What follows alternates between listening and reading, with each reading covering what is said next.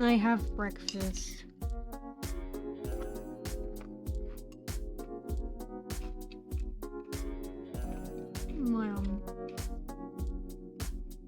My breakfast is a single strawberry.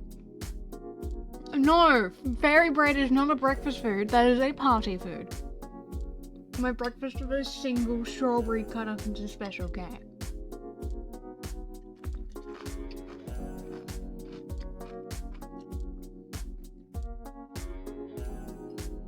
You did miss a lot of this. I can't believe you were like, I don't know, doing things for the holiday season? Jesus. It's okay, you weren't the only person who abandoned me for this during the stream, so I don't blame you. No! It's not Wheat Bix. It's Special K.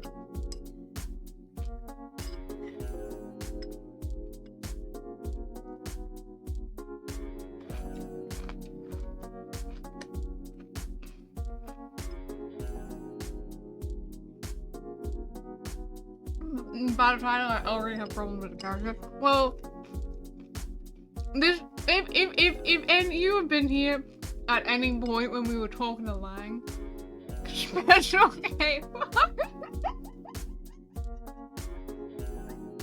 It's fucking hilarious. No, if you had been here at any point when we were talking to Lang, he says something, I'm like, yo, you know what else is stupid? Your face.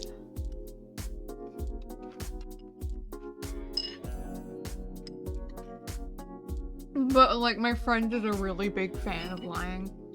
So I'm hoping he, like, says something, and I'm like, oh, poor Lang. I guess maybe you can kiss someone as a little treat.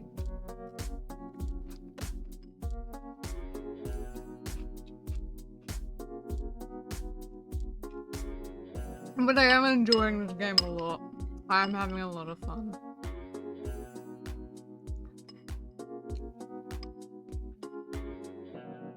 As you know, we all should be.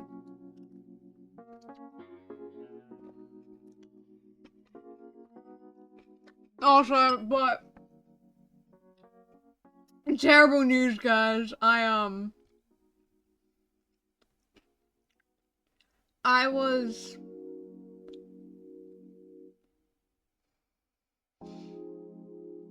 I did meet Tree Man while you were gone. We on the second half of the final case. Terrible news, guys, though.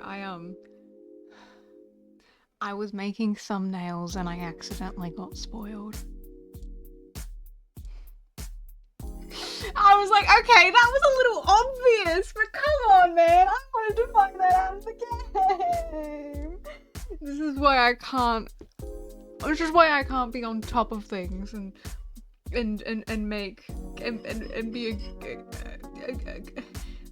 a good editor and make my thumbnails months in advance. I'm upset.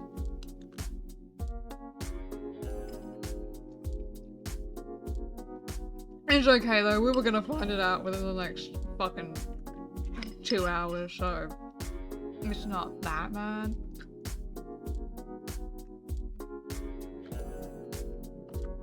Because if you know how I do thumbnails, what I do is I get character sprites. And because I know that that some of you in my chat are just hanging out with me for the just chatting bit and are gonna fuck off during the game because you don't want to know any spoilers, I won't say how that got me spoiled, but it did.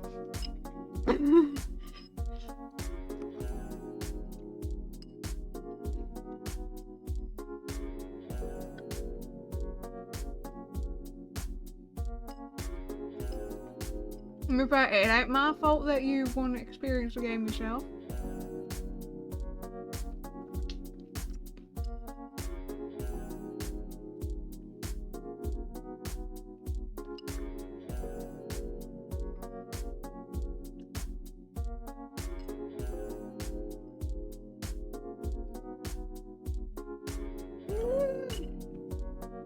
my goodness. I'm so offended. I can't believe you called me a foolish fool. I'm not a foolish fool. I'm not a foolish fool who foolishly fools.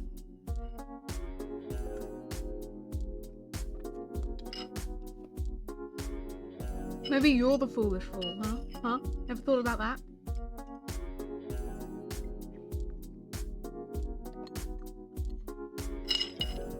But, so, I might buy Synthesizer V. It is $200. It is over $200, but I really want to use 9-0. I really want to do songs with 9-0. I want to be a 9-0 guy. I want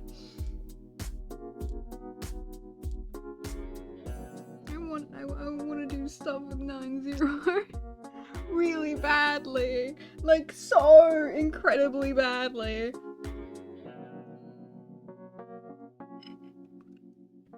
So,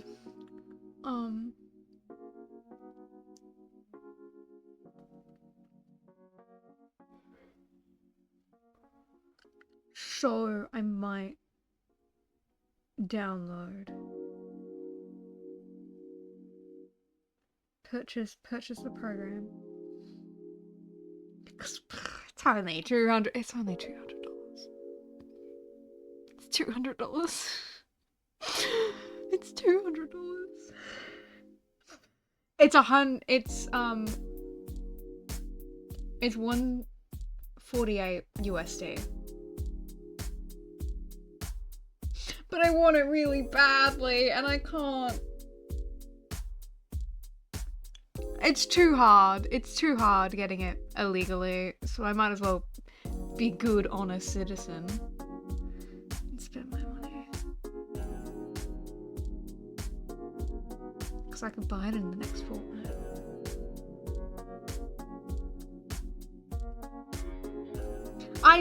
If I'm using it for the rest of my life, here's the thing, I don't know.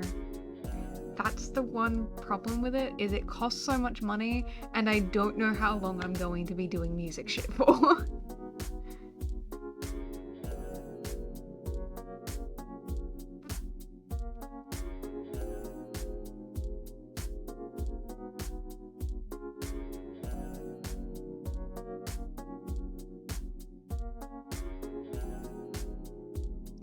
He's so cool though. 9-0 is so cool though, guys. He's so cool. His voice bank is so fucking rad.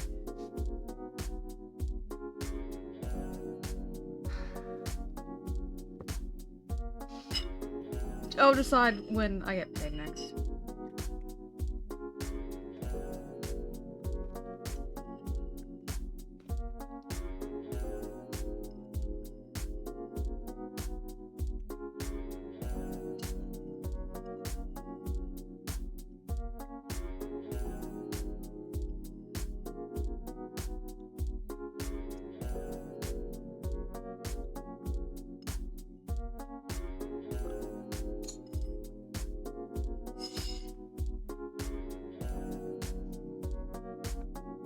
Oh my goodness.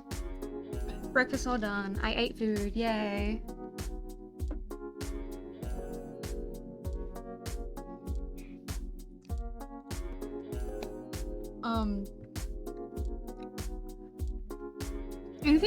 Any updates I have for you guys? Not really.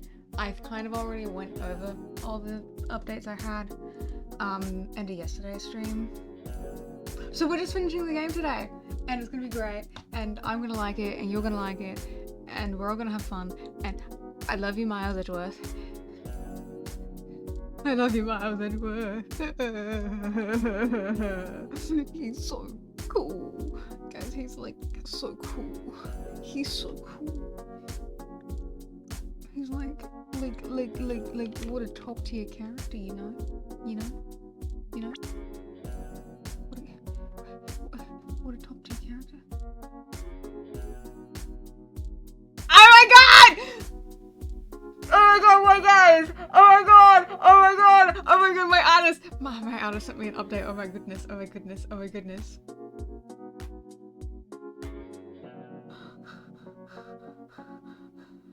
Oh my god, oh my god, oh my god. I wanna look at it, I wanna look at it, I wanna look at it, but I can't show you! I can't show you yet!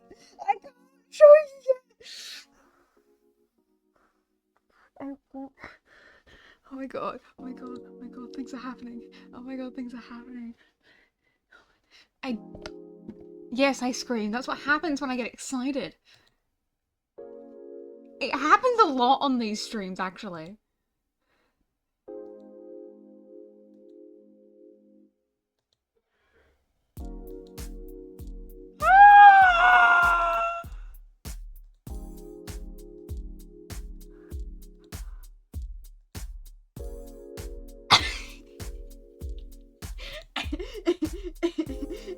I gotta. Oh no, I like that.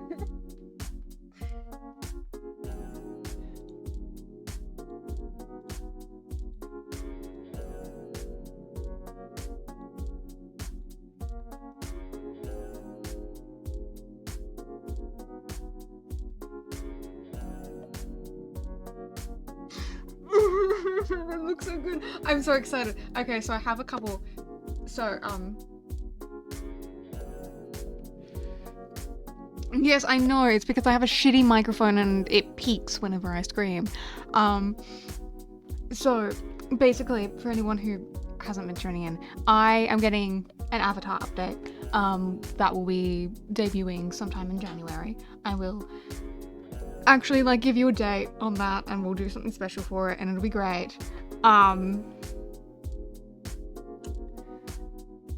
so I've received an update for it just now and it's very cool and I'm very excited to show you all. I will not give you any spoilers because I want you guys to be as excited for it as I am, and I want you all like reactions to like the finished product because it's only sketches right now. It's only sketches, but it's happening, and I'm so happy. It cost like double what my current model is, but actually no, it didn't. It cost like $20 more, but it's so exciting, isn't it?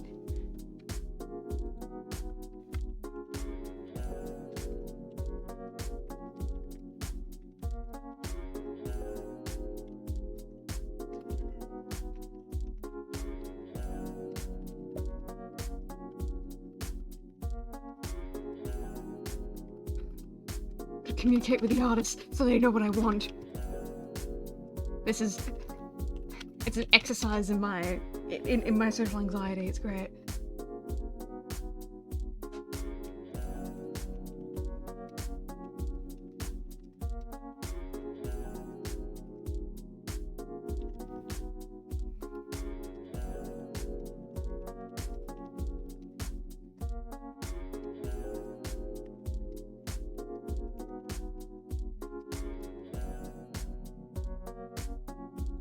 Anyway.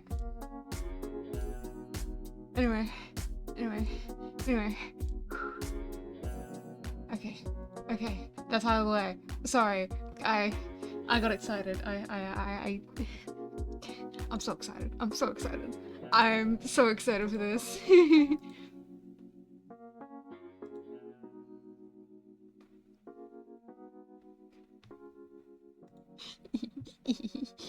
Anyway, game time.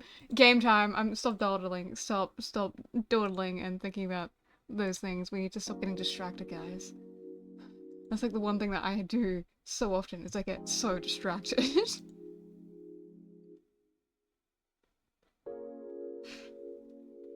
The microphone is foolishly foolish. Oh, one day I'll also get something better, but this cost me $15. Wow, what a backdrop. This cost me $15 though, so yeah, you do have to leave now, bye-bye. Bye-bye, we'll hang out later, bye-bye. Time for the big reveal of the case. I can't wait. I can't wait. I can't wait. We've got like 6 hours left in this game. It's gonna be great. Sup, guys? What do you mean, no?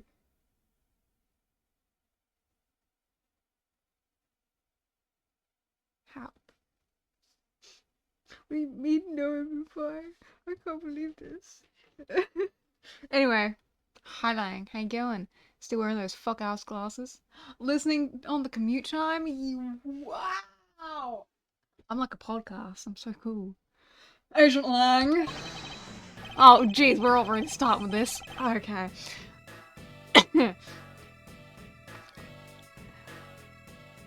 Langzy says, little cubs never do they know the real fury of the elder wolves. These codes are definitely becoming increasingly difficult to decipher. And what does that mean? It means that you'll never really know how angry I can get. Okay. Mr. Prosecutor. Counterfeit bills made with Babyliss ink. They were all the Zenfar. All of Zenfar denominations. Yes, so I've heard from Miss Von Karma. Oh, I have my thing up really loud.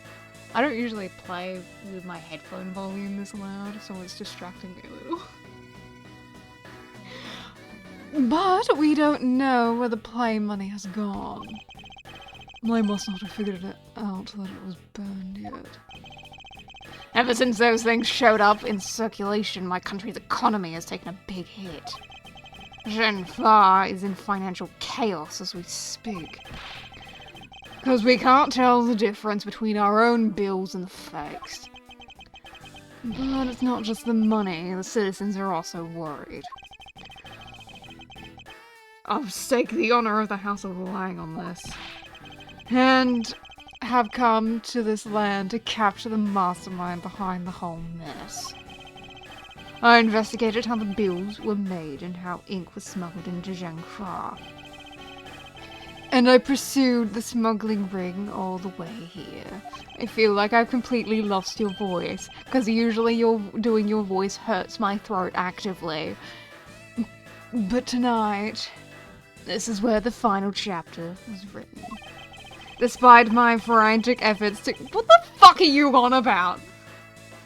Why are you rambling to me like this? This is like a thing you write in your memoir. Despite my frantic efforts to trace the smuggler down, someone got to him first. And now I'm called to return home without a single answer.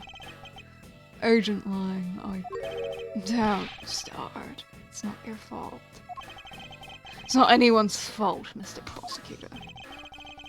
Ambassador Alba, I'm sorry for all the trouble tonight. Oh, no.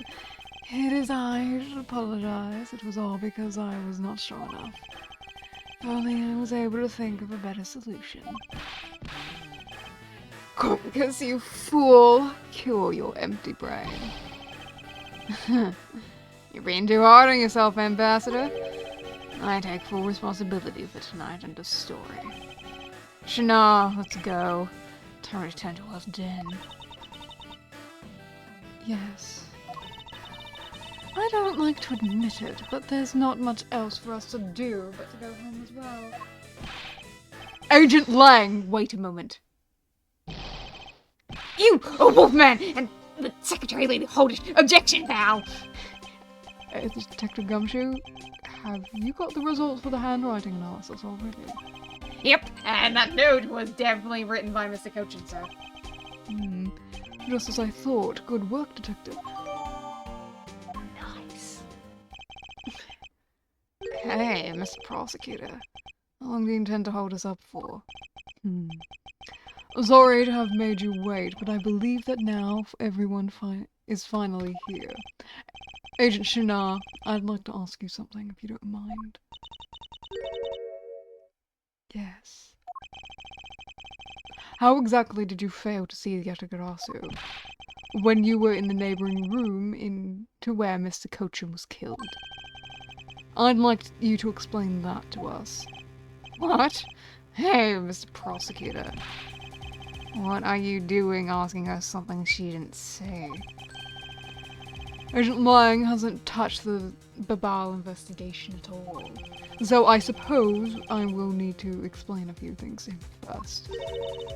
Miles Edgeworth. I can't even begin to imagine what's going on in that head of yours. The only thing going on in my head is the pursuit of the truth. God! It's like so fucking corny, but I fucking love it. It's like adorable, you know? It's like really, really cute.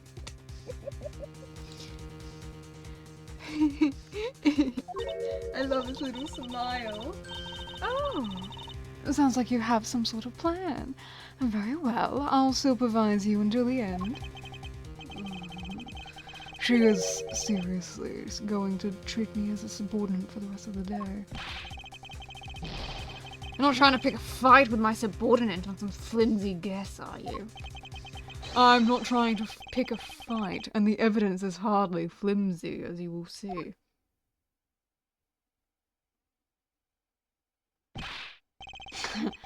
I should have known that you and I are destined to fight it out in this to the very end. It would appear that way.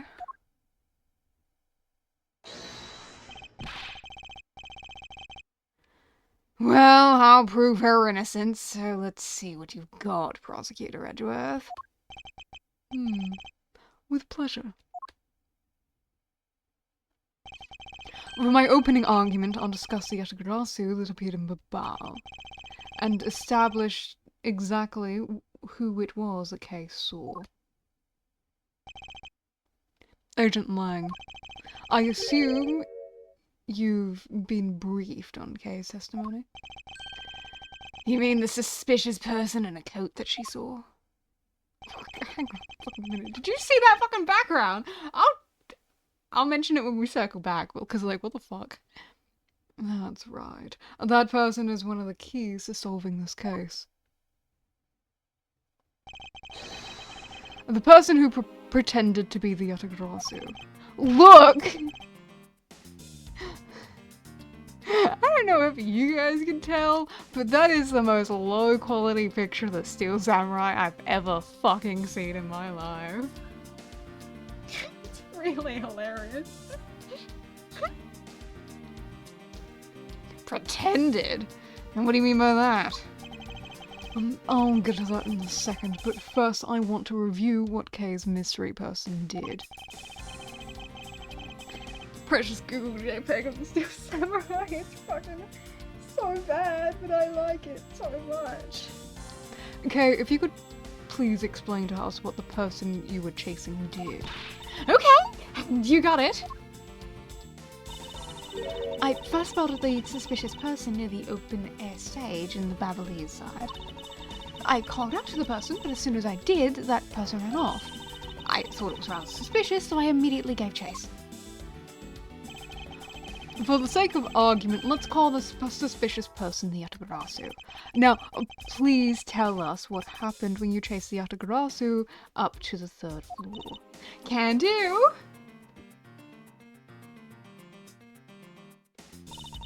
I chased the Yatagarasu all the way to the 3rd floor of the Babalese embassy. It was a pretty straight chase down the hallway until the sudden turn. The Yatagarasu disappeared around the corner, so I did my best to catch up. When I turned the corner, I saw the Yatagarasu run into Mr. Cochin's office. I gave chase and ran into the room. But when I entered the room, it was pitch black. I couldn't see a thing. I felt something on the ground next to my foot, so I turned the light on, but...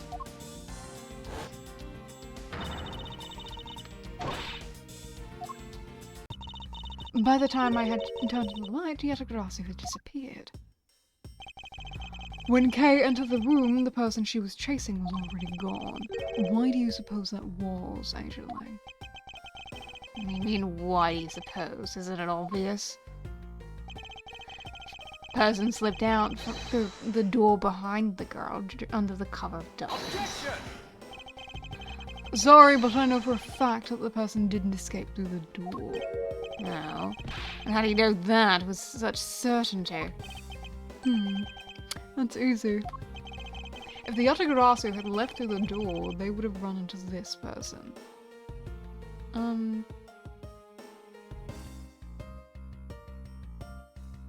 mean, I'd say K. Or are we saying for the sake of argument, Shana?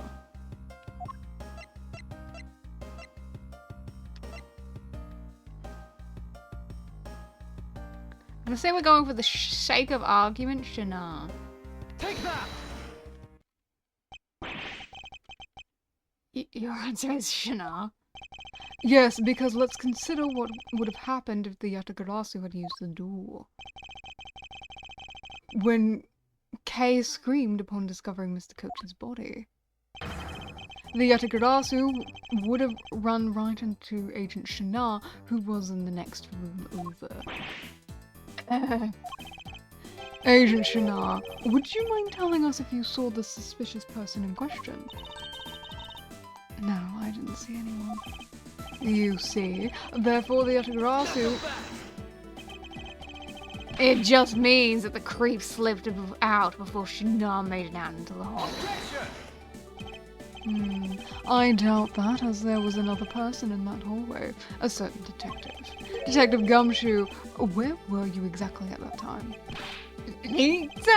Well, when I heard Kay scream, I ran towards Mr. Cochin's office from the opposite direction of Agent Shinasa. So, Agent Lang, can you explain how someone could have eluded both of them? Even you must concede that under these circumstances, the door was not a viable route. I'm not fucking doing that, mate. Way to go, Mr. Redworth! You nailed him with just an explanation of what happened. Yes, I've eliminated one of the possible escape routes from that room. But this is far from over. I need to make Agent Lang aware as well of yet another possible escape route the Yatagarasu could have taken. I get it. So that's what you were trying to show me. Hey, Mr. Prosecutor, guess. Is this what you're trying to say? Because the door was not a viable escape route, then there must have been another way out. Precisely. Hey, Mr. Edgeworth, it's time to buzz out with our revolving viable law explanation, right? No, not quite yet. Huh? But why? I thought that would be the perfect time. The revolving wall on the Babalese side is known only to 4 people. And if we use this information unwisely, the truth may escape us in the end. That's with all the whispering over there. Scared I'll figure out your tactics? Nothing of the sort, Agent Lang. Come, let's continue where we left off. That smug, hoity attitude of yours. You really rubbed me the wrong way, you know that. Well, no matter. I figured out already anyway. The only possible escape route besides the door is the room's lone window. And since an eerie picture of said escape route exists, now you're saying that this photo captures the moment the Yatagarasu escaped? I guess Detective Bad must have filled him in on the photo. I have to admit that at first I thought the window to be a possible escape route as well. However, I now know that it's not that to be impossible. Now I realize you may not know this, but humans can't fly. Of course I know that! That's bloody common sense! Besides, I never said I thought that photo to be the Yatagarasu's escape route. I suppose not. Alright then, explain yourself. The shadow in this photo is not the Yatagarasu that Kay was chasing after. Yeah, they can't. Humans can't fly, Pug. I'm sorry you had to find out this way. You can say whatever you like in whatever language you want. But there's only one language I really understand. The language of evidence. Very well then. I present you proof that the person K saw is not the same as the one in this photo. Proof that the person K saw is not the same one as the person in this photo. Huh?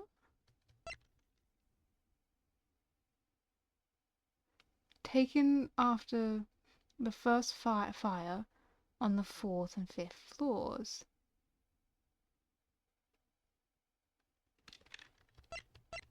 So, the fact there were 2 fires? Take that!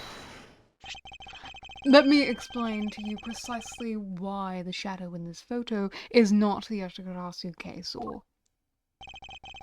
Kei spotted the Yatagarasu heading to the third floor during the 2nd fire. However, the photo in question was taken just after the 1st fire. Yeah,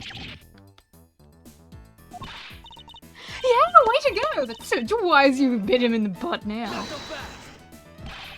We're not done yet. You still have to explain what the shadow is. And how the Yatagarasu escaped. I don't suppose you can answer both, can you? Regarding the photo, I admit that we don't understand what it means quite yet. As I thought. However, the Yatagarasu's escape route, now that I can answer. You can. Well then, Mr. Prosecutor, go on and enlighten me. Hold it! Even if I explain it, you'll try to find some flaw with what I have to say. You were busy heading up the Alabastian investigation, correct? In that case, I doubt you'd have much knowledge about the Babalese side of the case. So wouldn't it be best if the lead on that side, Agent Shinar, explained it in my stead? Shinar is my subordinate. If I don't stick up for her, how can I look her in the eyes and call myself her boss?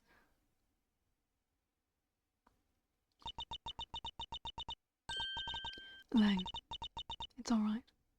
I can take care of him. Shinar, you've shielded me a lot as my boss. But it's time for me to prove my worth. Alright. If you're okay with it, then you have my support. Finally, it's down to just Agent Shinar and myself. This is where the battle really begins.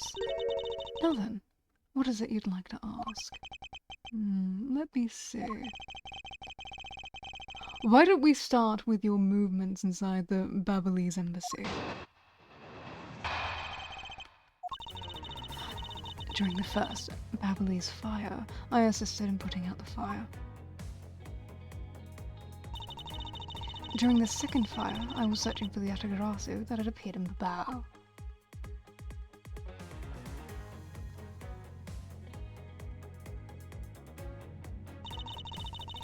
While I was searching, I heard a scream coming from the next door room. Although I was in the next room, I was unable to catch a glimpse of the Yatagarasu. To be honest, I'm actually very skeptical that the girl's Yatagarasu even exists. And that is all I have to say. But I'm not lying when I say I saw the suspicious person run into Mr. Cochin's office. Like I said earlier, I have no intention of retracting my testimony. Good. Just to confirm, did you have a partner when you were on your investigation? No, I moved alone. In that case, you have no one to corroborate your alibi, is that correct? Are you calling her suspicious because she was in the room by herself? How pathetic.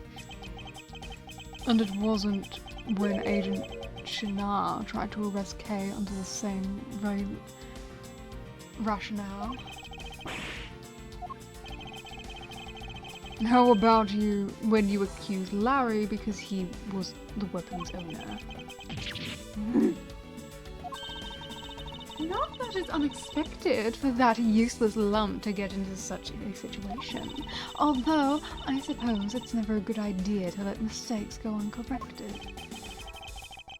I will make no excuse for what I did in that situation. And you should apologize right now for making Kay out to be a killer, pal. I'm sorry.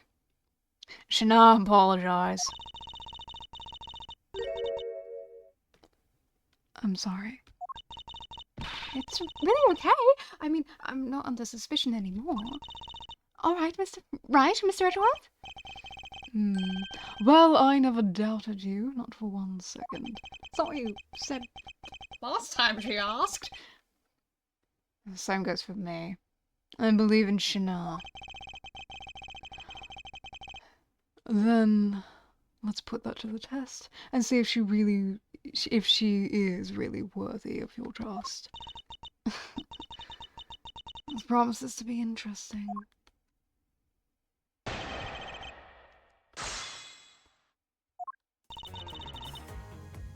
I assisted putting out the first fires. During the second fire, I was searching for the attic glass that appeared at the bow. While I was searching, I heard the scream coming from the next room over, although I never got a glimpse of the Yatakarasu. I'm skeptical this Yatakarasu even exists. Hold it! So you helped with the fire extinguishing effort? I was in charge of the police on the Babalee side, so I helped them with their work. Police doing the job of a fireman. You really know how to work people. She sure does. That's because she's one awesome woman who knows how to manage. Aw, that's sweet of you to say. I guess so. She's always bringing you a business card, or a scroll, or just the right time. To prepare everything before I'm ordered to. That is the definition of a secretary. She kinda seems more capable than Agent Lang, doesn't she? At the very least, she's certainly more capable than you, Detective. I had a feeling you were gonna say that. Shana, more than just capable secretary, you know. Shana, tell him what other things you're good at. Alright. Hold it! By the second fire, you mean the one that consumed the third floor of Babel, correct? Yes, that was when the suspicious person was spotted on the bow. Then you weren't after the same person in the long coat that I was after. There is no proof that the suspicious person was really the actual Grasso, because no one was able to get a good look at the person's face. By the way, how was your team's investigation? In order to extinguish the fire, water was pumped into the third floor via the windows. So the majority of the investigators conducted their searches on other floors. Maybe they did, but there was one person who was wandering around lost on the third floor. When the fire was pretty much out, I moved to investigate the third floor. And you did that alone? Yes. Hold it! So you were in the room next to Mr. Cochin's office. I already told you I was earlier. As I was examining the neighboring room, I heard that girl's shrill scream. Upon hearing her, I immediately ran towards Mr. Cochin's office, wherein you proceeded to arrest her, as I recall. Yes, I did. But she was totally innocent, pal. I thought we had already cleared that up. You put those on just to take them off again? What the hell? And I thought I had already apologized for my behavior. Now, if the tenacious detective would be so kind as to be quiet. I have to agree, right now's not the time to take issue with that. Not you do, Mr. Edgeworth. But what I do take issue with is the fact that you didn't see the autograph of Agent Chanel. The prosecutors of this country are all so strange. Hold it! You were unable to catch even a glimpse despite being in the next room. Is that true? I really hate to repeat myself. I'm sorry for inconveniencing you. However, I simply wish to make sure that you are not misremembering something. We wouldn't want you to be accused of lying later on, would we? Hey, Mr. Prosecutor. Are you calling Chanel's testimony a lie? Agent Lang, I'm talking with Agent Chanel right now.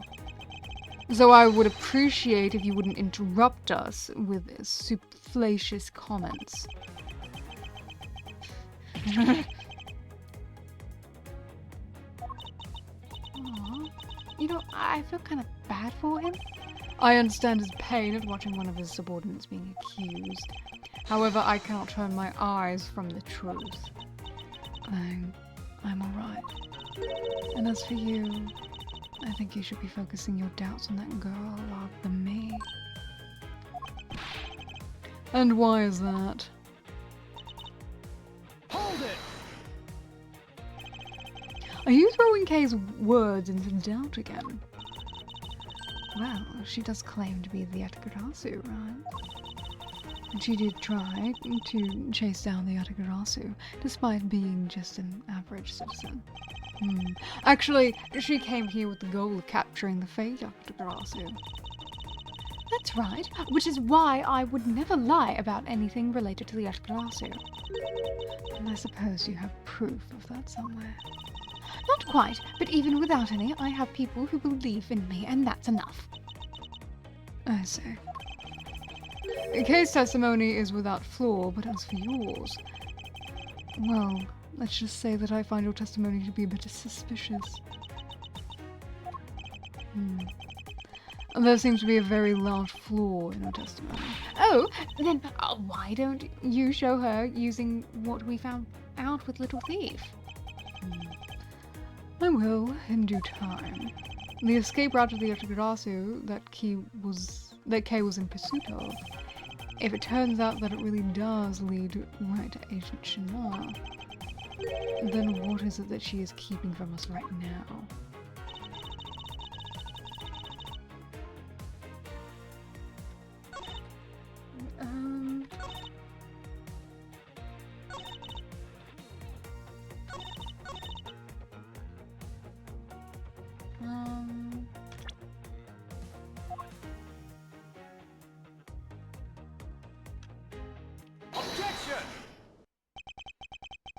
Being in the room next to Mr. Cochin's office is the problem with your testimony. Not so fast! Mr. Prosecutor, I don't see what problem you're talking about is at all. Agent Lang, do you recall the secret we discovered about the Alabastian office fireplace? Huh? You mean how it connects to the office with the next room, the room next door? What about it? Well, Alabas isn't the only country with secret connecting fireplaces. What? The fireplace in Mr. Cochin's office holds the exact same secret. What? The Yatagarasu didn't escape through the door to the room or the window. The escape route was through the revolving fireplace wall and into the next room over. Now do you see? If the Yatagarasu had escaped into the next room, then the thief would have run into Agent Chanel. Meaning that it is impossible for her to have missed the Yatagarasu.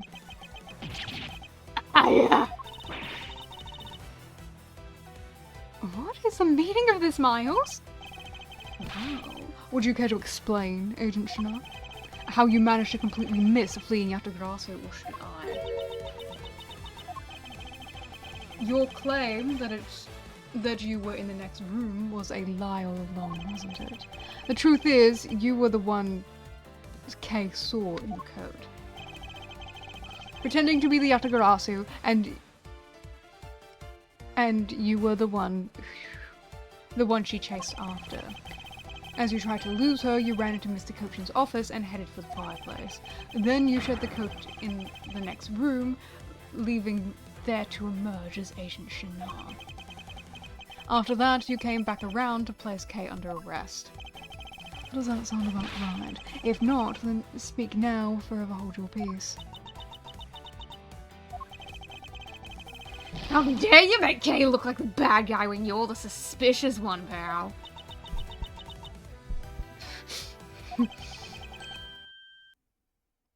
Wow. Look at them, they're on the same side now. I like to imagine that as during this, Lang kind of just slinked over to the other side of the room to, like, stare at her. Shana.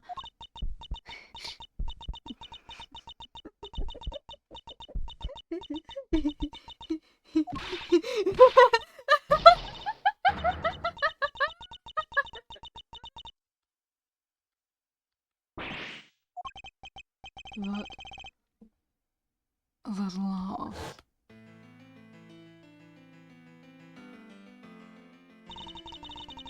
I remember this irritating laugh.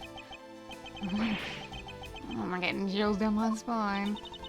It can't be, but it has to be. Shana, what's wrong with you? I'm sorry. It was so funny that I couldn't help but laugh. Funny, you say? Yes, you would accuse me of being the Atagarasu. The prosecutors of this country really are all so very strange. Do you think you can get away with this by simply laughing it off? You think I'm taking things too lightly? I think not. It's that prosecutor who is. Look, everything you said earlier is nothing more than mere speculation. The Yatagarasu fled to the fireplace. Do you have any proof to back up your claim? If you don't, then you haven't proven a thing regarding the Yatagarasu's escape route. The tone of voice you're taking with me now has certainly changed. That's because it's been a while since I've had this much fun. I think I'll let loose and then we can have a real battle of wits. For an agent of Interpol to show me the true power of her mind, it is a great honor. Don't underestimate me. I'm not some foolish broad, you know. I know. And that is why I won't hold anything back either as I answer your question. My question? Proof that the revolving fireplace wall was reused recently? Would I not just be representing the fireplace? I think so. Take that! I'm sorry, but is this really your honest answer to my question? Yes. According to Ambassador Palladino's testimony, he said that he was burning some documents in the fireplace with Mr. Cochin. Oh. The ashes of what they burned were left in the fireplace, so they should have been there. However, when we went to investigate the room, the ashes weren't there. Why is that a problem? Maybe someone cleaned them up. Unfortunately for you, Ambassador Palladino said that he forgot to. And so the question remains, why were the ashes missing? The answer is simple. When the Yatagarasu went through the fireplace wall, the ashes were pushed into the next room by the wall as well. The movement of the ashes and that were in Mr. Cochin's office is my proof.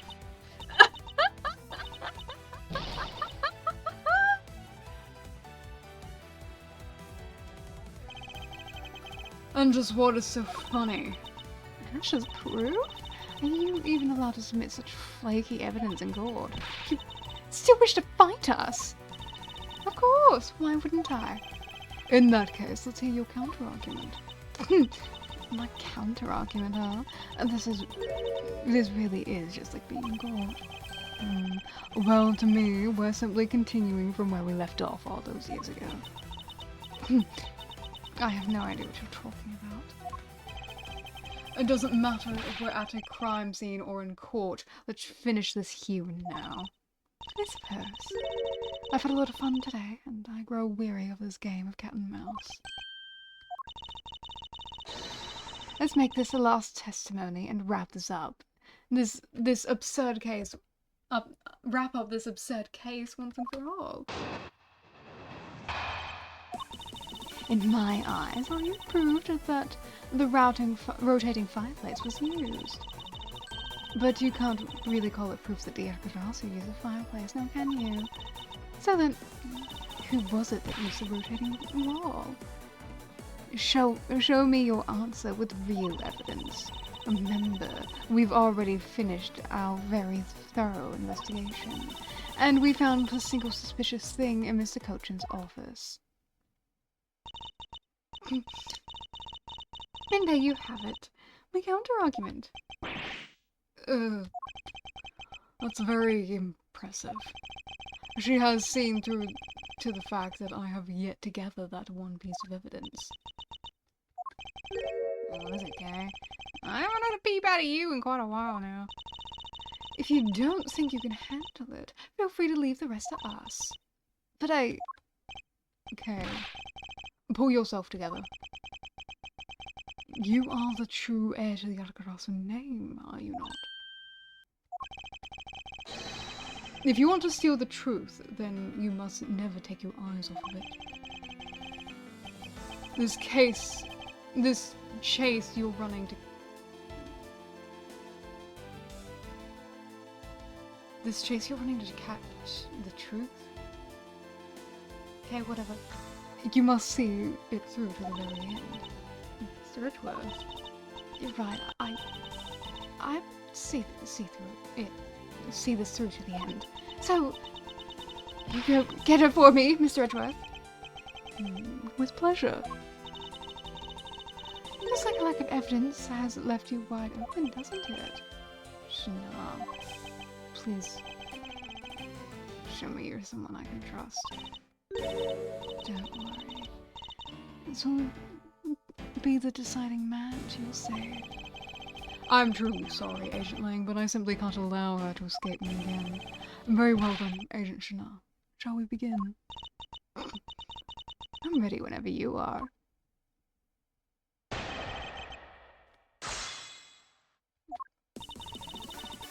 In my eyes, all you've proved is that the rotating fireplace was used. But you can't really call that proof that the editor also used a fireplace.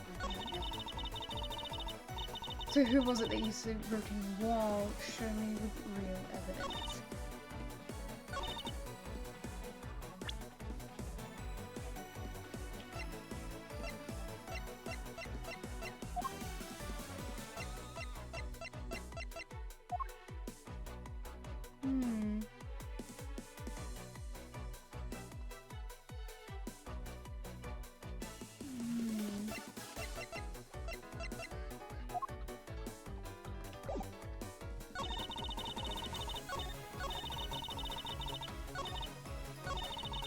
God. Hold it! It sounds to me like you're saying my explanation is not good enough. But I was able to go through the revolving door myself. So that should be proof enough for you, pal. It looks like you don't quite understand. But by your looks, I can guess that you're not all that nervous. Ouch. Talk about rude! You should watch what you say, pal. Sadly, I can't say I disagree with her on that one. But you know what I mean, right? You may have proven that the fireplace was used. Hold it! So you want proof that the Atacarasu was the one that used the fireplace? That's right. Well, do you have any? Can you prove that it wasn't the Atagrasu who used the fireplace? I don't need to prove anything to you. Objection! Okay, if you could please not steal my line.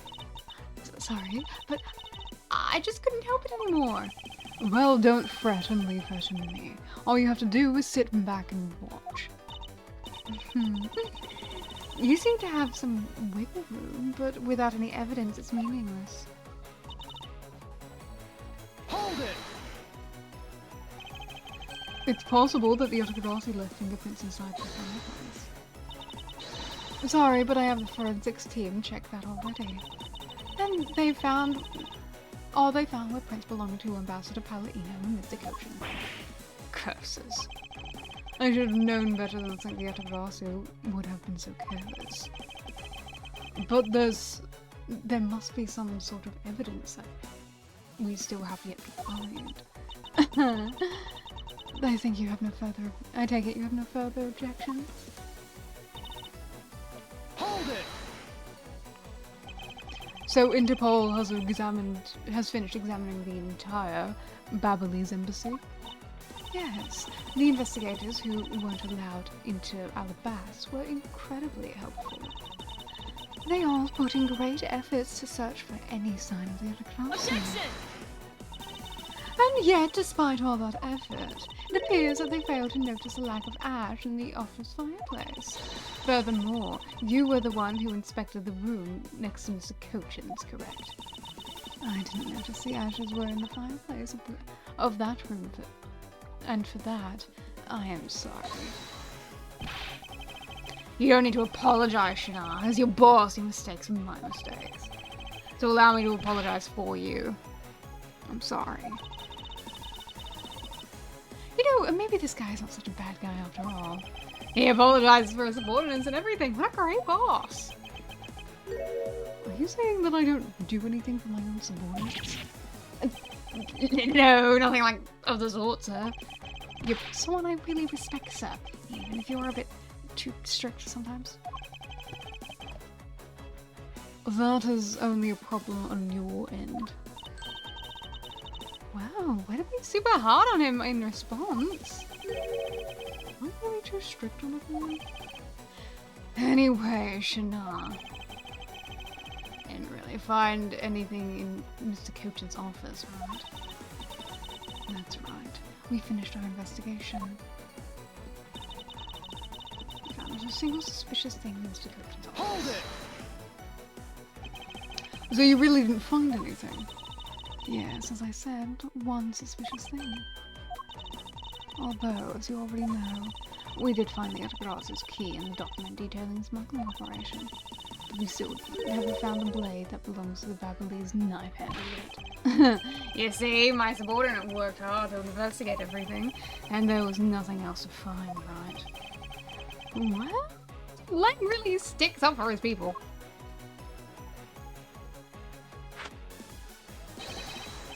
Lang Ji says all men are brothers and friends become family. So you see, my people are my family and their families are my family too. It's a rather large family you have there. Yes, but as we all know, there is always one black sheep in any family. And though it pains me, Agent Lang, you will know the black sheep in yours. So, do you actually have any proof that the Atagrasu used the fireplace passageway? No, I haven't found any yet. Then what are we going to do? There's no need to worry, because there is a loophole in this Interpol agent's argument we can explore first.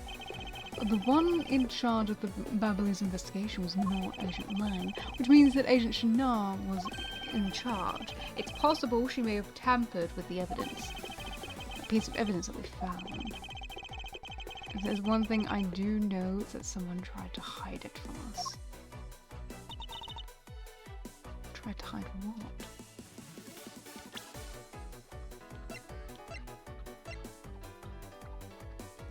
Someone tried to hide.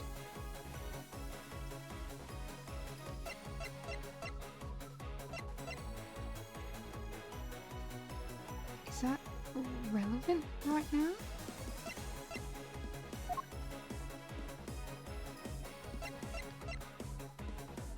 But like the wire. That one we still don't know anything about it yet. What? Like, I feel like if we're saying didn't, like, if we're saying didn't find one suspicious thing, if that's what you're saying, then it's the note that we're talking about.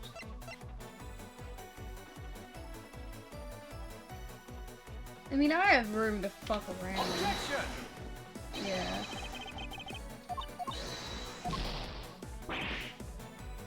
It's not right.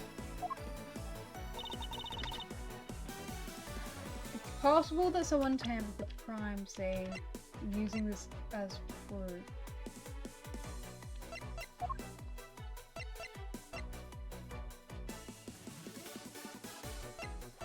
It's...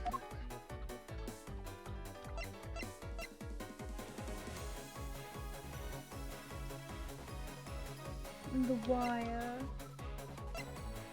that we know fuck all about. Really shouldn't have been at the crime scene, but it was anyway, and no one really knows why.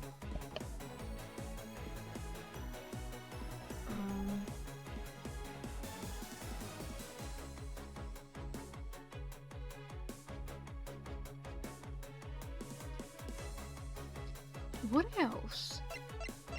Because, like, we don't know what that pig is for yet. Its music is fucking banging though, I'm enjoying it.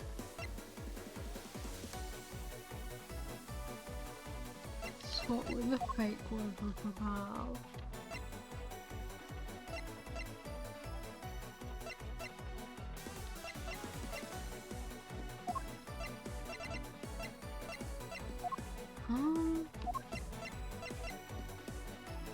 Ooh, burned up robot. Edgeworth, I need a hint. Because I don't know what your logic is going with this, right? Left ashes there.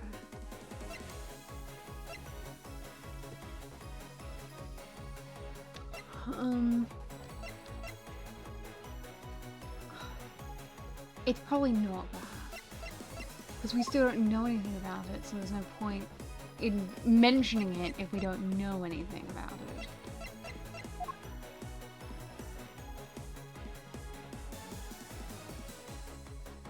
What could another sign of tampering with the crime scene be?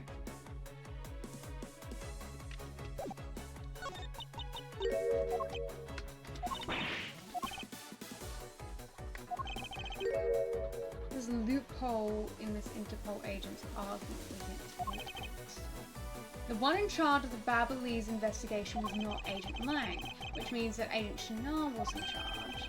It's possible she may have tampered with the evidence. That piece of evidence that we found, if there was one thing I do know, it is that someone tried to hide it from us. Is it the fucking wire?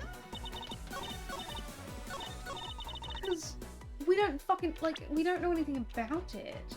But if it's not... Objection! Oh my fucking god! I mean, I guess it is true that someone did try to hide it from us. But we don't know why yet. While you say that you and your agents have finished your thorough investigation, are you absolutely certain that you didn't overlook anything? Aren't we full of ourselves, standing there insulting Interpol agents? You'd better not be insinuating that my men are incompetent, Mr. Prosecutor. I'd never do that. However, it doesn't change the fact that they did overlook something. I'd like for you to take a look at this length of wire. What exactly is that supposed to mean? A length of wire? So what about it? I'll tell you what, we found this in the Babalese embassy not long ago. What?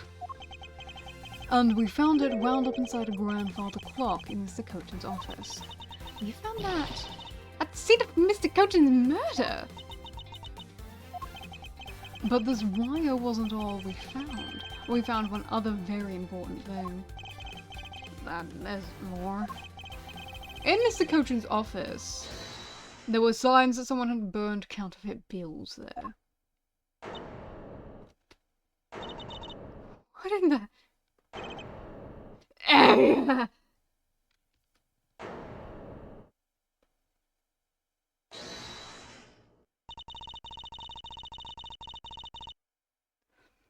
That evidence was something you found out through that girl's machine, right? So what if it was? That's what I thought. But unfortunately for you, a recreation made by machine is hardly concrete proof. Among the ashes you found in the room, did you happen to find any counterfeit bills? No. You see. So there was nothing in that office. Nothing you can call evidence anyway. Objection! I'm sorry, but I seem to have given you the wrong impression. How so? I don't recall saying that I was presenting evidence of any sort, but rather I was pointing out that your investigation was incomplete, and that this throws doubt on the purity of your investigation into the Yatagarasu. You still suspect me, I see. Alright then, I ask that you point out what part of my investigation is incomplete.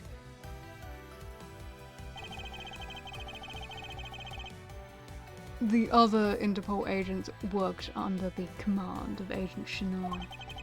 And is it not possible that the reason the person K was chose the third floor was because that person knew there would be no agents on that floor? Furthermore, we've come to see that Agent Shinar was only pretending to be investigating the Yatagarasu to the point of arresting K. In that case, there is one location that no one was yet to inspect. Your team's investigation was incomplete because they failed to inspect this room. Take that! The location Agent Shinar is, of course, the room you claim to have examined. I believe the room next to Mr. Coton's office warrants a thorough investigation. Even if you do that, I doubt you'll find anything of use to you in there. I will be the one to decide that. Detective Gumshoe. Yes, sir. I'm on it. I'll be right back when I check out the room in the next to the office. 15 minutes later. Hey, Mr. Edgeworth. Do you really think that Mr. Shinar's the Yatagarasu? Yes, if my logic is sound, I believe she is. But then, I'm not going to let her get away with ruining the name of the Yatagarasu. They're so cute, aren't they? I love them. I love the sprites so much. Hi, Una. Hi, Una. Kisses for Una. I love you, Una. They're all so pretty. Look at Miles. Look at the way they've colored him. He's so gorgeous. He's so pretty. What a pretty guy.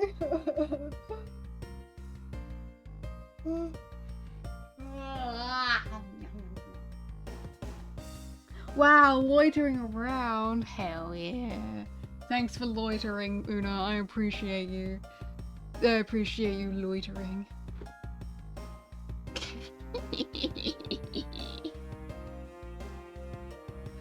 But can you prove that she's the Yatagarasu in question? If Detective Gumshoe can find what I'm hoping he will find, then I should be able to. And just what are you hoping you'll find? Let's just say that I had Detective Gumshoe do a little experiment for me earlier. An experiment? As if that detective has the brains for high science. It wasn't that mentally taxing. I had him use the same escape route as the Yatagarasu. And what did you find out by doing that? First, that it's possible for a person to fit through the revolving wall door. Second, that by going through there, his coat was covered in ash and Babylon's ink. Who cares what his coat was covered in? It's not worth that much anyway. But is it really worth so little? I believe that this is actually quite a meaningful result, and the value of which I am about to prove. Mr. Edgeworth, I found some things you really need to see, sir. Oh, and what are these things that you found? Some makeup, a coat, and a pair of shoes, sir. You found the coat? You hear that, Mr. Edgeworth? Maybe it's the one the person I was chasing was wearing. Yes, the possibility does exist. Agent Shinar, were these pieces of evidence not in that room when you examined it? Unfortunately for you, those aren't suspicious items of any sort. They all belong to me. They, were getting in the way, so I stored them in that room. Ah. Thank you for bringing them to me. It saved me a trip. I have them back now. These items that the detective brought back are incredibly significant. I request that we be allowed to examine them. They are my personal belongings. You have no right to touch them without permission. I wish to examine them for the sake of the investigation. But if you wish to deny us access to them, Agent Lang, let's hear your opinion on this. Let's have a look at your stuff, Shinar. Lang? Shinar, let's put it all out in the open. If you're really innocent, then you have nothing to worry about, right? I guess so. Alright, go ahead and examine whatever you'd like. After all, I have nothing to hide. Screaming guttural agony if you need me. Oh, but I always need you. Good. Now let us begin. So, which of Agent Chanel's belongings are you going to examine, sir? Let's examine the coat. Yes, sir! It appears you managed to stain the coat rather badly. Agent Shinar. Oh, so many stupid men to scream at, huh? I mean, I don't know, maybe they're into that, who knows. I think, actually no, it might just scare them. The Yatagarasu that Kay saw was wearing a coat. And I'm beginning to wonder if the stain wasn't created when you went through the fireplace. No, you have it wrong. That soot probably got on my coat when I was helping the police put out the fires. And what about this dark substance around the hem of your coat? Oh, I didn't realize the hem was that dirty. I'm sure that it's just some water mixed with soot from when I was helping the fire. I don't think so. You think you can get away with such a transparent lie? Gumshoe retriever. Yeah, don't lie to us, pal. This is the same pattern of dirt that got on my coat when I went through the fireplace.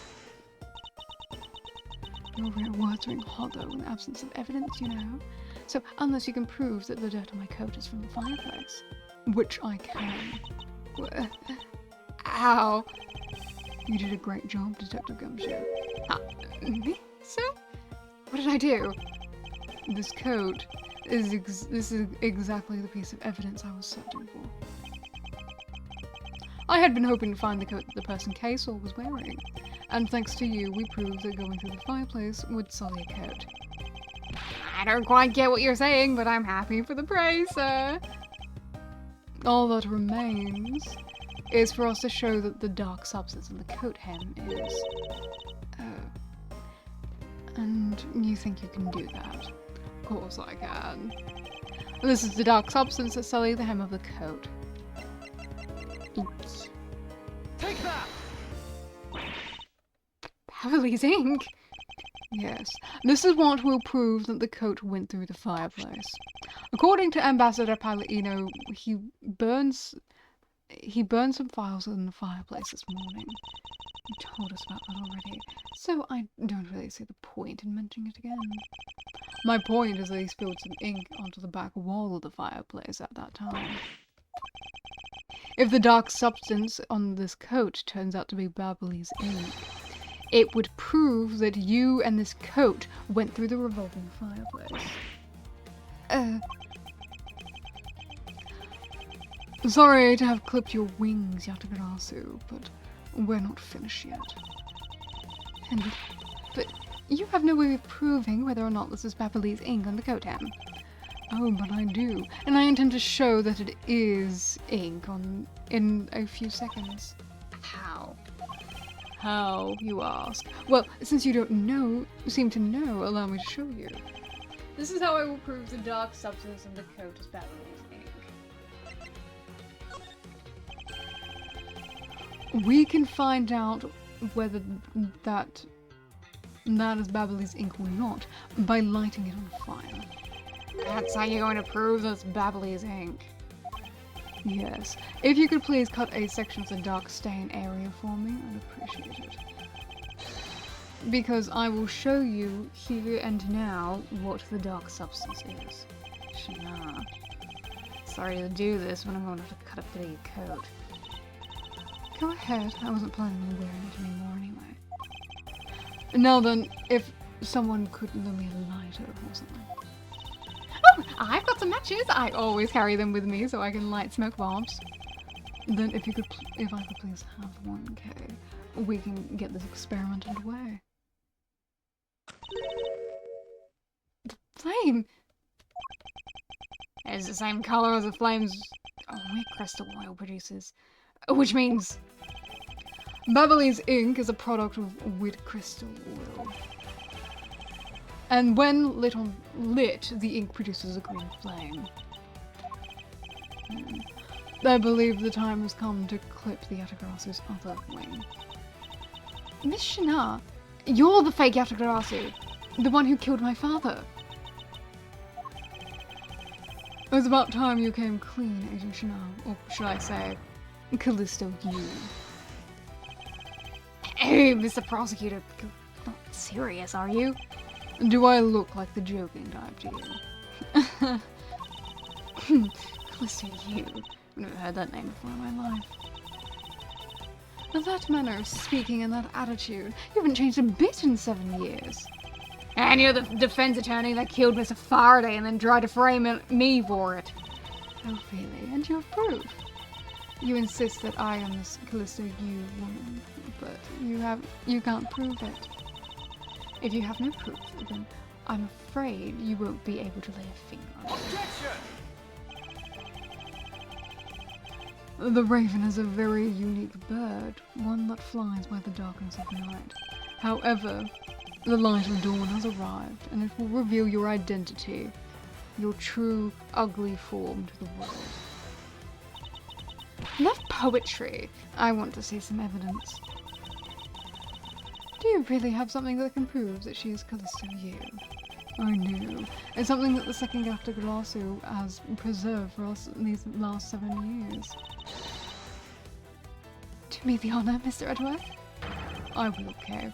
For we have finally come to the end. Prove her to be Callisto you with this and clip the Yatagarasu's wings for good. I mean, I don't know how, but sure. Take that! This perfume. This will prove that you are Callisto you. It will.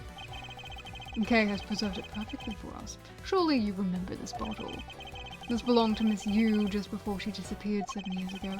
Naturally, this means that a few of her fingerprints are here as well. This is the bottle of perfume you spilled, which I've preserved ever since. I heard from my father, Brian Faraday, that if stored under the right conditions, a fingerprint can be preserved for decades. Which means that your fingerprints are still on here, every last one. We can clear everything up if we can compare the prints on this to your own. Now come, Agent Shana, will you submit yourself to a fingerprint test?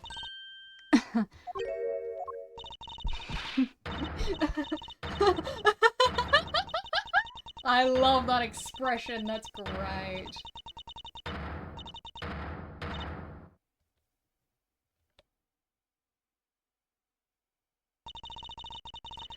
It looks like you've seen right through me yet again. You're sending the biggest chill down my spine, Edgeworth. Cool, so you. So you've shown your true face at last. It's a feeling of thrill. It's even greater than that time 7 years ago. Shana, you're... I really enjoyed our days together. You're an insanely strong, nice, kind-hearted idiot of a man. So you were a spy all along? A mole sent by the smuggling ring I've been chasing after? Someone who has been feeding them intel on Interpol all this time? Very good! Maybe you're not as big of an idiot as I thought. Because it's still you. The woman who killed my father 7 years ago. You're her, aren't you? The fake Yatagarasu. That's right, it's still you. That's just one of my many names. But even that is just a facade. Good evening, ladies and gentlemen. I am the great thief Yatagarasu. Callisto, this time you won't escape, for this is the end of the road for you. Now come along quietly. You know, you're the one who left the strongest impression on me, Kay Faraday. And had you not used the Yatagarasu's gadgets, I might have never known who you were. But here you are, being a thorn in my side, just like your father always was. Kay, don't. You can't never forgive you for what you did to my father. You really are just like him. Mr. Faraday too possessed such a laughable honesty. What a great picture. Okay. Okay, go right now, pal. You despicable. Let go of me, you filthy. You think I'm fake, don't you? Well, unfortunately for you, I'm the real Yatagarasu. But that's impossible. My father was the one who created Little Thief. Edgeworth. The Yatagarasu has 3 legs. Do you know why that is? Why it has 3 legs? There are 3 reasons why the Yatagarasu will always be one step ahead. First, the Yatagarasu always knows the exact location of the target object. Second, the Yatagarasu always knows exactly how to disarm the security system. No, it can't be. Did you finally figure it out? Do you finally know the real identity of the Yatagarasu? The real identity of the Yatagarasu is...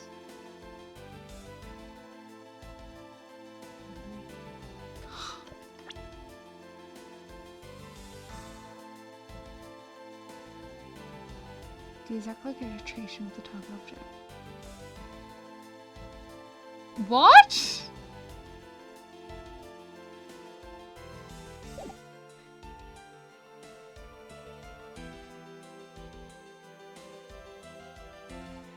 So it's not...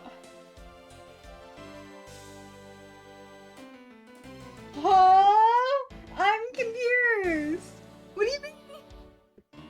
What? What? What? What?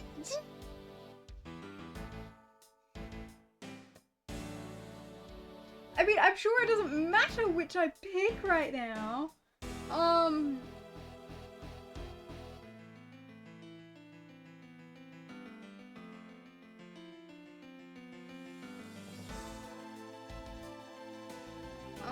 I mean, like, okay, it doesn't matter which one I pick.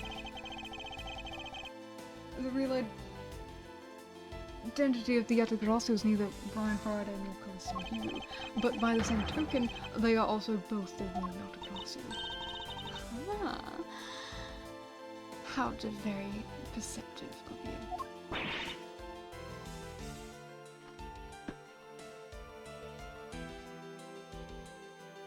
No way!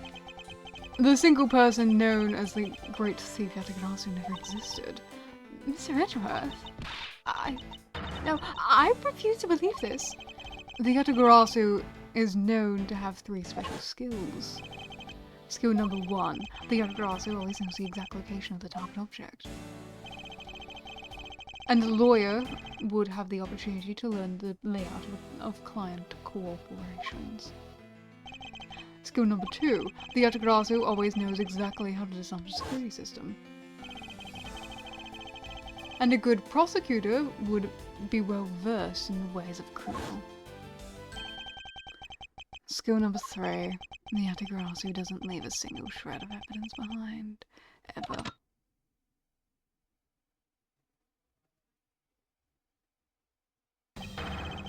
Detective Bad?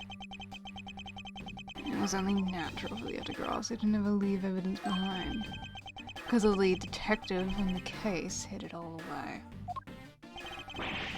You're the 3rd member of the Yatagarasu? You. I've been looking for you for a long time. 7 long years, but I finally got you. Why, Mr. Bad, long time no see. What happened to us? We used to be such a great team. If you were such a great team, then why did you kill my father 7 years ago? Why indeed? It was nothing personal, really. He was just another person I had to kill. How can you say that? I grow weary of this. It's time for everything to come to an end. And this time I won't miss. Stop. You! Okay! It's over, Shana. You're thick. I don't want to know what that did to the people that shipped them. Because there are definitely people who do that, but...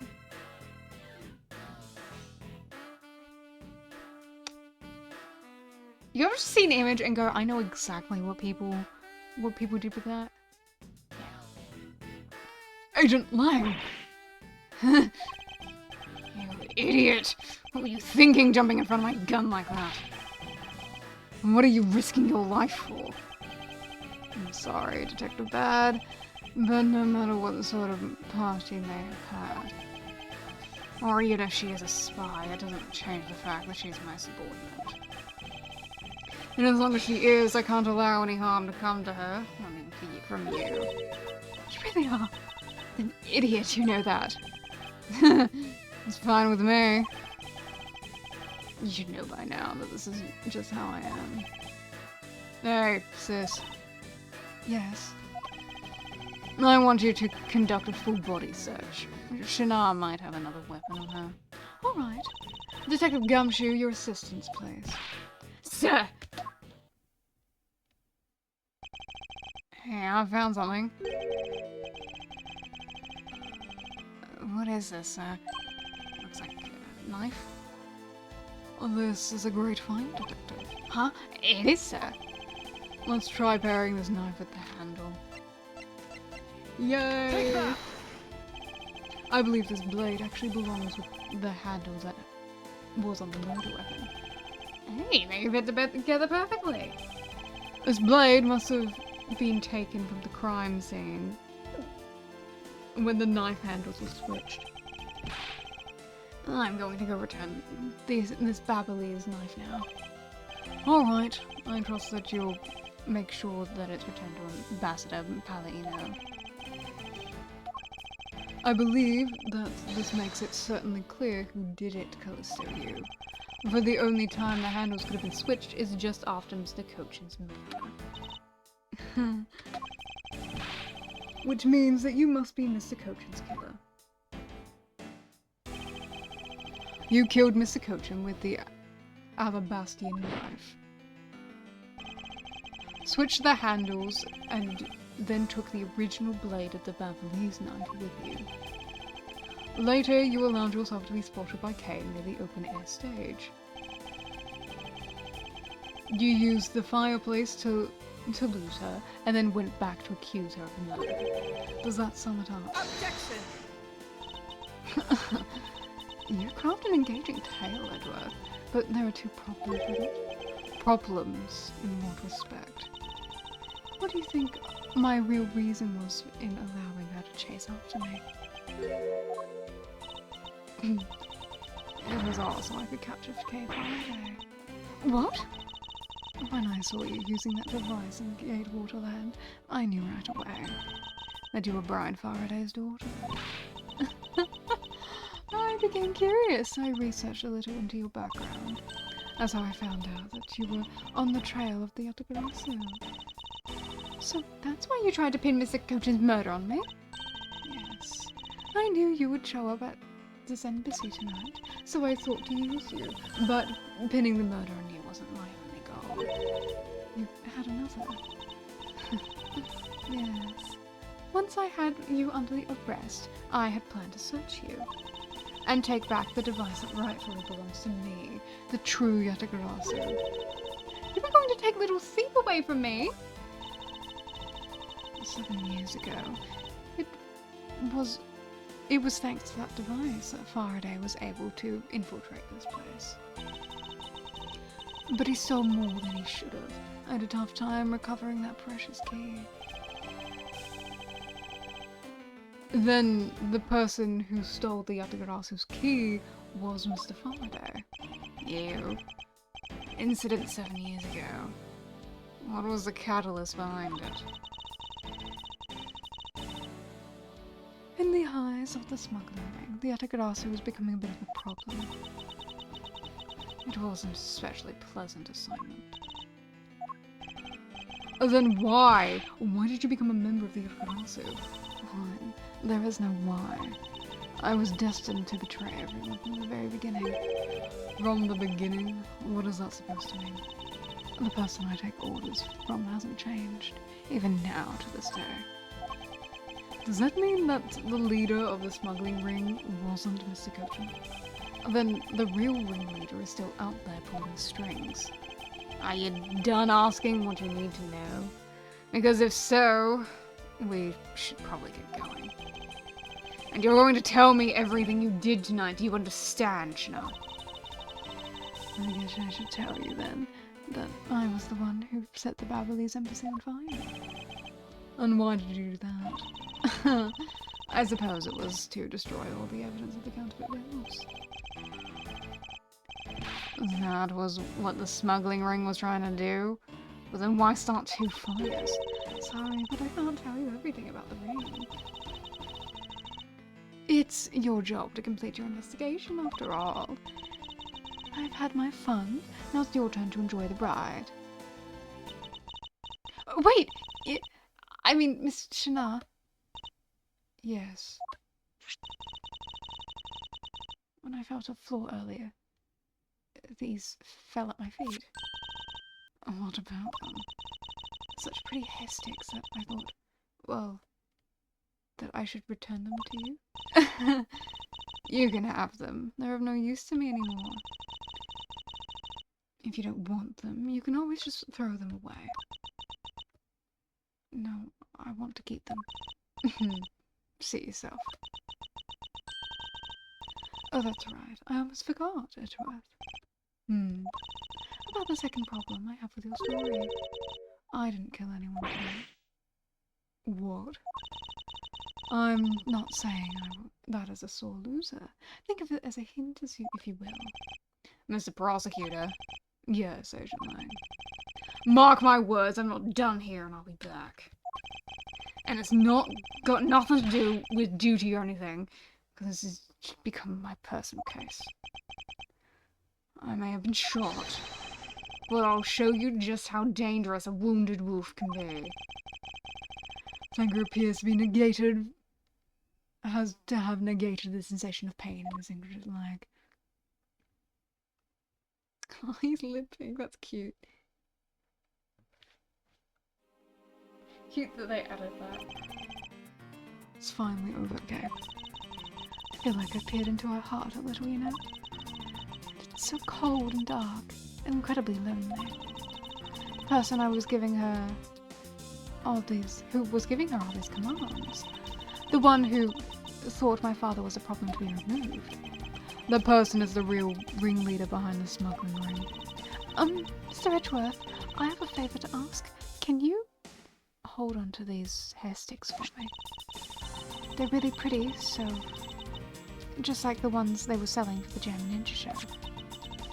But until the case is over, I don't think I can look at them without being overcome. I understand. I'll take good care of them for you. With a bit of soil suck the ends of these sticks. Oh, I guess it's that time already, huh? So it's midnight, the dawn of another day. Hey, Pop, thanks a bunch. You've really done a lot for everyone on all these years.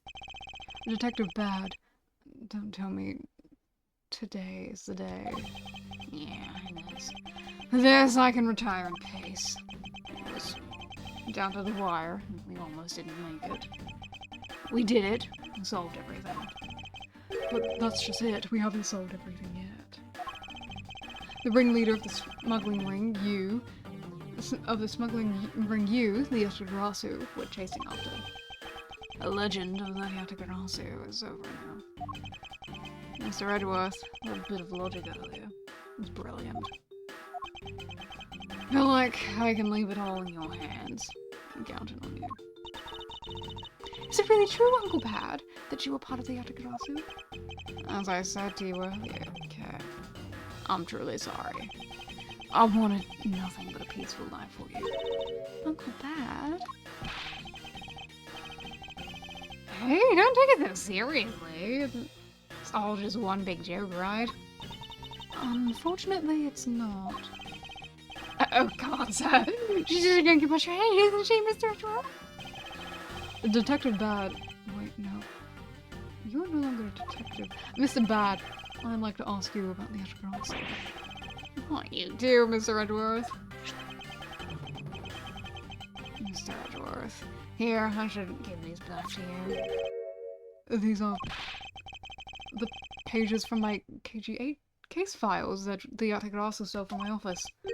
Huh? Wait, what? Mr. Edgeworth, I must apologize for last night. So the Yatagarasu who stole into my rooms, you, was it? Hey, but that means... What? Tell me it's not true. It's still insane for me to believe, sir. It's true. Even if it's not something you want to hear. The KG8 incident, it was a very emotionally trying case. We stood in that courtroom. Faraday's the prosecutor and I as the lead detective. Faraday had evidence in his possession that would prove the defendant guilty. However, because it was stolen, the defendant was found innocent. He was the older sister of the victim in the case. When the defendant was pronounced not guilty, she let out a great wail. That's when we realized there was a limit to what the law could do. The only way to bring someone like that to justice was to do it outside the courts. That's what we thought at the time. That's how we formed the Yatagarasu. And vowed to bring to light any dirty dealings companies had with the ring. Including companies that dealt with the Amano group.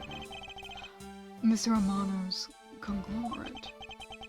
We called ourselves the Yatagarasu and flexed our collective muscle.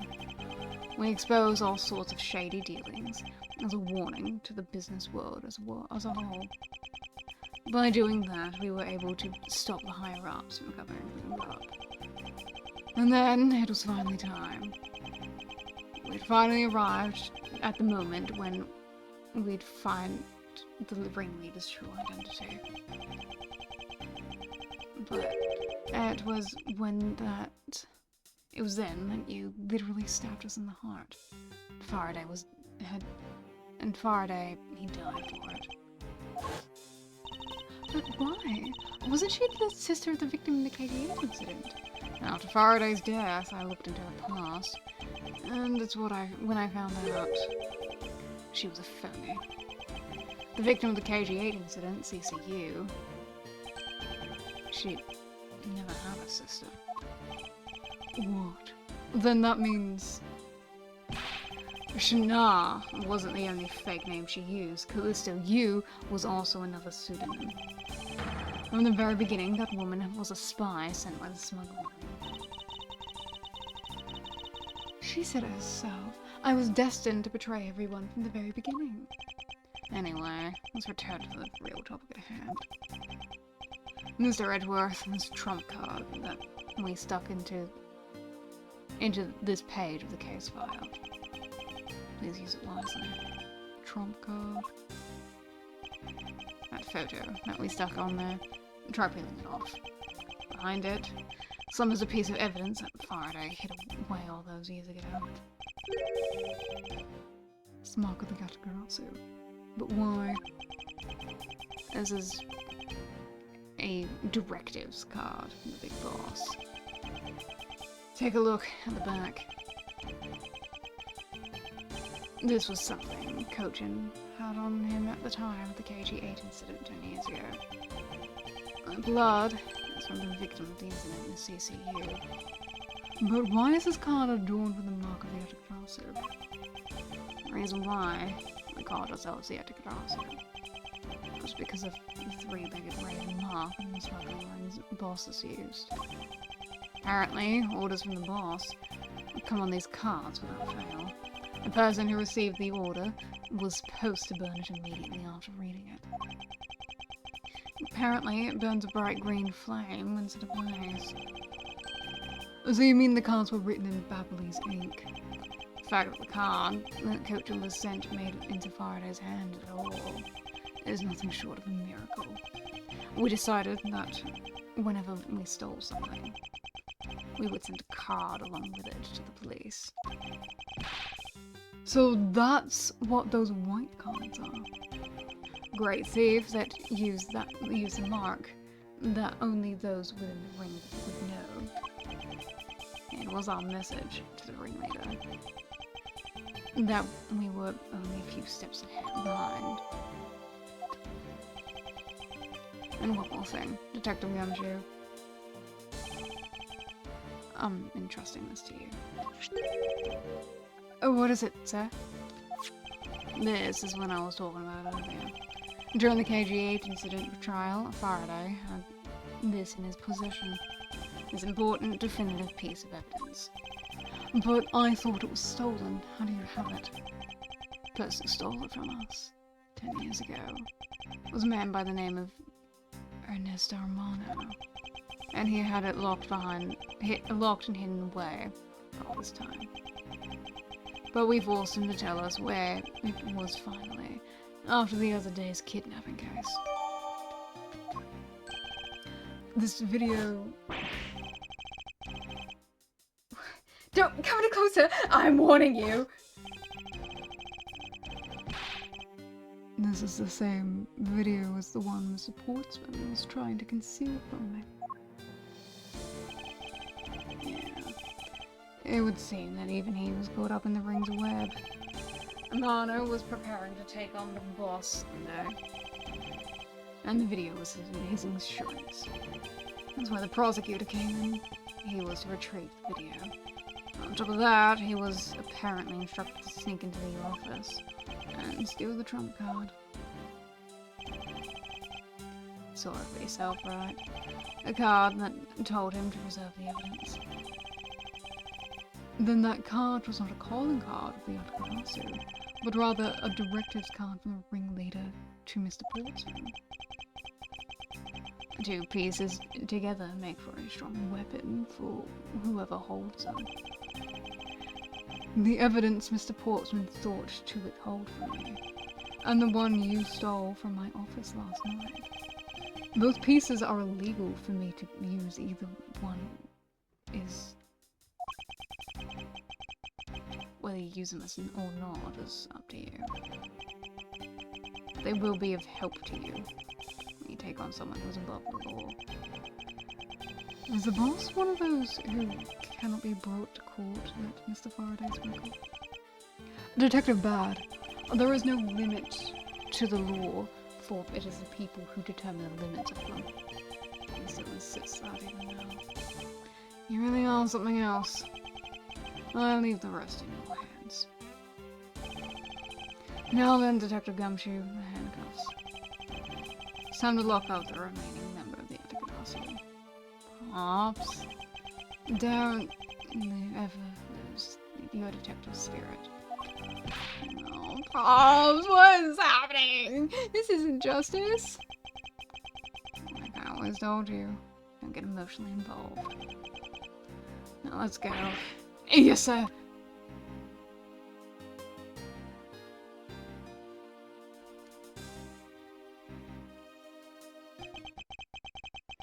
This is really the end of a legend.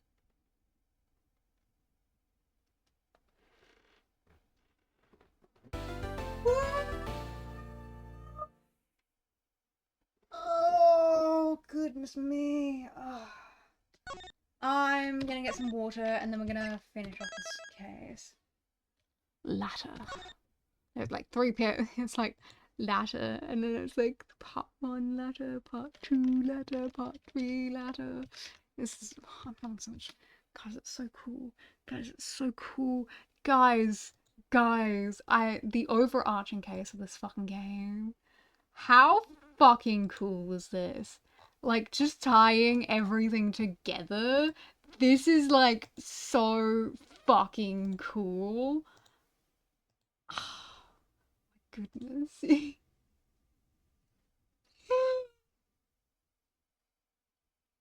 It's like so cool. It's so cool and interesting, and I love what they're doing. Like, just having everything work together like this. Fucking it's so gorgeous. It's gorgeous. It's okay. I'm gonna hold that thought. I'll tell you when I get my water.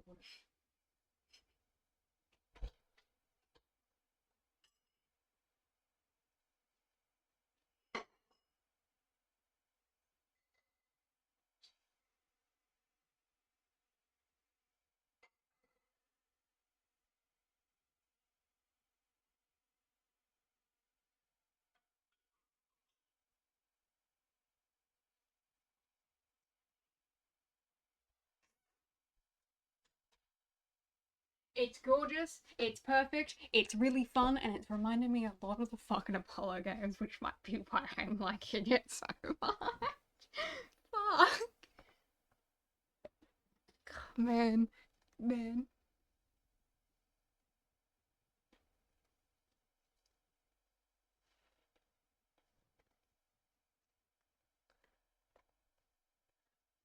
Put my hat back on. And my thingy back on. Man, why do so many of these fucking characters need to have gruff man voices? It hurts my throat. Oh, what high UV today.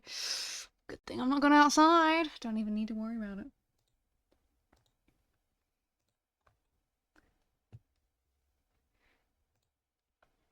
Yup. Let's go. Straight back to it. Oh, Jesus. Edgeworth, how much sleep have you gotten since you got home? Like, you've gotten fuck off sleep, right? Do you want to, like... You sure you want to, like, continue doing this investigation today? Don't you need, like, a nappy nap or something? I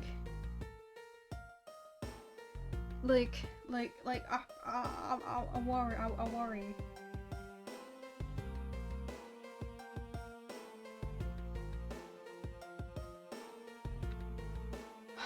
You know, lack of sleep will greatly affect your mental capacity, but,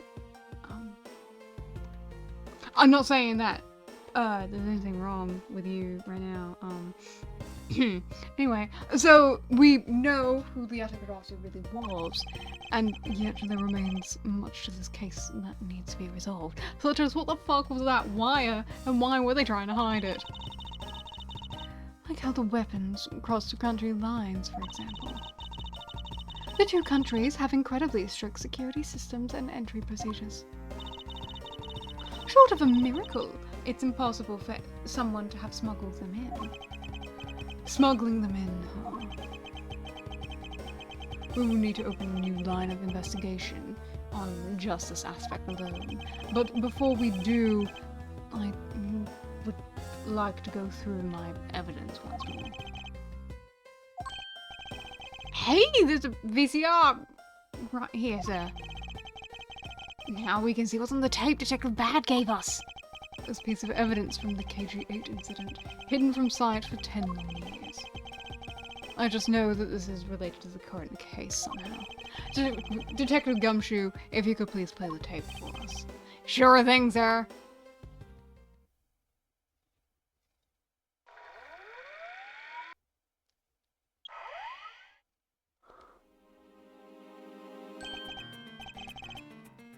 And this man, it's Manny Cochin. And he's holding a knife in his hand. This looks like footage from a security camera at the entrance of an apartment complex. An apartment building? How do you figure that? Unlike you, I've actually read the summary file for the KG8 incident, and the crime scene was the victim's own apartment. So this footage was shot at the entrance of the victim's own apartment building. At the trial, Mr. Faraday claimed that this piece of footage existed. However, no one could find it. Yes, somehow someone was able to steal it and hide it through Mr. Ernest Armano. I can see how this would have been a definitive piece and why someone would want to hide it. Well, that's a piece of evidence from a 10-year-old case. There's no way it's related to this case that we're working on now, sir.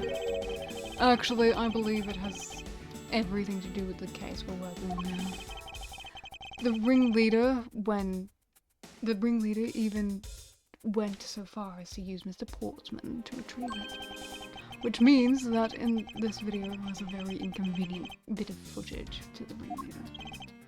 Where? Wait, what was that? Huh. That bitch you played just now. Please show it to me again.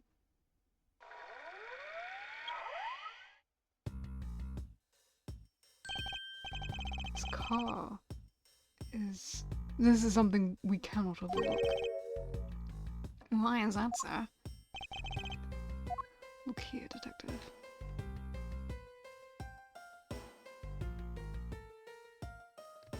I'm guessing it has something to do with the flag on it? Take that! This is the national flag of the Principality of Kodapir.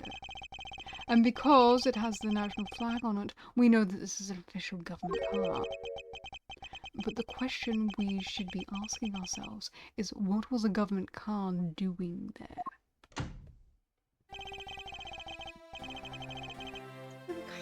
Mr. Edgeworth, so you were here all this time.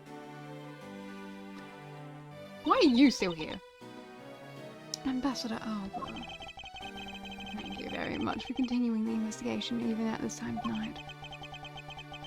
If only I was a tiny bit more careful. This tragedy would never have happened. I am truly sorry.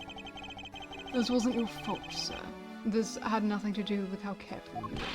You idiot! Quercus. You couldn't chase even a simple thief. Now then, let's get down to the real reason why I came looking for the two of you. I would like you to put the investigation on hold for a while. Can you do that? Excuse me? I heard you've apprehended the thief that turned this embassy upside down. And we were in the middle of an event celebrating our country's reconciliation. We can't exactly have the police and detectives walking around here forever. It's 12 o'clock at night! Just postpone the event! You're scaring the visitors away. So, I hope that you can understand how I feel. But we must finish our investigation and resolve the remaining issues. Why don't we leave the rest of the Alberstein and Abilese police? Ambassador? We are so close. Just a little more and... Miss Von Karma, I'm afraid I've made up my mind. And without my permission, you can't proceed with your investigation anyway, right? It's true, however... As he said at the very beginning, this area can be considered to be Alabastian soil, in which case we are nothing but foreigners in their land. So it's really where our investigation is. Shivu! We found Mr. Edgeworth, sir. Shivu, this way. Yo.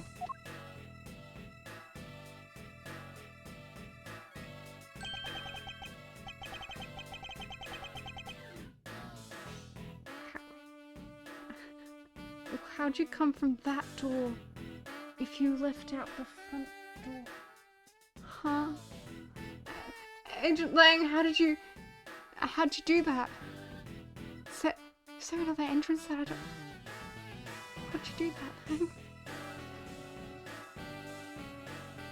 Agent Lang, you're back at the scene rather quickly. If I laid back and took a break, I'd lose the scent of my prey, Mr. Boston. Agent Lang? Why have you returned? Because I have to solve this case no matter what. Well, I'm sorry to inform you. Don't take this the wrong way. I don't suspect you personally. However, a member of Interpol was just found to be a thief, so... Under these circumstances, I wish to put your investigation on hold. After all, I believe our own police can handle things from here. They are quite capable. At this rate, our investigation will come to an end.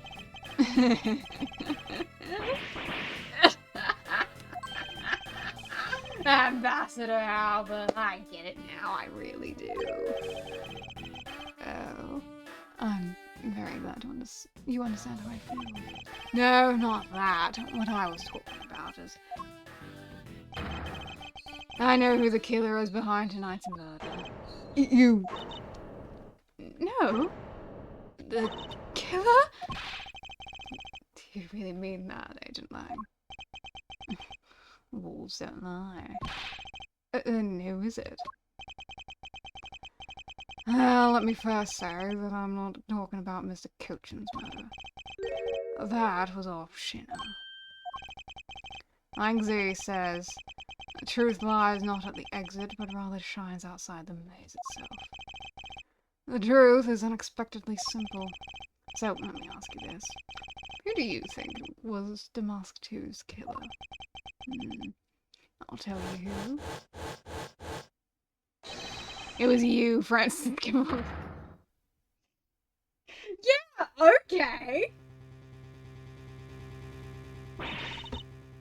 Well, Francisca.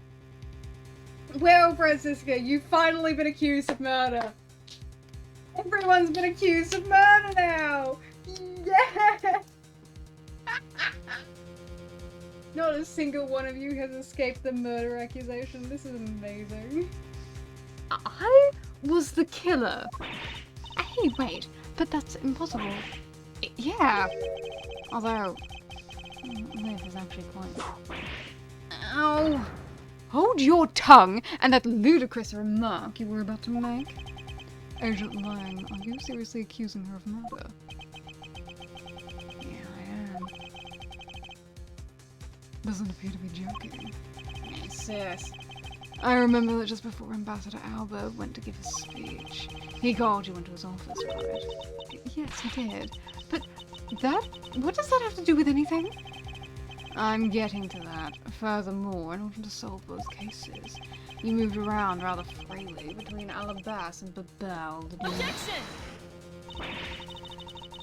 And where is your evidence that I am the killer? I was just getting to that. Trust me, I'll show them to you in due time. Ambassador Alba, in order for me to bring this case to a close, I'll need to inspect your office once more. Will you grant me permission? Things as they are, I suppose I don't have much of a choice, do I? Good! Then let's move out. Oh, and don't think about running away, sis. My pack will keep a close eye on you. You can bet your bottom dollar on that. As if I have any reason to flee. But just so we're clear, your logic had better be sound. Because I'll accept nothing short of a perfect explanation. She seems rather upset, not that I blame her. I expect that you'd accept no less. But we'll see how long you can keep that nose of yours stuck up in the air like that. Hold it! Agent Lang, as someone related to tonight's case, I request that you allow me to take part. And so that I may clean up my superior's mess. I guess I should. The more the merrier, especially when it's in the peanut gallery. Oh! In that case, I want to join in too. I still haven't seen what it looks like in Alabasta yet. If you like hey in, then you gotta let me in too, pal. I can't sit around and do nothing when Miss Von Karma's in trouble. Aw, you do care about her. Hey, Gummy, let's have a competition to see who can save her first, okay? Okay, I'll take you up on that. Oh yeah, I'm fired up and raring to go. As a detective, I don't believe this is something I'm supposed to be excited about. Sounds like this is going to be real interesting. Ambassador Alba, I'll be bringing these kids along for the ride. Very well. But I'd like you to keep in mind this will be your last chance. I'll have this whole mess cleaned up before you know it. Now let's go.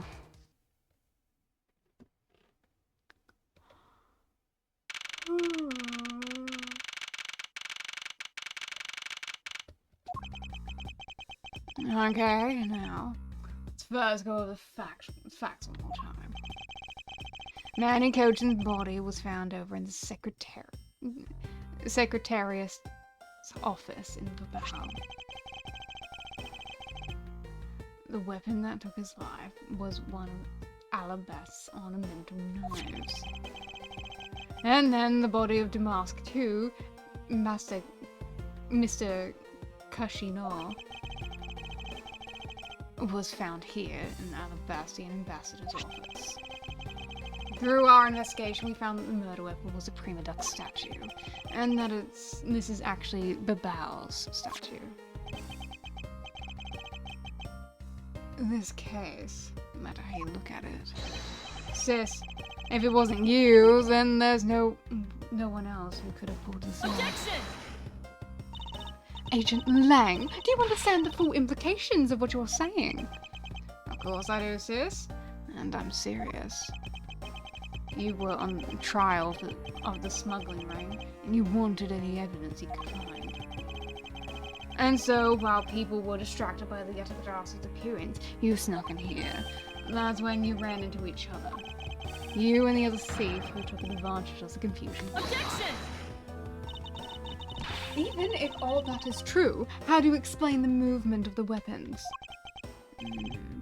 Don't worry, I plan to show that you were the culprit behind that too. You had permission to investigate both embassies at will. With that kind of free reign, you could have easily taken the weapons across the country. Happy now. Look, sis, I thought I already told you I'm not messing around here. This case isn't directly tied to the smuggling ring, but Chinar certainly is tied up in the smuggling ring.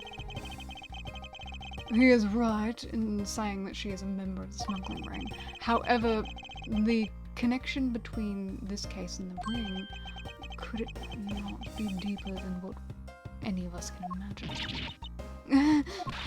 Let's get this ridiculous circus over with already. Francisca, you need to calm down. Because you only know the facts of the Alabastian side of the case. I don't believe you can see the case as a whole and therefore solve it. What? But don't worry, I'm taking this seriously as well and will prove your innocence. That's the only way to be, Mr. Prosecutor. Can you come up with anything else that can top my hypothesis? Of course, your explanation had to solve the mystery of moving weapons as well. Of course, and I will. Let us now delve into the truth behind the murder of Damask 2. You do understand, don't you, Mr. Miles Overdrive? This isn't just a confrontation, but against Ancient Lang. If you can't figure out how the murder of Damask 2 is related to the smuggling ring, then it will mean the end of our investigation. As long as I have no good counter-argument to his hypothesis, then the best I can do is walk this thin tightrope and see what I can do. Come on, Mr. Prosecutor, let's get started. Yes, let's.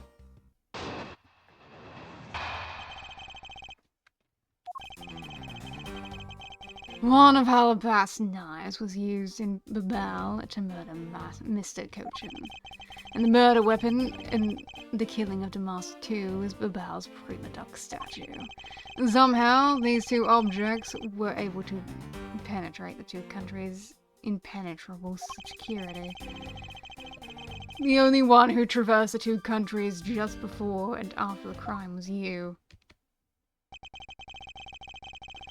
So, as long as I can't explain how the weapons moved about, Francisco will remain a suspect. You got it, Mr. Prosecutor. So, why don't you stop giving me a hard time? Under these circumstances, who the heck can carry a weapon across country lines?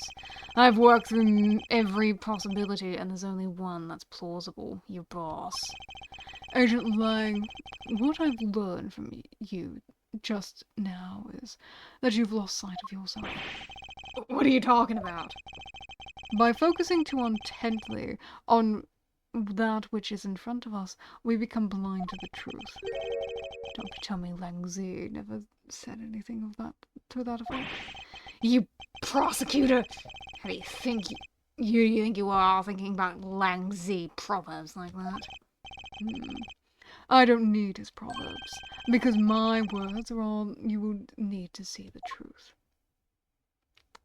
Wow, Edward, how confident of you!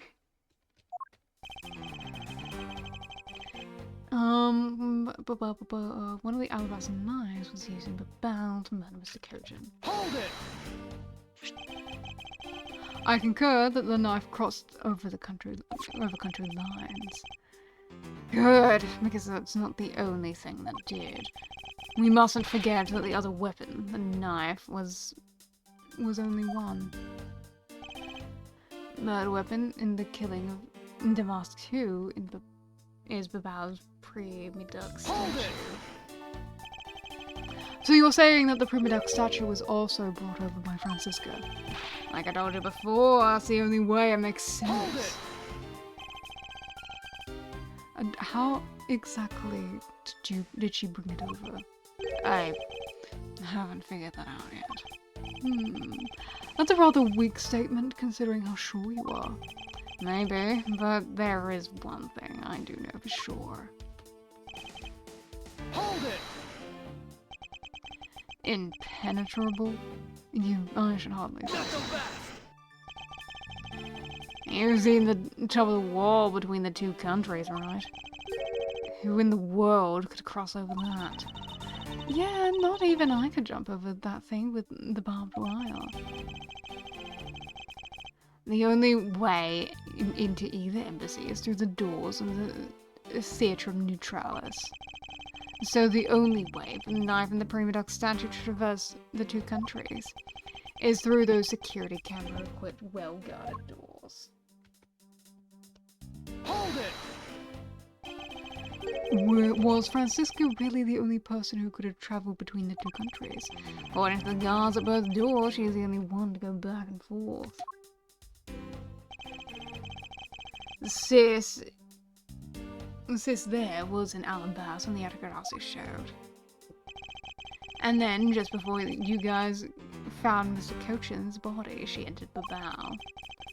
I think we can assume that's when she brought the knife into Babel. Then how do you explain the prima duck statue? I haven't quite figured that out yet. However, the fact that two weapons crossed the border proves that the killer must have traveled across country lines. The only things across the border are the primitive statue and the knife. I should hardly think that those are the only two items, Agent Lang.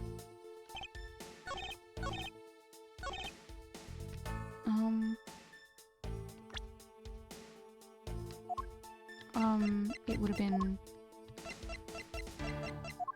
yeah.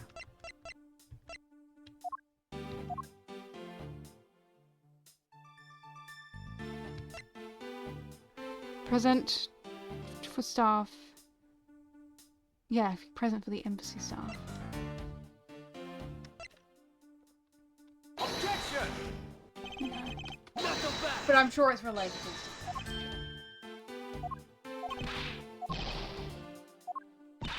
Because the Steel Samurai did go to both places.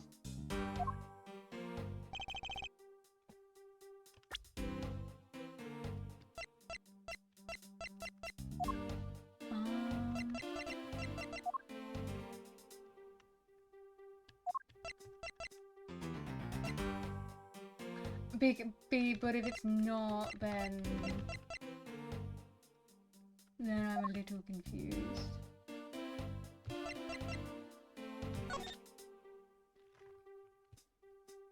They are very pretty, Kay. I do agree with you. Hey, take a look at this, Mr. Edgeworth. There's dirt on here. It's how they're ruining the beauty of the hair stick. I suppose. Why is that dirt stuck on the end of the hair stick in the first place?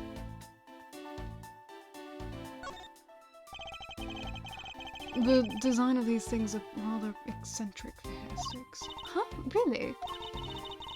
Well, if they're that strange, what should I do with them? I have to say, these are by far the most bizarre hair sticks I've ever seen. In any case, Kay, there's something I've been meaning to ask. How exactly do you stick that hair stick of yours into your hair like that? That's a secret.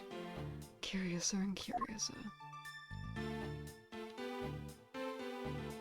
I mean, it's not that weird for a hair stick. You can get ones way more ornamental than this. What else?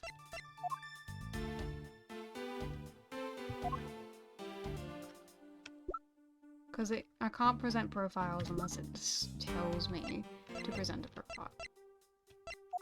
Because otherwise I'd just be doing that. Objection! Yeah, so it's something else.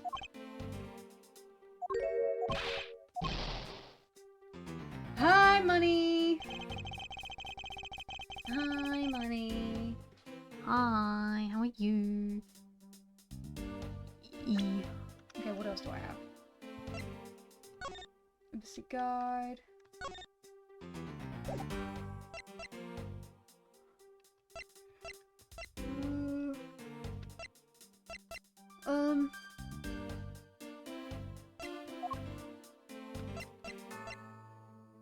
Part of the rose garden pool. Auto refills the water when the water level is too low. I am very close. We are in the final third of the case. I don't know how fucking long it's gonna take, but I do plan on finishing it.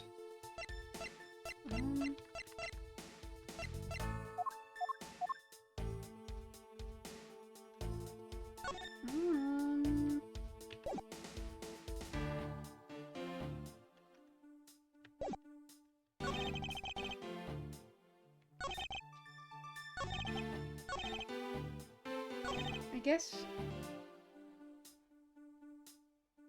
we're able to penetrate the two countries. I guess we do have that picture of something going over the wall. Objection!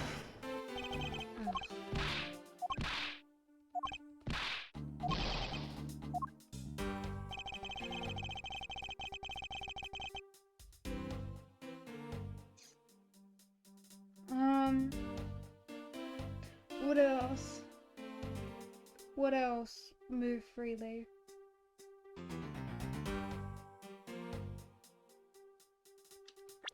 What else move freely? Because I know Coaching probably did, but I don't really have a way of proving that.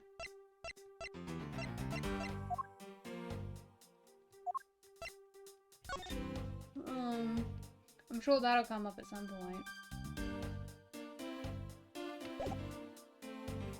I think this and this are probably related somehow. I don't actually know yet. I think maybe Coaching was alive a lot longer than I would normally assume in a murder case. And he did a lot of the fucking smuggling. Like, that's what I think.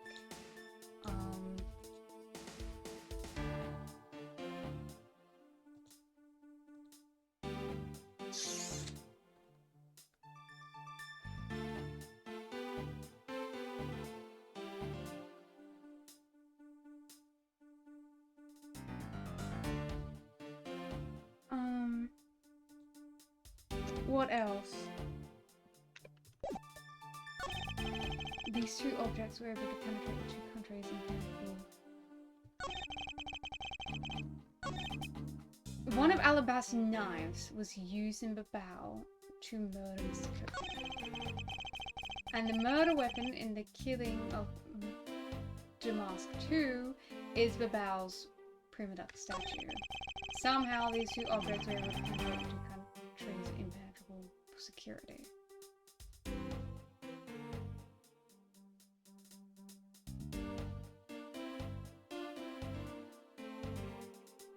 Hold it!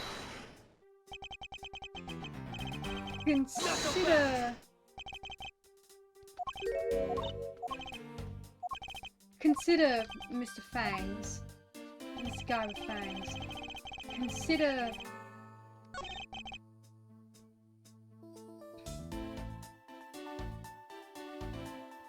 Consider that it's not just the one statue, it's the both of them, because they were switched.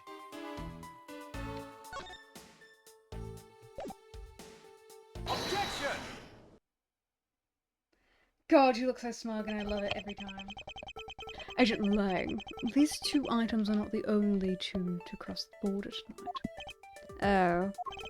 Damask II was killed with Babao's prima duck statue, yes. But if that's the case, then tell me, where did Alabast's prima duck statue go? To Babao. Precisely. And if the two statues really were switched, then this means the two statues were smuggled across the border at some point. Which means that a total of 3 items were smuggled across the embassies. I guess so, but you know what?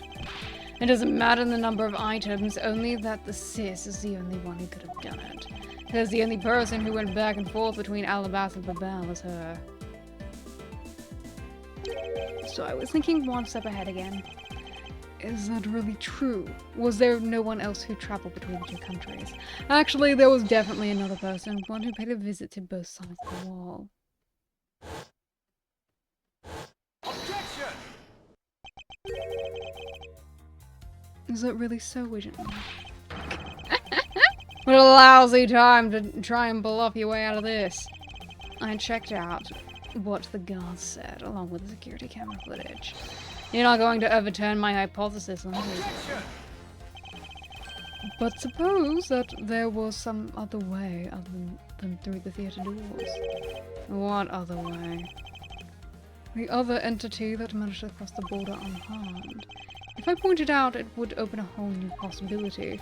And though I hesitate to bring this out, as long as this entity exists, the impossible road becomes a possibility. Looks like you've got some clever idea in mind. I do. And I can show it to you through a single piece of evidence. Fine then. Let's see this piece of evidence that will show me this other route.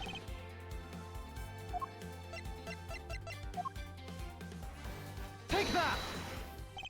Agent Lang, I'm sure you are familiar with this unforgettable photo. That supernatural photo, like I said before. Humans can't fly. No, of course not. I understand that perfectly well. And don't start claiming that Shana somehow grew wings either. I wouldn't dream of claiming that. And I won't allow you to take back what you've said either. So say it again, it's not humanly possible to fly through the air without wings. So you'd better have a good explanation for this, Mr. Prosecutor. How can I prove who it was that flew through the air in this photo? Wait, not humanly possible. Eureka!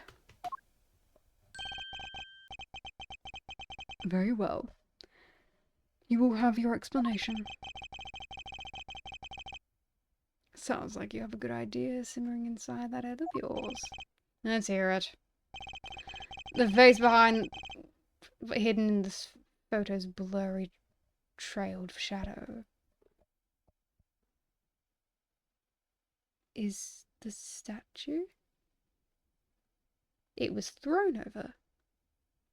Let me have a look at the photo again.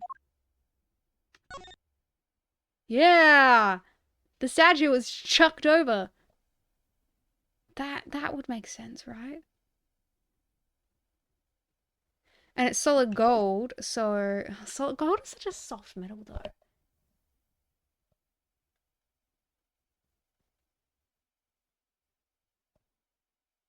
And one of them's only a replica and completely hollow.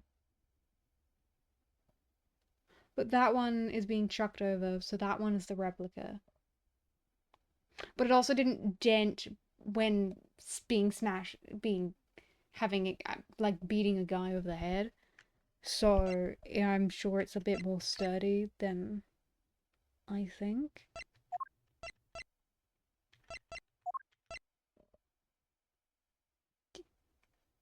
Take that! Naturally, the shadow in this third smuggled object, the prima duck statue replica. You can't be serious. The Yatkarasu, or rather Callisto Yu, dressed as Agent Shana, was inside Babao. She dressed the replica statue up in clothes and launched it through the air. Mr. Prosecutor! You left out a very crucial bit of your explanation. I know I did. She launched it through the air. And how exactly did she do that? He's literally baring his teeth at me. But he has a point. How exactly did it move through the air like that? As long as this remains unsolved, we won't be able to move any closer to the truth. Which reminds me, didn't he say this earlier? Yeah. Francisca got called. So just before the murder, Francisca was called here, right into this very room. If that's the case, then that may be another avenue I can pursue. Agent Lang, in order for me to answer that question, I will need to hear testimony from Miss Von Karma. Oh. What are you up to now, pretty boy? Earlier, you mentioned something of interest to me. You said that just before the murder occurred, Miss Von Karma had been in this room because Ambassador Alba had called for her. And for that reason alone, you believe her to be the killer. Yes, I guess I did say something like that. In that case, I believe it is my duty to ask her what her side of the story is. Do you really think a criminal would tell us the honest truth? How dare you! As I've said numerous times, there is absolutely no proof that I am the killer. Miles Edgeworth, don't tell me you suspect me too. I don't. However, I can't ignore the fact that you were in this room at one point in time, which is why I would like to hear about it from you. Francisca, I feel that I still don't have enough information, which is why your testimony is incredibly important to the outcome of this case. Alright. So, what would you like me to talk about? I'd like you to please testify to your movements up until you came into this room. Alright, let's try your way for a change. But if what she says turns out to be a waste of time, I'll place her under arrest faster than you can how know. As you wish. As I said earlier, I was assigned to guard duty in the Alabastian embassy. After I saw the steel samurai off on his way towards the ambassador's office, I returned to the Rose Garden for a bit and checked up on the security situation. After all the preparations were in place, I was called back to him by Ambassador Albert to his office. Francisca, I want us to make this clear from the very beginning. So what I wish to confirm is that the only time span in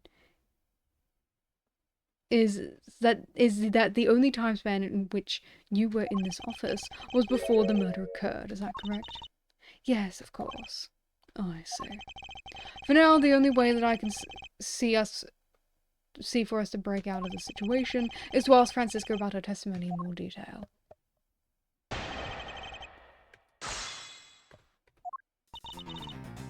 Hold it! I thought your duty was to fact-find anything you could about the smuggling ring. Yes, that was my job.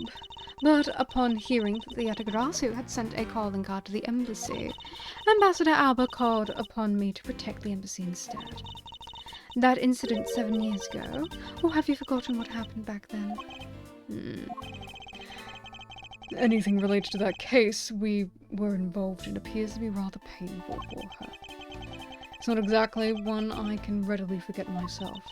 It looks like you remember the case after all.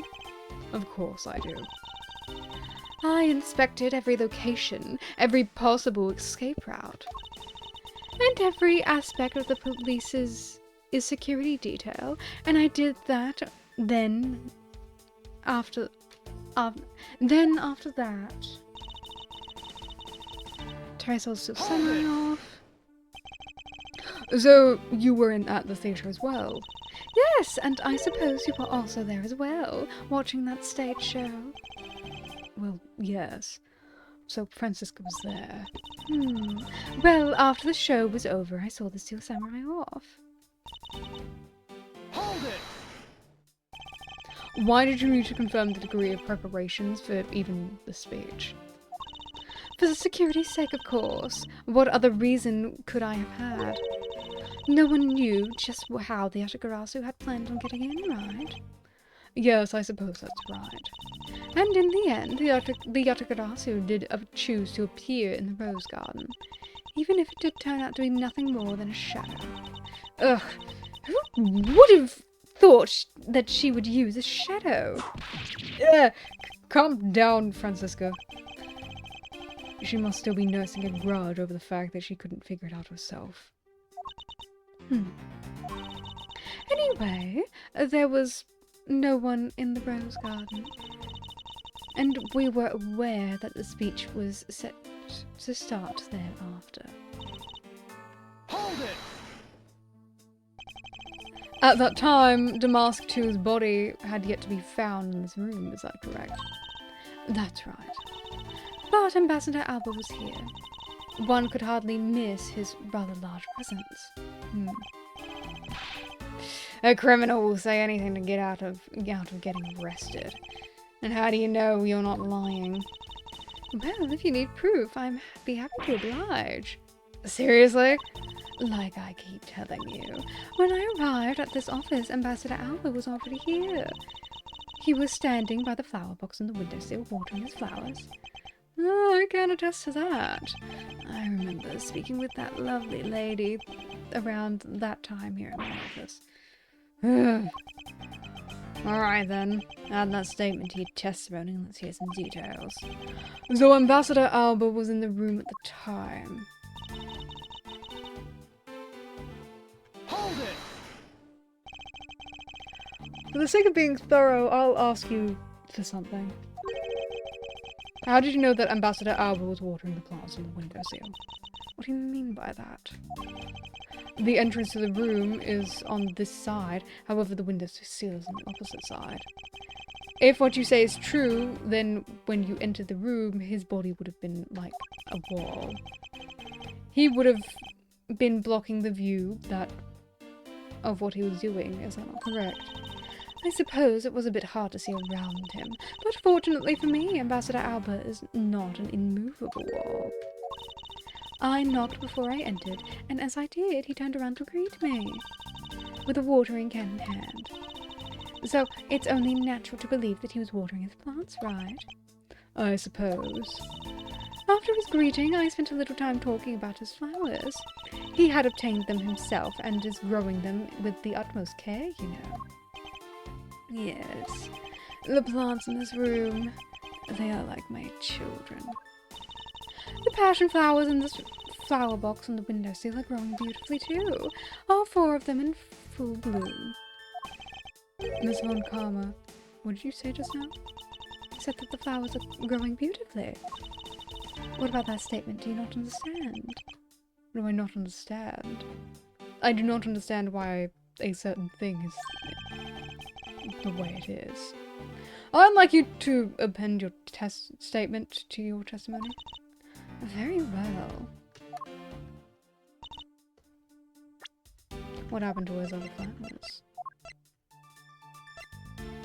Objection! Franziska, for some odd reason, your testimony contradicts this piece of evidence. It does appear that way. I knew it. I knew we couldn't trust your words, sis. Mr. Edgeworth, what are you doing discrediting Miss Von Karma like this? Yeah, sir! If you keep doing this up, she's gonna get taken away, sir. All I've done is state what I saw. I have not made a single mistake in my testimony. And for this, I am still under suspicion for murder. Is the number of flowers really all that important at this juncture, Miles? At the very least, it is a contradiction to this enigmatic case. One that I find hard to dismiss as irrelevant. Huh. Then let's hear it, Mr. Prosecutor. What does the number of flowers have to do with anything? What does it prove? I believe the answer to that will become clear if we examine the flower box. How did this contradiction come about? There must be something behind this discrepancy. They're full of flowers. I've grown them with the utmost care, so I ask that you please be gentle with them as you examine them, Mr. Edgeworth. I understand.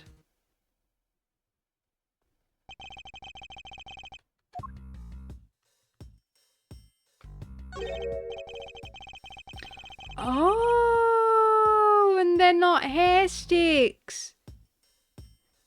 They're planter things.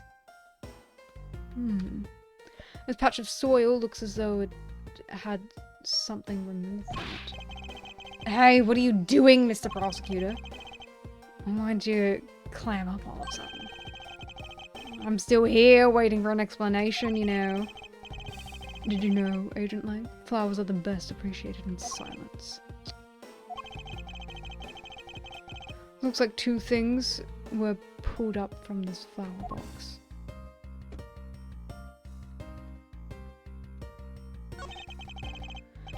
The name of these flowers, I believe they're called passion flowers.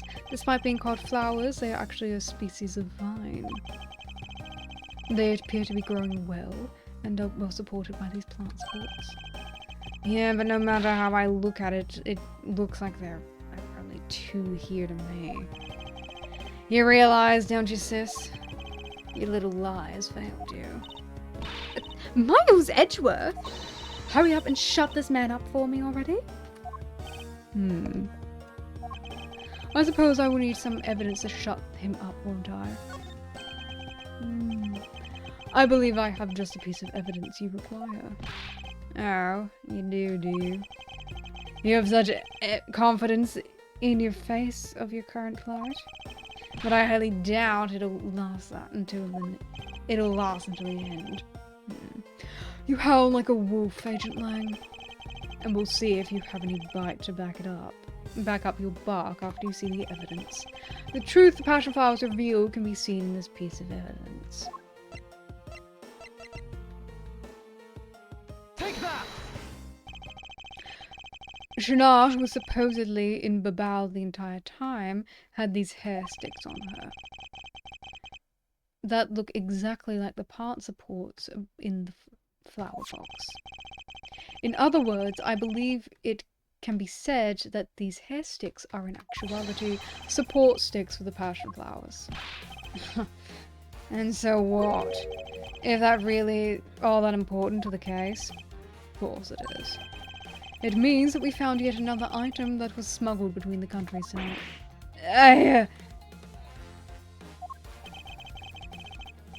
Well, think about it logically, Agent Lang. These sticks were originally in Alabast, but somehow they wound up in Shanar's hands, who was in Babao the whole night.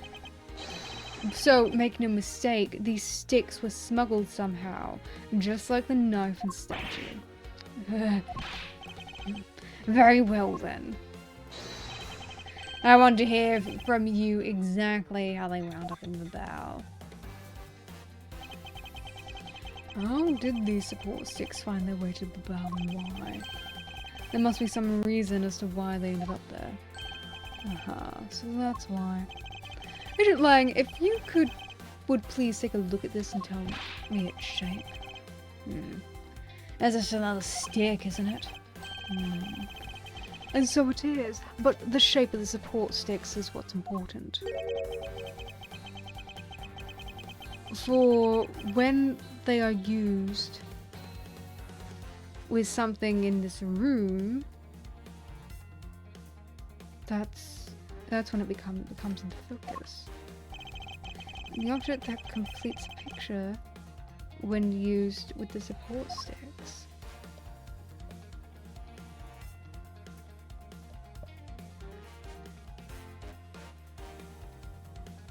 Huh?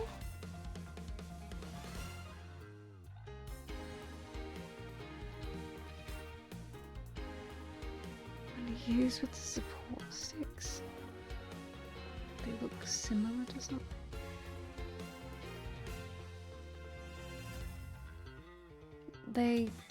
Cause weren't they selling hair sticks?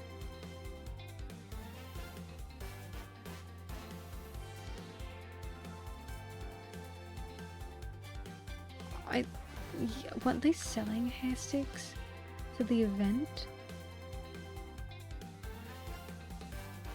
Eureka! No.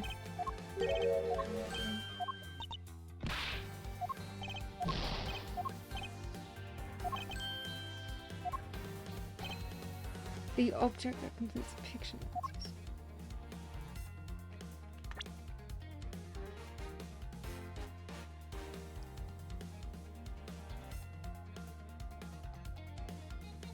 Please, if you would please take a look at this and tell me its shape. Just in a stick. And so it is, but the shape of the support sticks is what's important. For when they are used with something in this room, that's when it comes into focus. Use.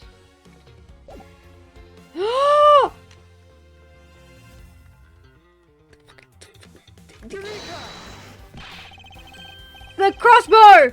Cause they finally have an explanation for the crossbow! That's a crossbow. Oh, wait, that's not really. You're not really suggesting. I am. These hair sticks, or rather plant support sticks. They make perfect arrows. Yeah.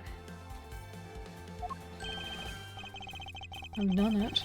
I found the common trend that connects the two offices. But this thread has yet to completely untangle. Even using the arrows, how does this explain how the statues were transported? Furthermore, who could it have been who fired the sticks as arrows? There must be a common thread that ties all of these things together. Mr. Prosecutor, hold on a second. Do you realize what happens when you tie a statue to an arrow, right? They don't fly at all. Superpower's statue was draped in the autocrat's clothes and then shot over here. Even if you fire the arrows from this side, they wouldn't go far with the statue tied to them. I don't think I need to tell you that the Prima statue didn't sprout wings. You're a realist after all, aren't you? The Prima statue didn't sprout wings. Of course they didn't. Glad you understand. I feel much better already. I was afraid for a second that you were unaware of that crucial fact. It's only crucial because you're under the belief that wings are necessary to this equation. What? You need to free your mind a bit more and let it fly like a bird in the wind. The Prima Duck statues flew, but not with a wing. Allow me a bit of your time, and I'll explain this mysterious phenomenon to you. They flew?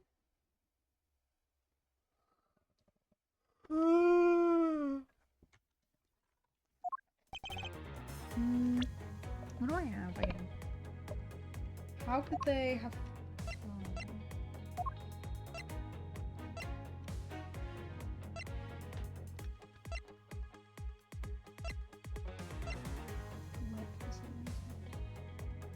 Down to the open stage.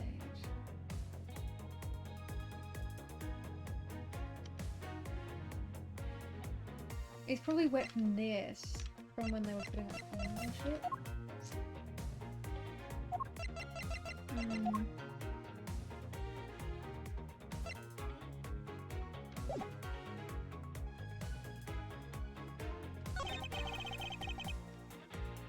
If you fired the arrows from the side, they wouldn't go far with a statue tied to them. Tell me, please. Mr. Edgeworth, I think I understand what went sailing through the air. I suppose that's because you're an expert at things that fly through the air. What did you expect from the second Yatagarasu? Indeed. Now to show Agent Blank what really went soaring through the air tonight. Okay. What really went soaring through the air?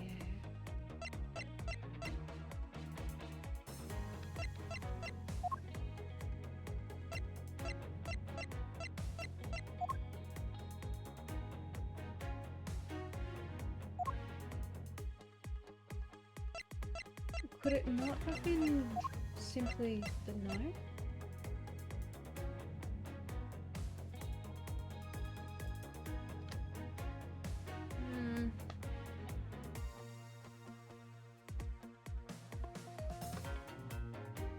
Because it is small enough to check over something, but I don't actually know it's how heavy the knife is, you know?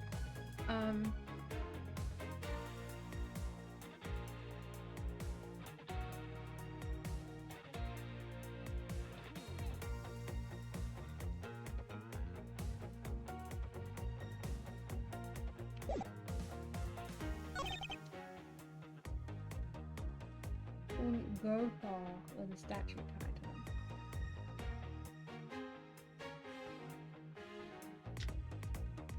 Hold it! But we are in agreement that an arrow by itself would reach the side, correct? But that's just the arrow itself. But just the arrow by itself is pretty meaningless, don't you think? Because the thing they want to smuggle were a lot bigger than nothing. No, that's not necessarily true. What? What I mean right now is not further discussion on my conclusions, it's launching of my conclusions. What the shooter wanted to launch with the crossbow was not the statues themselves, but rather something a crossbow can launch that can be used to move the statues.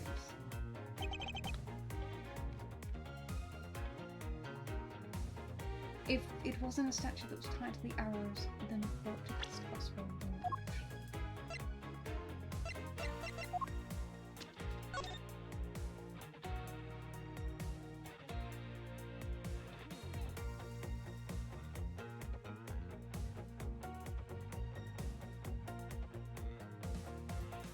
What do you think people usually shoot from bows?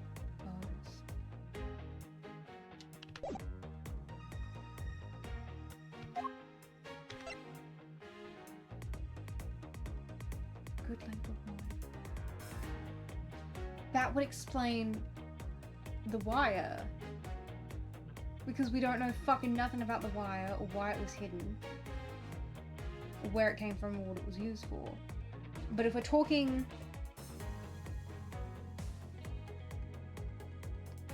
If we're talking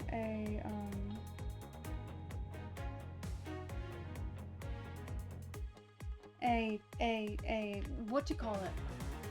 A flying fox situation? A zipline situation? That would be an easy way to smuggle statues from one place to another without having to go through security.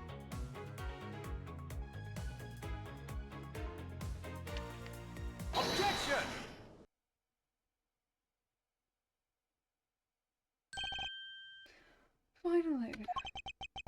Finally, we have reached this point in our discussion.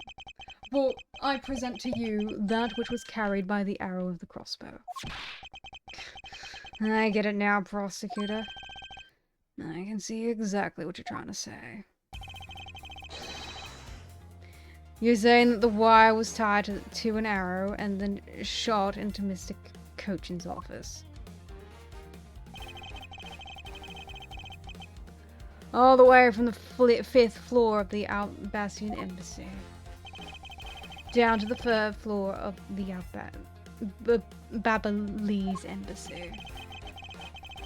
If what you're claiming is really what happened, I can see how Alabas Prima Duck statue could be moved. Gravity could be used to move the statue down the wire from the 5th and 3rd floor.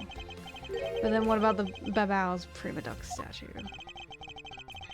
The dark shadow in this photo is clearly flying away from Babal. Going on in the opposite way of gravity from the 3rd floor of the Babalese embassy. Up to the 5th floor of the Alabastian embassy. How do you explain that? I think I finally see the gears behind this whole trick work. Agent Lang, the motion used behind this trick, I wonder if perhaps you have yet to envision how it works in your head. Motion? What motion? This is the motion that was employed in smuggling. Rotary motion?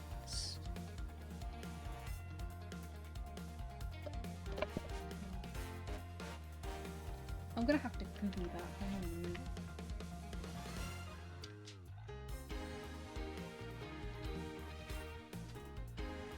Rotary, rotation. Rotation. When an object spins. Okay.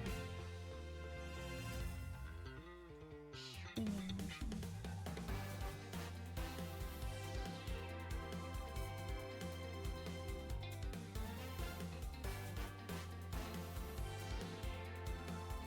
Bunny doesn't make sense. I feel like swinging makes the most sense.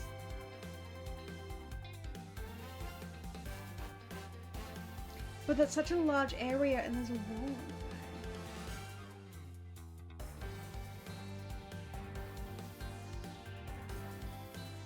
Because it can't be rotary. Or can it?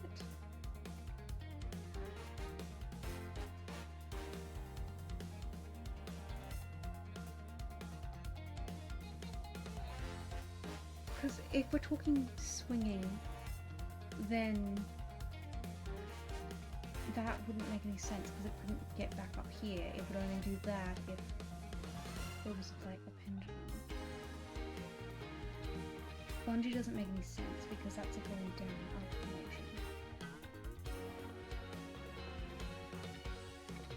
motion. Rotary.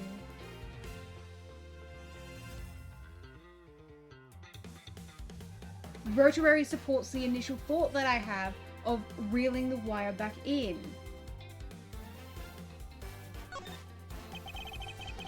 I believe it was done via rotary motion. If the two statues were transported simultaneously, get real, the statues would collide somewhere along the way. Did I ever say there was only one line of wire between the two offices?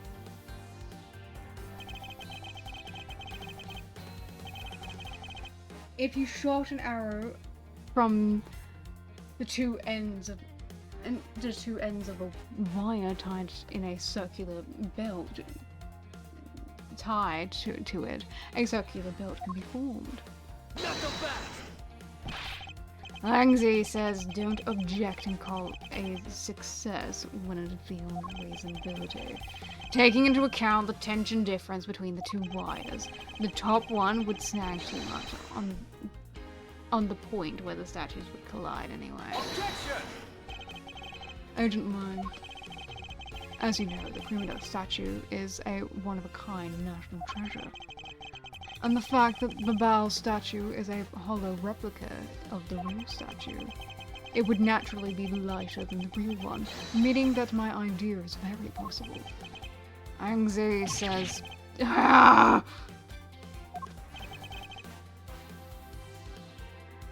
Here is what I believe happened. Miss Yu and her mystery co-conspirator set themselves up in the two different rooms. The co-conspirator bridged the two rooms by shooting the two ends of the wire down on one arrow. When the two of them covered the statues and proceeded to transport the statues. After the switch was completed, another arrow was fired, carrying the other end of the wire down to Babal, where it was to be disposed of. And to do that, Miss Yu hid it inside the grandfather clock, QED.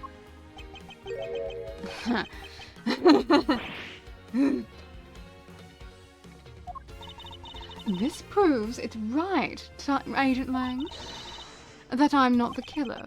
Not yet, sis. As you haven't heard my dessert yet. Right, Mr. Prosecutor. The proof is in the pudding, as it were. Pudding is a nice dessert. So, do you think you can do it? Can you prove that what you said is what happened? Remember, because remember if you can't. I'll be taking a certain someone back home with me as a souvenir. I agree that as long as there is no proof, my hypothesis remains just that. However, what I have laid out is no mere hypothesis, for there is one more piece of evidence. One more. This should be interesting. You think you have a piece of evidence that will turn your hypothesis into fact? Well then, let's see it, Mr. Prosecutor. I think that made it possible to create a circular belt out of a length of wire. I believe that is right here in this very room. And that would be the fucking fan.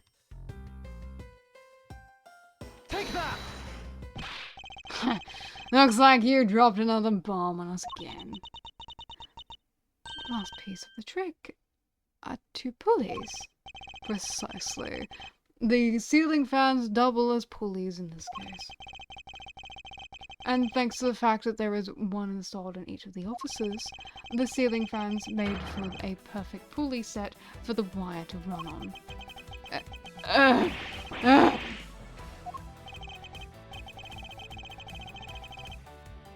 This must be it. This is how the smugglers bypass the impenetrable security.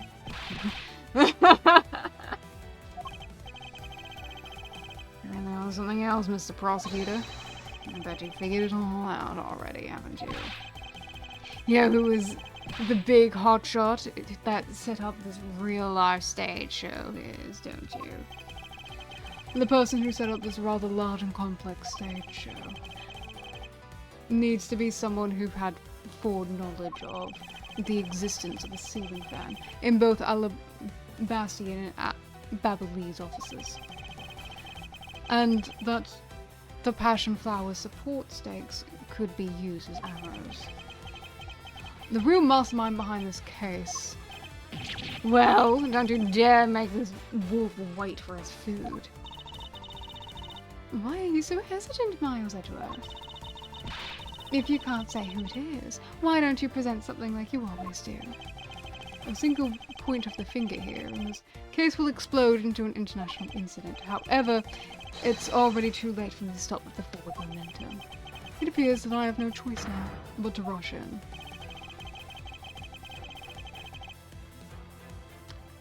There is a piece of evidence that will point us to who the mysterious mastermind is.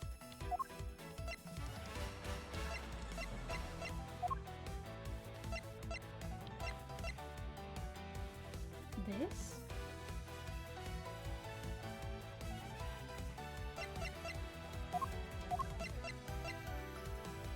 Take that! No. Not so fast!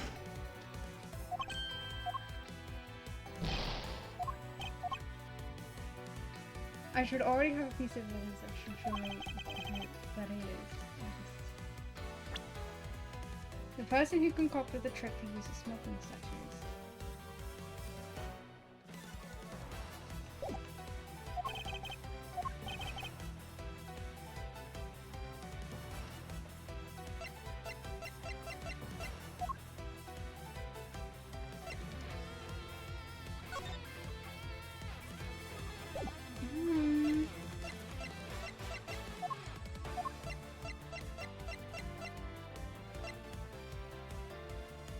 Used to be the real one, but has been swapped with a fake from the bow, who's used as a weapon. Because there's...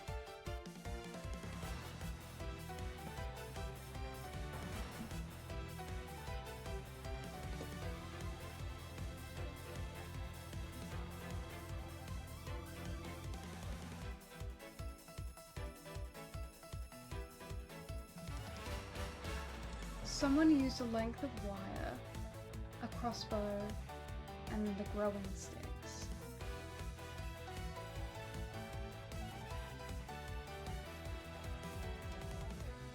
So, are we assuming that it's Alba?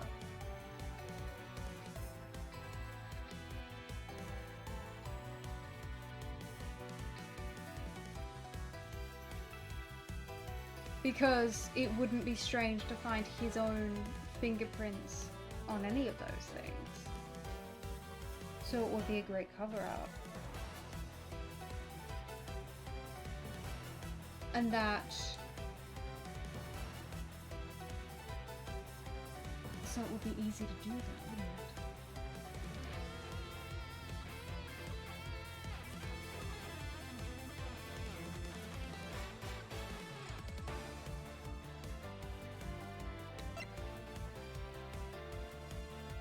Take that! This smuggling could not have been possible without the use of the crossbow. Furthermore, the arrows that were shot by the crossbow were plucked, as it were, from the flower box in this very room. They were planted so long ago that the passion flowers had the time to grow so big that Miss Von Karma didn't even notice the arrows then when she visited this room today. On top of all of this, the fact that the culprit knew that both offices have ceiling fans tells me that the person had very detailed information on the embassy's layout. So, as you may have already guessed, the person I am accusing of hatching this plan is the person who grew the flowers in the flower box with the utmost care. Thus, it can only be you, Quercus Alba.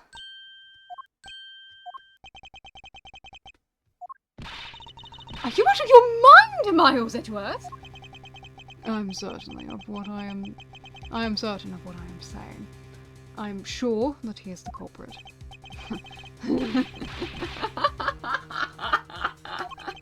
Tell me, Mr. Prosecutor. What was the ambassador trying to accomplish by doing all that stuff you just outlined? Why in the world would he need to use a trick like that? I understand your need to doubt me.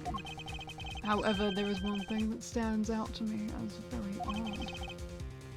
Just one thing, huh? The one single end result Ambassador Albert sought to obtain.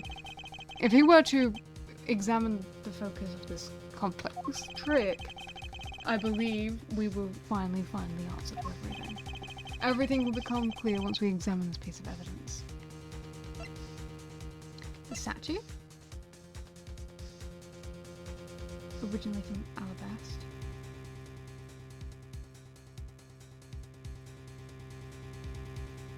It was swapped with the real one, is originally from alabaster.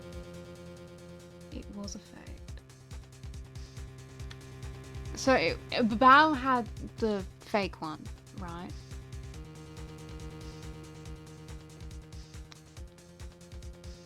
So, and they swapped them over with this one.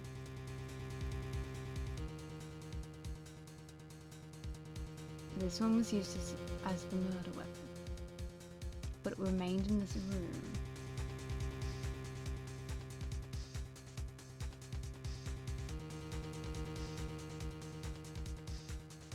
Which one would it be?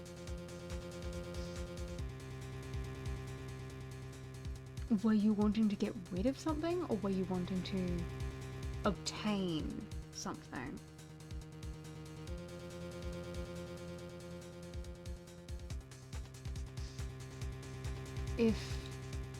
Because this one is the fake. This one that is currently in this room is the fake one.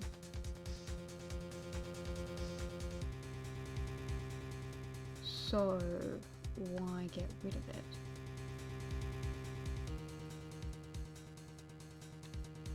Take that!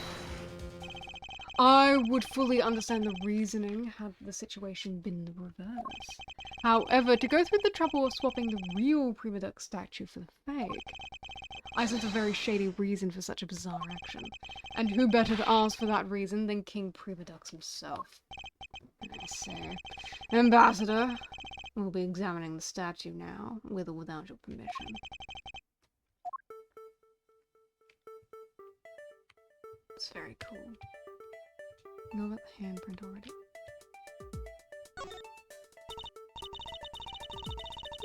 This guy kind of looks like the Steel Samurai, don't you think? Maybe it's because they look alike that he was picked to be the Goodwill Ambassador. I suppose that's possible. And take a look at this area around the base of the neck.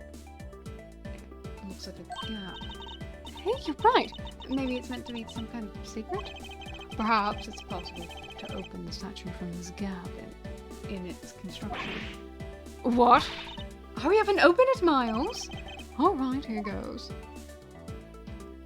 What is that?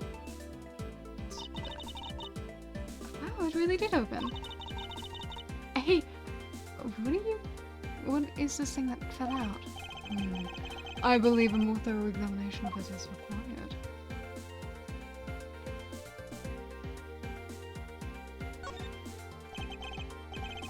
What in the... is this? Hey! This is what I think it is. It's a plate for making counterfeit bills. Somehow it appears that we've at long last arrived at the exit of this complex maze. We finally hold within our hands one of the counterfeit money plates, and the reason why the replica was smuggled into Alabas to begin with. The Prima Duck statue can only be handled by the ambassador or the secretariat. The replica is nothing more than a hollow shell covered in gold. These two circumstances make the statue the ideal object in which to hide contraband. After receiving the statue containing the counterfeit plate from Shinar, The ambassador had the misfortune of accidentally running into the mask too. Surprised by the thief, the ambassador raised a replica statue at Damask 2 and... Then, in order to frame the steel samurai of the murder, he covered the samurai sword in blood. Well, Ambassador Alba, you're the leader of the smuggling ring? Our country's a mess, and it's all because of you? You're the one who killed Damask too. Answer us. I never thought that you would figure things out to this level. However, there is one point I disagree with you on. The head of the smuggling ring was Mr. Cochin. Quit screwing around! I have no sympathy for someone who would try to pass the guilt onto a dead man. If there's one thing I'm sure of, it's that you're the real ringleader, Quirkus Alba. It's not good to speak with such subjectivity, you know, Agent Lang. Subjectivity! My conclusion is anything but, and is the result of logic and investigation. Logic and investigation. Only seconds ago, you were ready to arrest Miss Von Karma. I don't think we can give such a flip-floppy logic any real way to do it.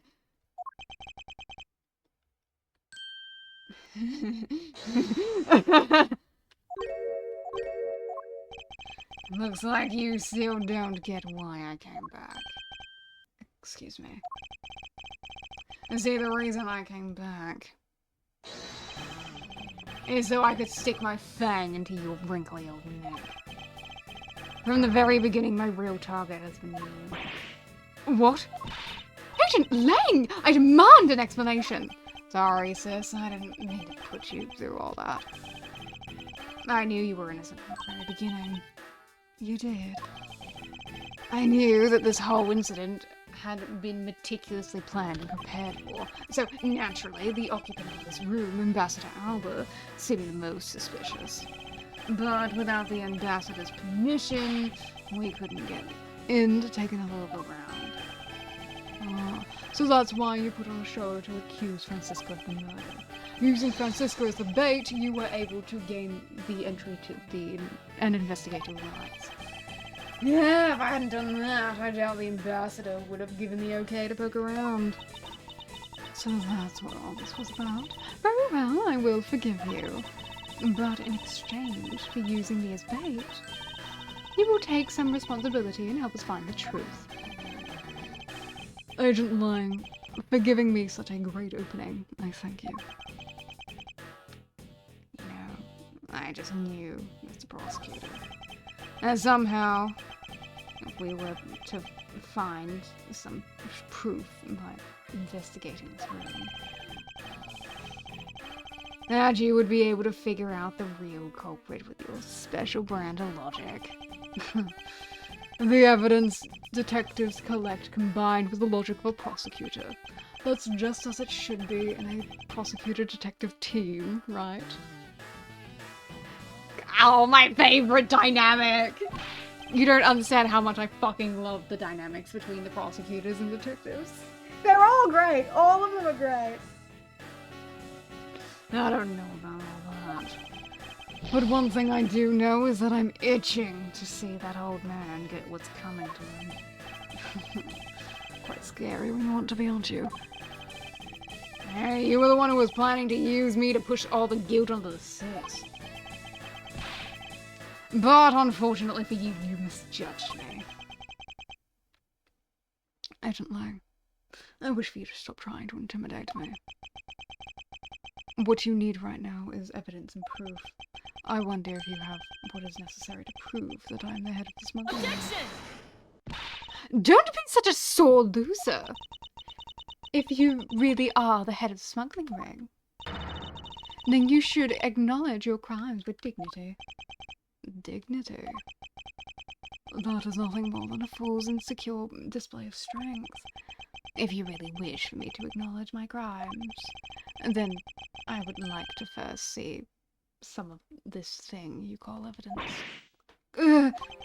I tell you, I knew nothing, really. I didn't even know that a counterfeit plate was hidden inside the statue. You swapped a real statue that vested in your country the authority to rule for a fake. It doesn't make any sense. You didn't know anything. It doesn't make sense. Doesn't it make sense? Can you prove that it doesn't make sense? He's really got us. He's turned the entire situation around against us. The proof that Interpol has been after, which points to the man as the ringleader. If we can somehow find that proof now, then we can see to it that justice is finally served. Is there nothing I can use to break this case wide open?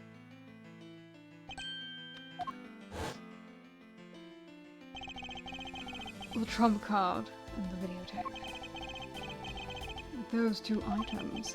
We might be able to finally bring this man down, but the card is evidence from a case that Mr. Faraday hid away in secret.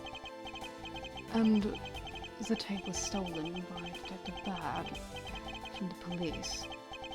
They're both illegal evidence. No matter what, a protector of the law can't be allowed to use such pieces of evidence. Needless to say, we von Karma are commanded to achieve nothing but victory, and by any means necessary. The only way to bring someone like that to justice was to do so outside of the courts. That's what we thought at the time.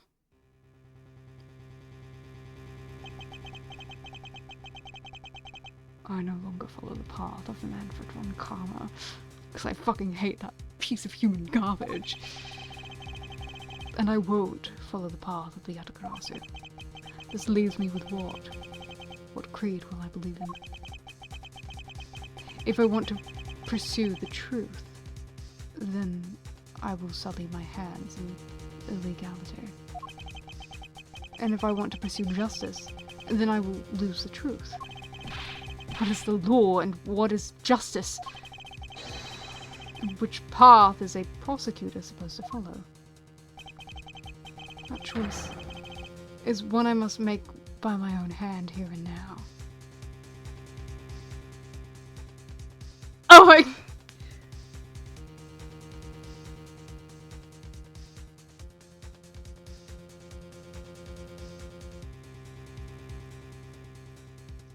I really don't want to do it to you, Edgeworth.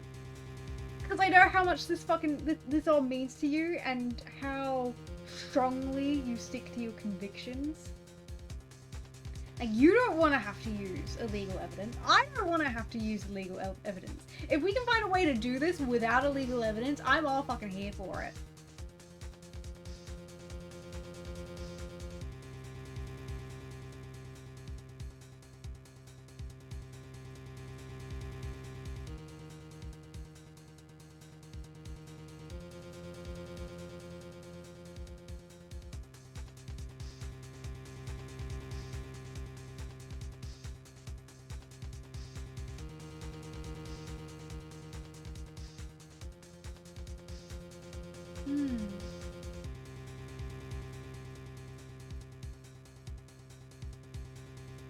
Even though I'm not, like, entirely sure how the card counts as illegal evidence. Like, the video, 100%, I can understand how the video, you having the video right now, is illegal evidence. I'm not entirely sure how the card is illegal evidence.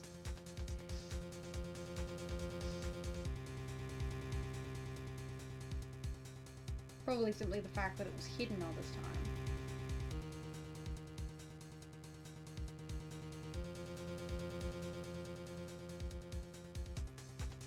I don't want to do it to you, Edgeworth, but I kind of feel like that I have to for the game to continue.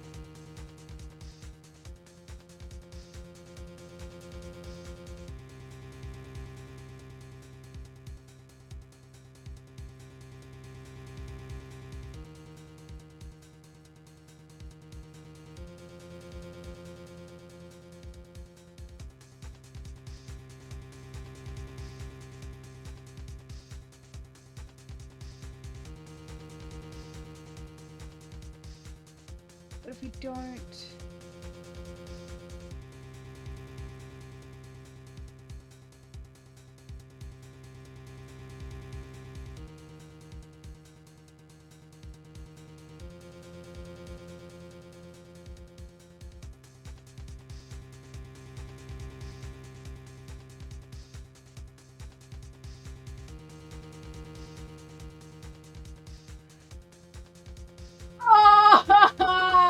I hate it when it asks me questions like this.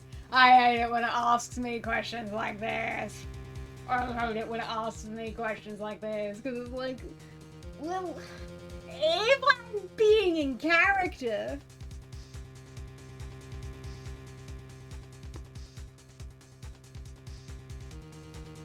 Bye, Una. Have a good stream. Ah, hello Zedius, welcome back. Edgeworth is having a mini crisis and I'm experiencing it along with him. Cause like, if I'm being in character, then the answer is obviously no. Right.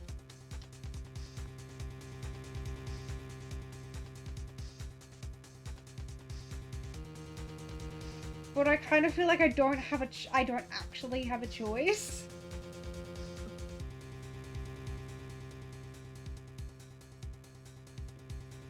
Cause...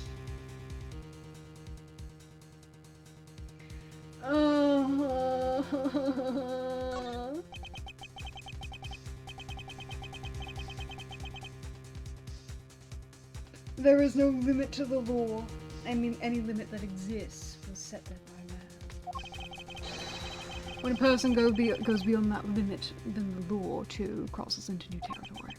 For what reason were laws invented? The answer is... to that is what I must now show. Ambassador Alba, I wonder if you might recognize us. I wonder what that card is. I've never seen that before in my life. It is a directives card used by the leader of the ring to relay instructions to his subordinates. Oh, is that what it is? This card was sent to the real culprit behind the KG8 incident 10 years ago. The man by the name of Mr. Manny Cochin. Oh. So why do you have such a card in your possession? Because it was hand-delivered to me. By a certain great thief, the Yatagarasu. The Yatagarasu gave that to you. Don't talk nonsense and leave us... And let's be serious, Mr. Edgeworth. Do you have any proof that the card contains directions from the ringleader? I'll have you know that the card is not the only thing that I was given. What? This contains security footage that was shot just before the start of the KG8 incident. And to be fair, Edgeworth, us presenting illegal evidence now.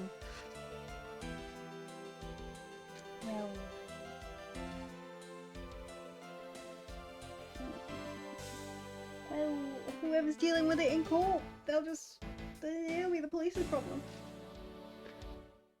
The KG8 incident? The card and the video, these two pieces of evidence, are what will seal your fate. Very interesting. I must admit, I am very curious now. Very curious indeed in these case-deciding pieces of evidence you've presented.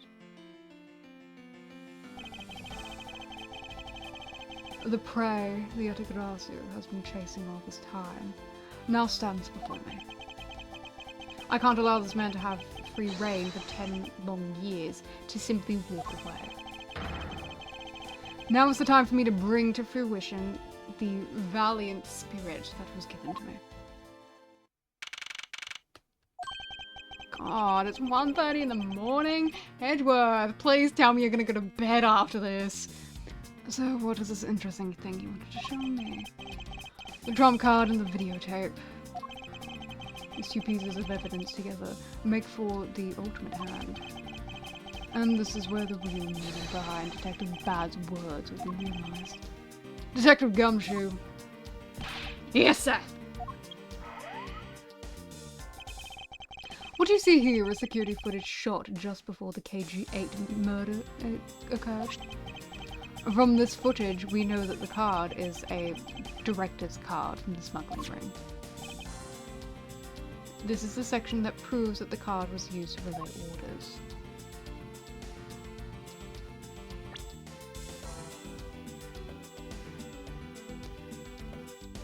We know that the card is a director's card used in the smuggling ring.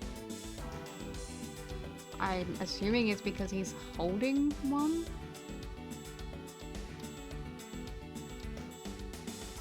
Take that! As you can see, Mr. Cochin is holding the card in his right hand. I see. The killer is indeed holding a card with the exact same design on it. But that card and the one you have, just because they look the same doesn't mean they aren't. They are, does it now? Oh, but this is a very easy way to prove that they are in fact one and the same. All we have to do is simply take a look at this.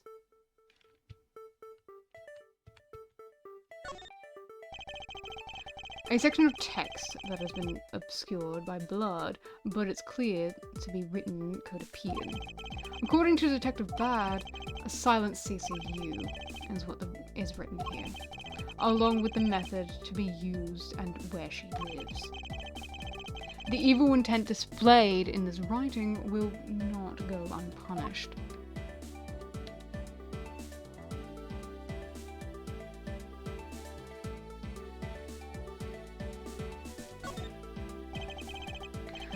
This dark red blood, yes, this is your proof. Proof that the orders of this card were played out in this terrible tragedy.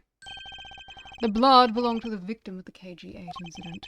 With a bit of DNA testing, we can very easily verify that as fact. If you have no objections, then I'd like you to take a look at this next piece of footage. This car that passed by the front of the victim's apartment building. It's an official Codepian government car.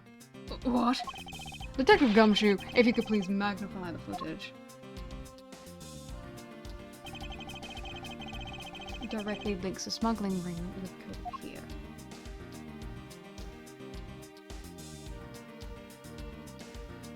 The fact that he has it in his pocket? This, because I don't actually know what that is.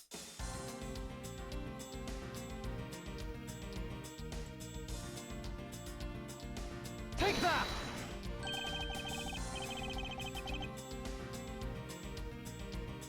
The shape of this pocket and the director's card in it. It tells us that without a doubt, the person in this car is Mr. Cochin. The license plate on the car was also captured by the security camera, and with it we can easily find out who was sitting in this car on that day 10 years ago. Which is why I can say with confidence that you were riding in this car on that day.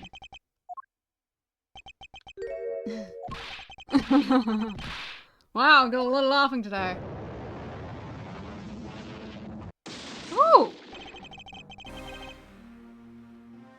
There's that thing. There's that thing. There's that thing.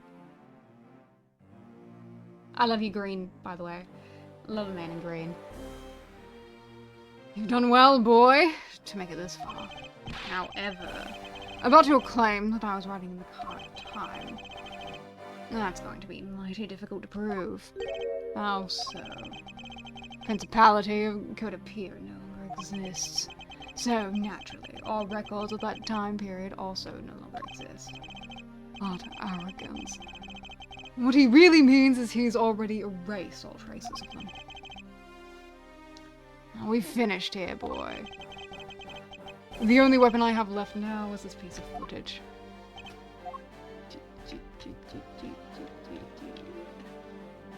Take that! What the? Ambassador Albert! Yes, what is it? You were once an army man in service of Codepia, and it was you who made the many missions you participated in successes, correct? Why the sudden backhanded praises, boy? Although, to be sure, the brilliant medals on my breast were awarded to me during the era of Codepia. But now I am the only one who owns this particular medal. In that case, the only person it could be who is sitting in this car is you. How did you figure that out? By the medal captured in this footage. It is clearly the exact same medal as the one in your chest. What? That is amazing. I like that. This is how it will be, but it won't look. I won't look back. But this is the path that I have chosen.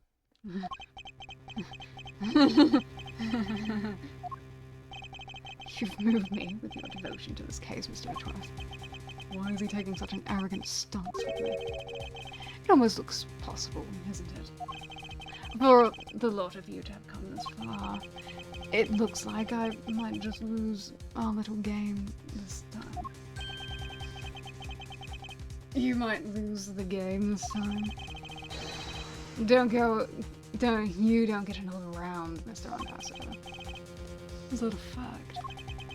Very well. I've decided to confess and admit to my guilt. You're going to confess? And I will accept whatever punishments that may come as a result. What the... Regarding the Mask 2 murder, I admit it.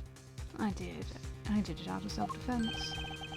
You're claiming it was justified self-defense. The Mask 2 attacked me, and I felt that my life was in danger. If I hadn't done that, or done what I did, I might be the one you found dead instead of him.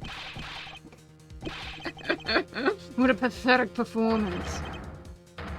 I'm not giving you one. Wow, you two really had a laugh at inappropriate times. If you wish to claim it was justified self-defense, then you will need some evidence. It's always the evidence with you, isn't it? But if that's what you require, I'll provide it. Oh, thank you, Ajax. Thank you. I appreciate your ghostly presence to guide me. Thank you for dropping by anyway. Have fun with your friends. That man left a mark on me when he attacked. What? I don't particularly want to show it off, but this is proof that it was in self-defense. I'm an old man, and sometimes I don't pay attention to what I should. But Damask 2 didn't have a single weapon on his body. Hold on. There's nothing to get worked up over, because I hid the weapon. You hid it? I'm sorry, but as you know, a murder is a murder, even if it's in self-defense. But I couldn't let it become public, seeing as I am an ambassador. Oh, jeez. This was the weapon, you see. My special bonsai trimming shears. I'm sorry, but it's obvious that you're lying. Did you fucking stab yourself to make evidence? This guy's fucking insane. It's covered in blood. He was trembling quite badly during our struggle. But that's when he grabbed the shears that were sitting on in my office and attacked. So you see, it was an attack in self-defense. Is he right, Mr. Edgeworth? Since he has both a wound and the weapon that caused it, it's enough to declare it so. No way. Oh, which reminds me. I guess there is still one more accusation I need to resolve. Smuggling and counterfeiting. Unfortunately, all of that is my secretary's doing. I had no knowledge it was going on. Stop spewing nonsense! You're trying to throw my investigation under the bus with your desperation. If you want to get real honest, everything in this case can be connected to you. The murder of Damask 2 was done in self-defense. In my trials, no man escapes this crime alive. Perhaps so, if you were my opponent in court. However, there is one very important fact that I think you may have forgotten. And what is that?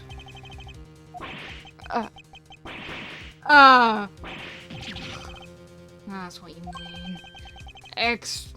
Extraterritoriality. That's right. This embassy sits on what is effectively Alabastian soil. So, any trial that is to be held will be held in Alabast. Therefore, the crime I just admitted to will never be tried in your courts. Agent Lang, what is Interpol's stance on this? Agents investigate, that's our job. Judgment of people who have confessed is to their crimes, that's the court's job. Ugh. And I've already confessed to my crimes, Agent Lang. Furthermore, by the very nature of my position, I have full extraterritorial rights.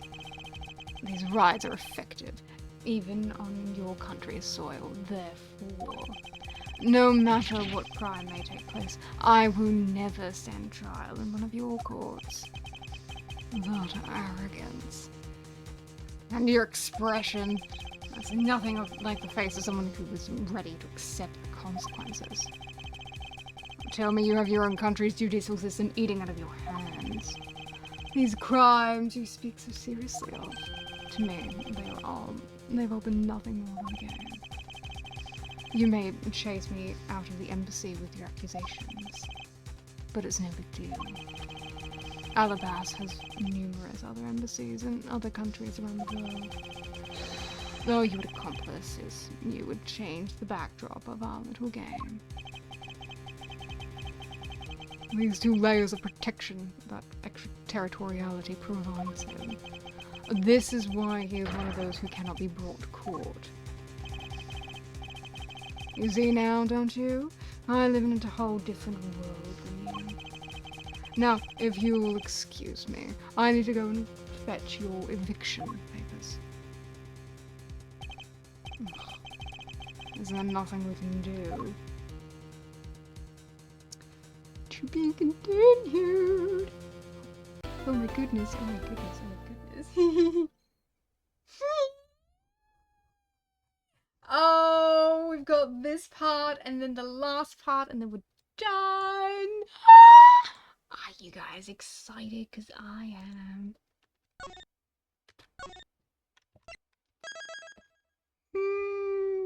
He who is above the law. I'm so excited.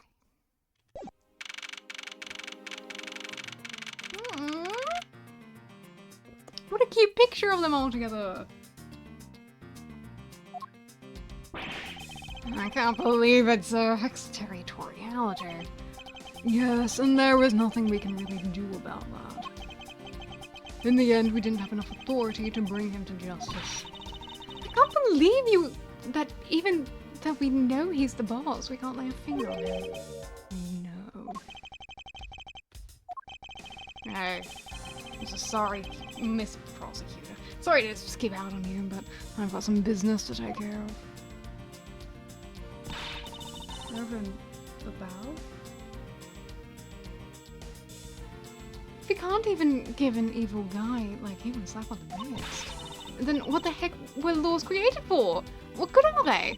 If the law can't help us, then I'll go as the Yatagarasu and take care of this myself. Don't you dare.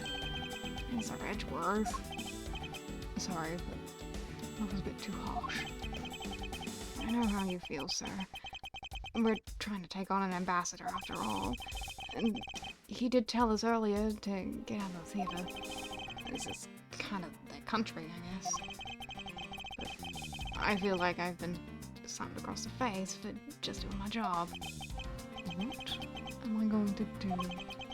Should I retreat for now and formulate a better plan of attack? Come on, everyone! Oh, we can't give up yet. Okay. I want you to think about something for a sec. We've never let up for even a second, and as long as we don't stop investigating, we might find the rotten treasure hidden here. She's right! Come on, Mr. Edgeworth! You're right, Kay. Very well, let us reopen the investigation and see what we can find. Come on, Kay. Right behind you. Okay. Oh, let's go check out the pal a bit more, sir. And I have something that I need to investigate further in Alabast. Bold of you to go over there. Now then, before I gather any more information, I should do a bit of housekeeping.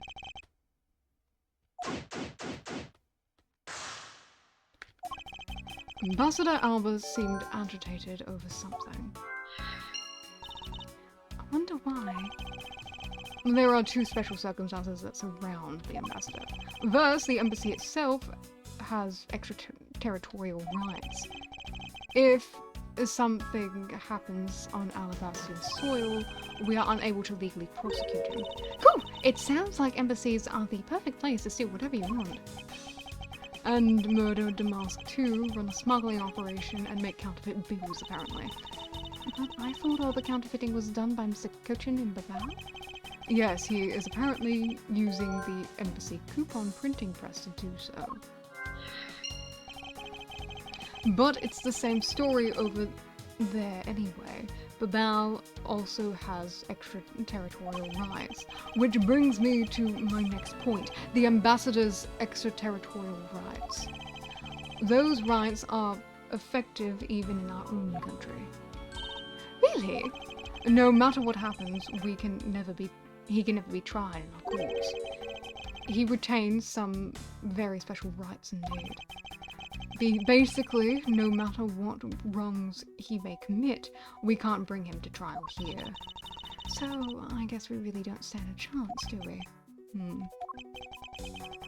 We might stand a chance if we can somehow nullify either one of his special rights.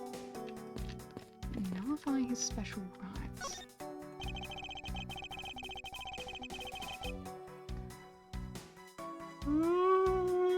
This was taken just before the two ambassadors gave their bouquets to Steel Samurai. Wait, is it just my imagination? Or is there something in this picture that I've seen before?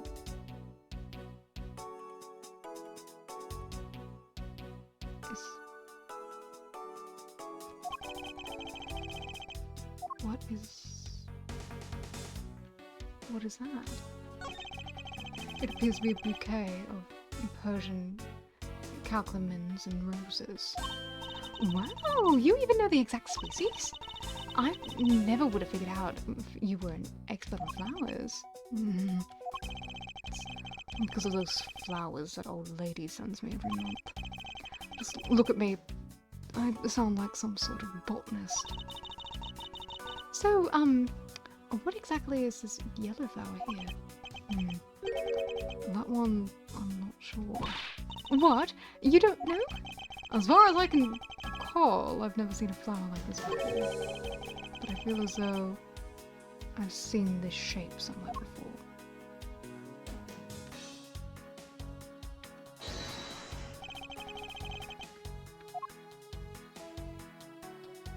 It's the knife. Eureka! Babao's national symbol is the butterfly, and Alabas is the flower.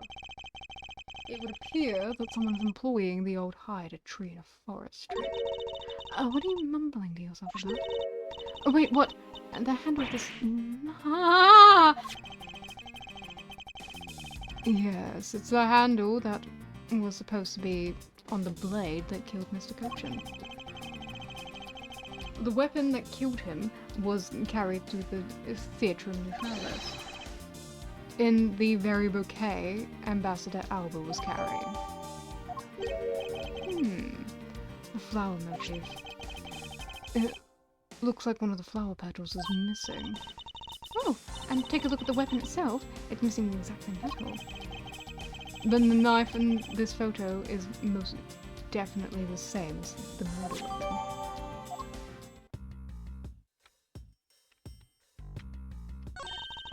This pilot, you know, has a really great smile, don't you think?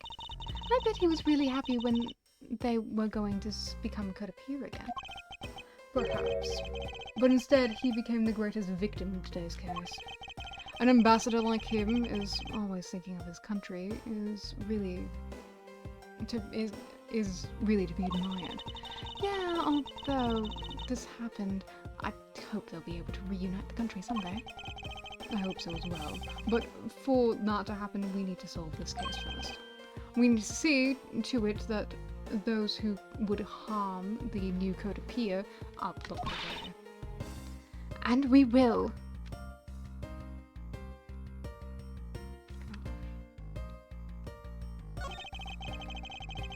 There's that troublemaker standing there smack in the center, making 2 peace signs. Wow, the Steel Samurai stands out even more than the 2 ambassadors in this picture. Oh hey, the person playing the Steel Samurai is one of your friends, right? No, I have no idea who he is. Oh wait, but you said he! You know which gender he was, so you must know him, right? I beg that you please refrain from talking about that person with me ever again. Ruin my dreams. It's okay, Miles. I believe you will get your autograph one day. It seems that lilies are at the center of this bouquet with an accent of chamomile. Wow! I can totally smell the wonderful fragrance. Okay, this is a picture. Ugh, look, I know that. But it's nice to imagine things once in a while, you know? Where's your sense of empathy? If you can smell the fragrance of flowers from a photo, that's more than like a hallucination. You don't have to be mean about it! Let's just drop this before it's in full bloom. Very cute of you,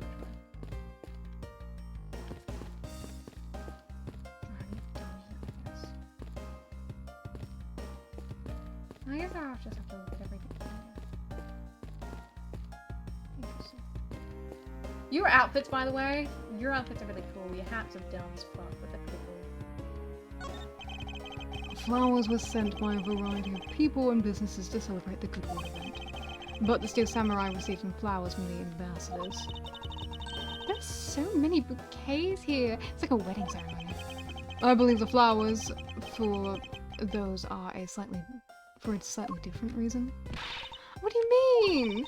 This event was supposed to be like a wedding between Alabas and Babal, right?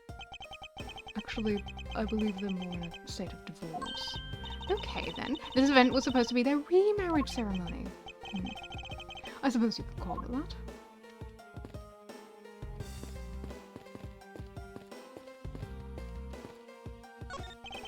These flowers were sent by Global Studios.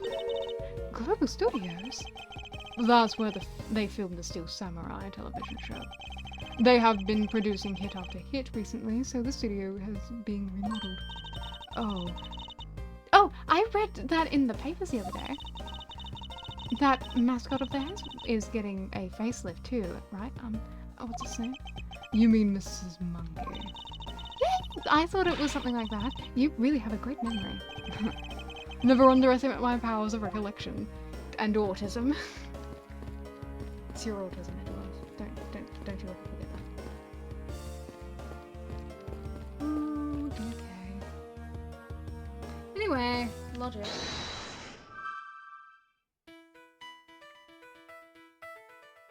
I sense this is something he doesn't want us to investigate. Using the Babalese Embassy printing press, the Babalese and Babalese ink to make counterfeit bills, Babalese Embassy is undergoing renovations from top to bottom.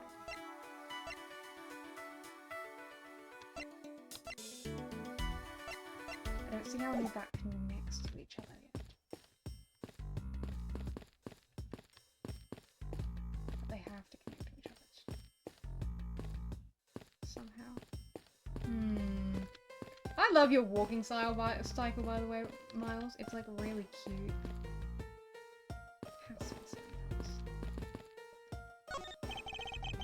The backdrop that they use for the Steel Samurai stage show today. I love the climax of that show. Steel Samurai Sushi Slash! That was the first time I'd seen that special move. But, well, the German Ninja stage show's climax was much better, of course. Oh, is that a fact? That scene where he sang for the Princess Misula and gave her those hair sticks? I could totally feel the love from it in my heart. Perhaps the German Ninja is just more popular with female audiences.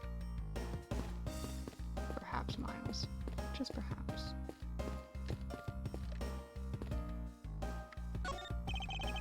You can see the Babalese Embassy, which is undergoing major renovations. From room expansions to garden upkeep, it looks like a lot of construction is going on. Mr. Ballerino said that all of this work is really hard on him. He said that since Mr. Cochin passed away, that maybe I could work part-time for him? She got really charming with that ambassador. What can I say? I have a good nose for money. Yawn. Hello, and welcome to the Embassy of Babao. I'm sorry, but I don't really need entry to your country at this time. Right now, for a limited time, here at the Babalese Embassy, we're offering a very special experience, the terrifying fire ashes tour. So, how about it? Shall I sign you up? Oh, but fine, thanks. We have an investigation to run. That's fucking hilarious. Anyway, what do you think? How does any of this fit?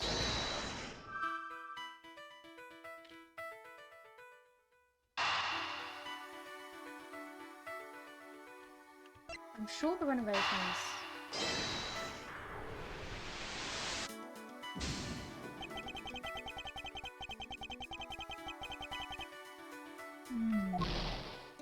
Neither can I. I can't see a clear connection between anything at the moment, but I can't leave this room. Sure, there has to be something else, isn't there?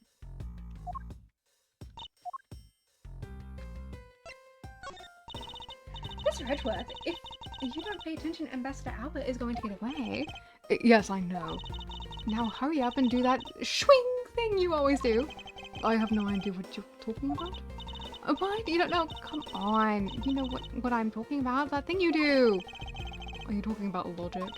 Yes, that's it. So hurry up and let's swing already. Alright. To be honest, it's been a bit hard to connect everything up until now by just looking.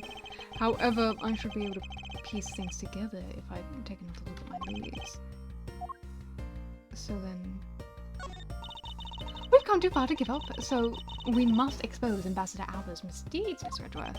Yes, of course. And we've got to find a way to steal the truth and get it out of there for my father's sake. Yes, and we will. The reason for Ambassador Albert's nervousness must still be here somehow. Furthermore, we need to pin down exactly what happened in here. I'll start by thoroughly examining the room for any information I can find. What other things can I examine?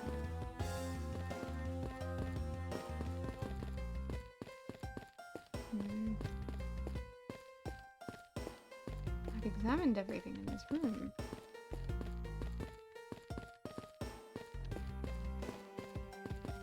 So I guess the only thing would be...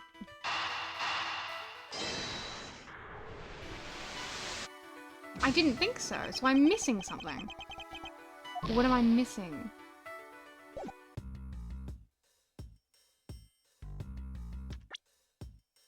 What am I missing? Because then how would they fit together? Because I'm running out of fucking room to fuck around. They would usually give me logic back at this point. Okay, I don't know, man. We're really in it now. On the orders of Ambassador Albert, no one is allowed into Alabast. But I thought the lady with a whip passed her here not too long ago. She is from Interpol and had the proper paperwork. So while I was reluctant, I had to let her in. Sounds like Francisca. Oh. Besides, if I didn't whip of hers. Yep, definitely Francisca. Okay. But I've already looked at everything, which means that I'm missing something.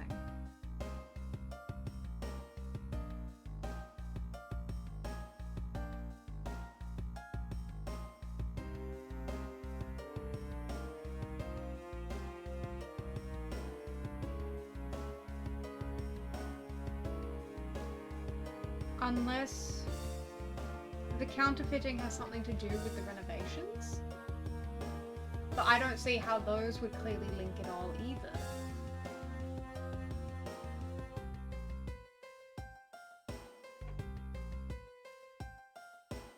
there's nothing else in the room for me to investigate, then that has to be the answer. But I don't see how. Usually the logic, usually your logic makes a lot of sense to me.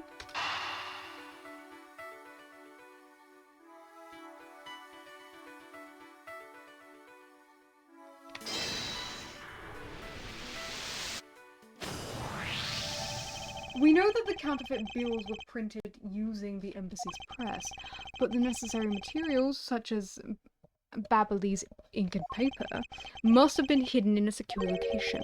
But what do you think would have happened if the renovation had begun? Well, he probably had to find a better hiding place or get rid of it all. Right, so we can assume that the renovation was the cause of the plate and bills disposal. And the reason Mr. Cochin was killed was as the ringleader of the smuggling operation.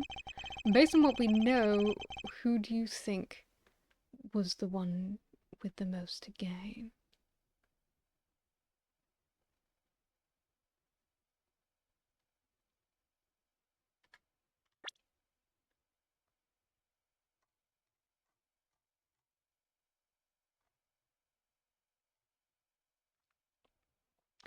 We know that the counterfeit bills were printed using the embassy's press, but the necessary materials, such as Babbly's ink and paper, must have been hidden in a secure location.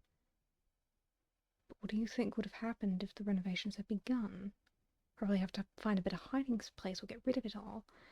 So we can assume that the renovation was the cause of the plate and bills disposal. And the reason Mr. Cochin was killed as the ringleader of the smuggling operation.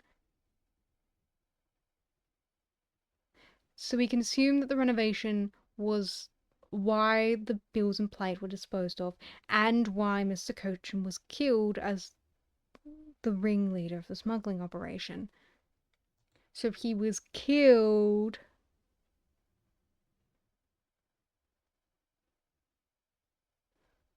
So the person. Hi, Mizu. So based on what we know, the person with the most to gain from that would be the actual ringleader. Hi, Mizu. It's been a really long time since you dropped by. Hi. It's the only person who has been erasing all the evidence of the smuggling operation. From both embassies, the co-conspirator who is mopping up Ambassador Alba. Ambassador Alba had a very strong motive to kill Manny Cochin.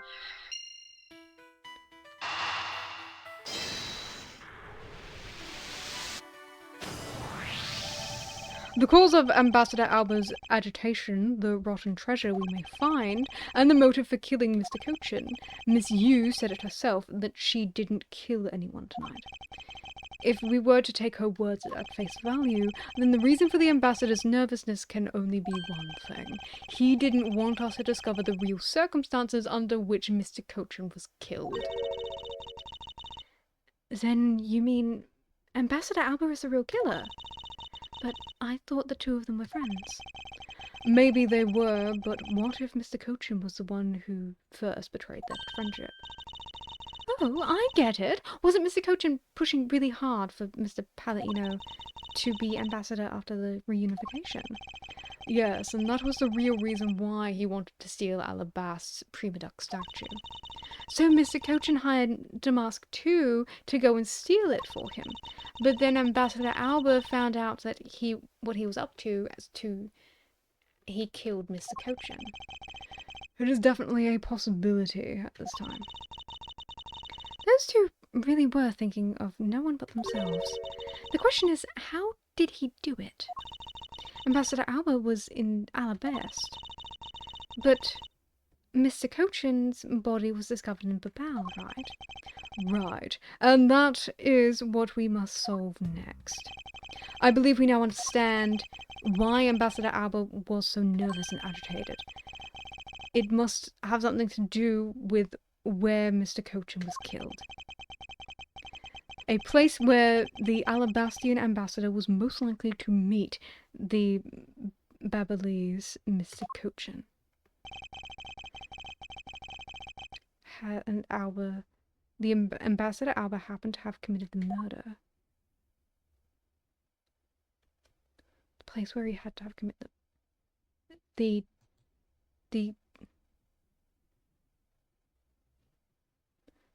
neutral zone? Because that would make sense. Because they could both be there and it wouldn't be strange. And he had the bouquet at the time. Based on the bouquet, he had the knife at the time when he was there. Take that! The only place that makes sense is here at the Theatrum Neutralis. What? Here? The Goodwill event was being held here today, correct? So the only place that the both of them would have been is in here. But if that's the case, then everything changes. This theatre isn't actually Alabastian land, so that wipes out one of those extraterritorial rights he has. It makes logical sense, in which case it is a reason for us to investigate further. So, what should we check out? Let's see. I believe we should check the immigration records for both Alabas and Babel post-haste. Babel's records should be easy to obtain, however the problem will be Alabas. I wonder if they would allow us to see their records despite the order to remove them.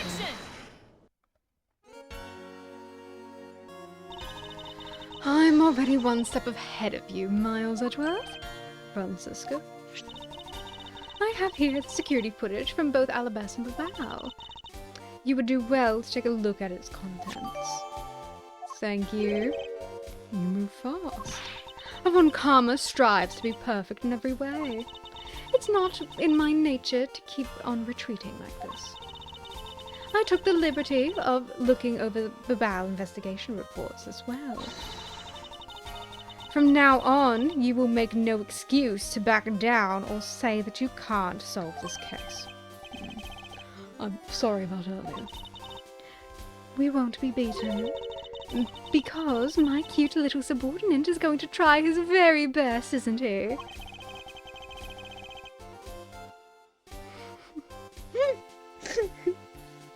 Hasn't she patronized me enough already for a lifetime? So this video footage from Alabas immigration screening area. I really hope there's something in here that we can use.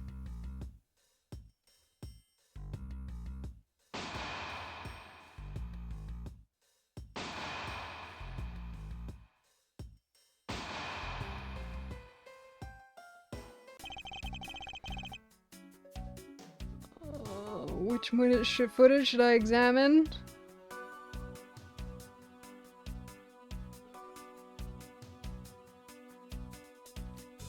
Good question. Good question, Edgeworth. Well, I thought we were going to be circling back to the Steel Samurai shit, so it makes sense for us to examine that, doesn't it?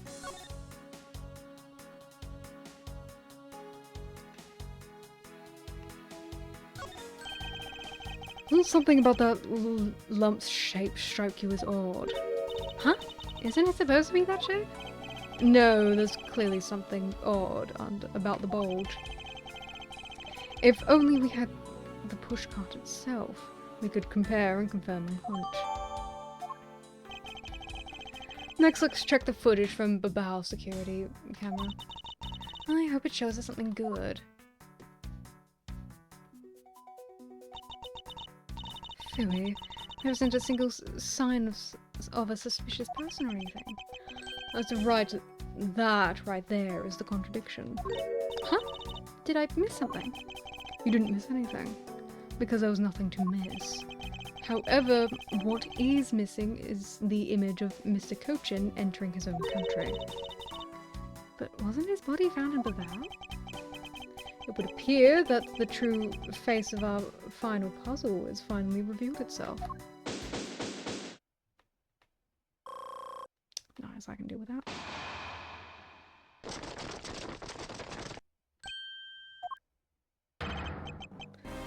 Ambassador Alba. I thought I asked you and your group to vacate the premises, Mr. Edgeworth. Actually, I thought I should let you know that the theatre sits on my country's soil. You've had your fun, and I've enjoyed our little game. I dare say that you've even achieved a new high score. However, once you've recorded a score, the same game can never be played again.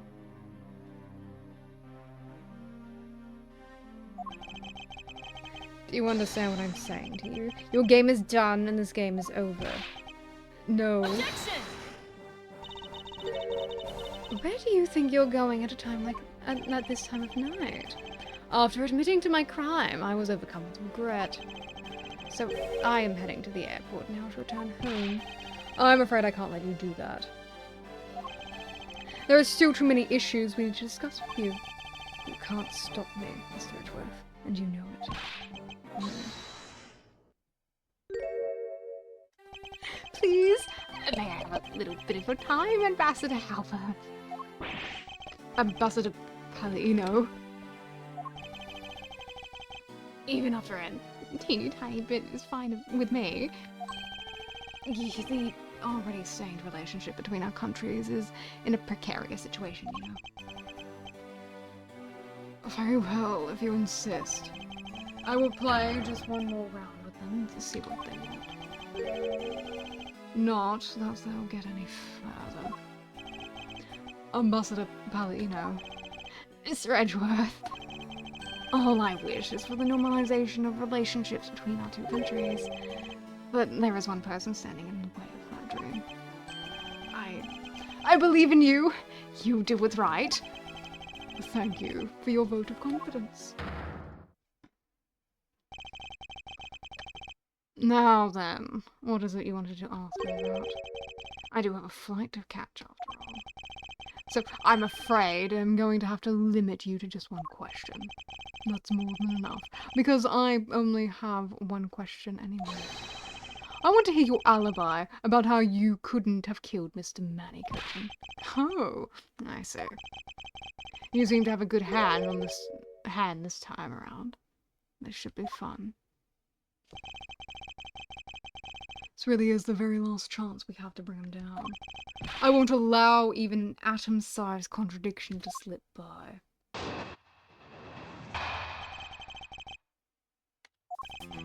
Frankly, I still don't understand why I'm being placed under suspicion here.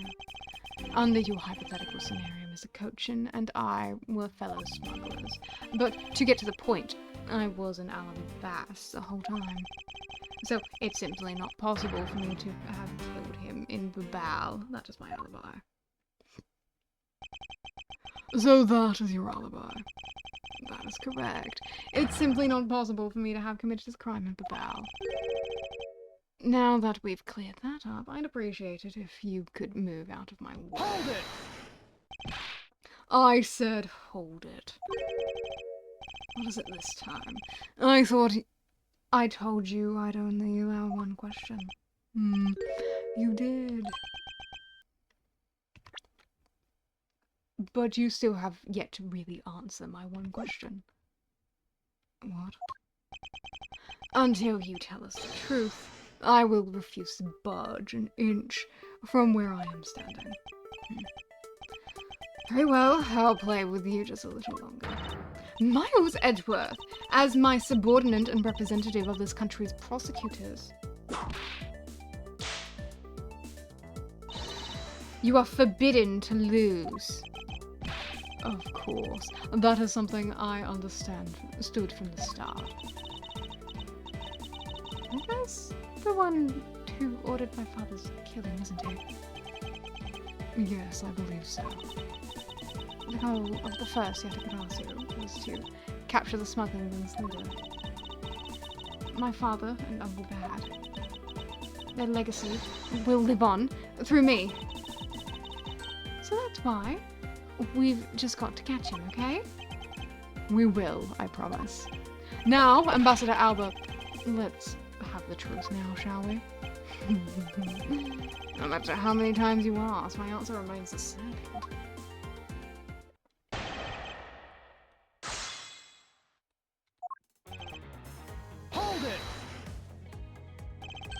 Being the leader of a smuggling ring while taking on the duties of ambassadorship, don't you think that the combination is more than enough reason for suspicion?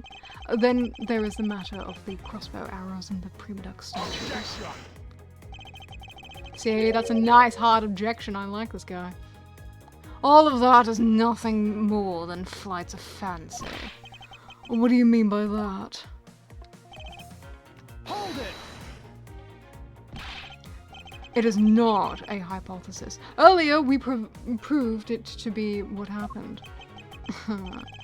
Well, let's leave that to one side for now.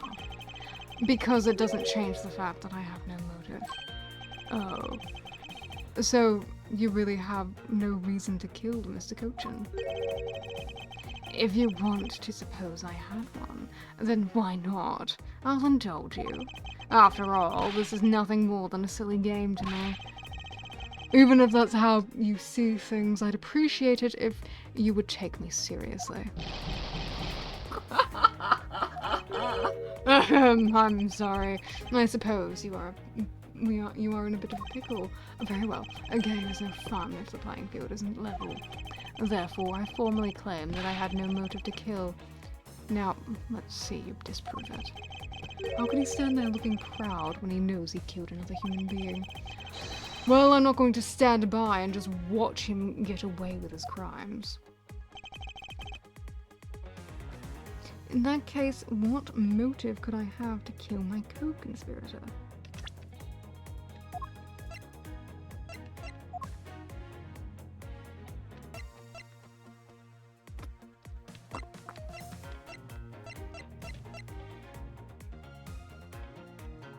Provide a weapon!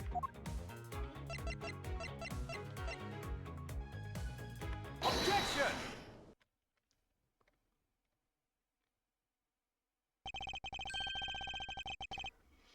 If you want to know, I believe you did have a motive to kill.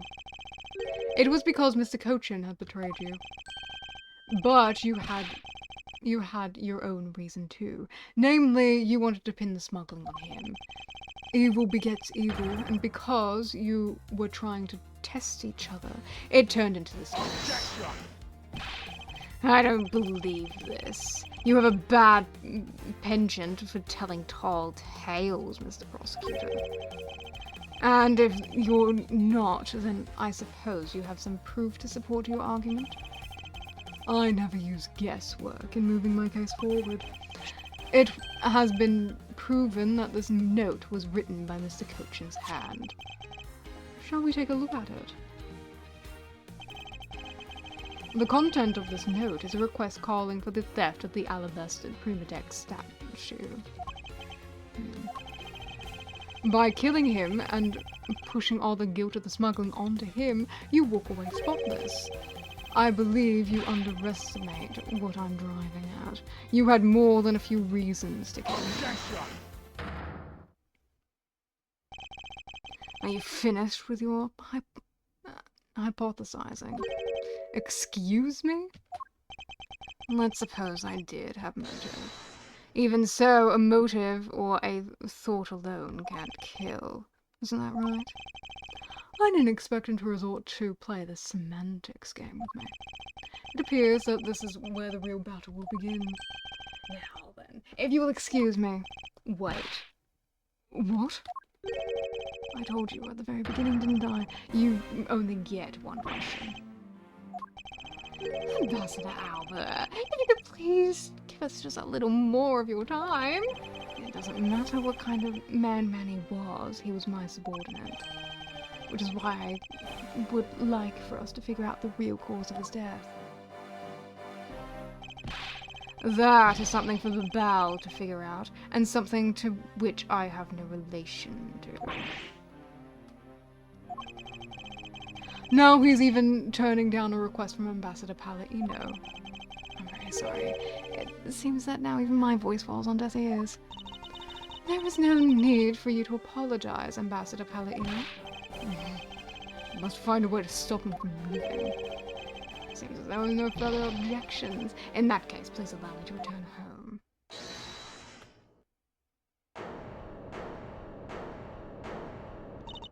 Hold it! Right there, Ambassador Alba. Okay?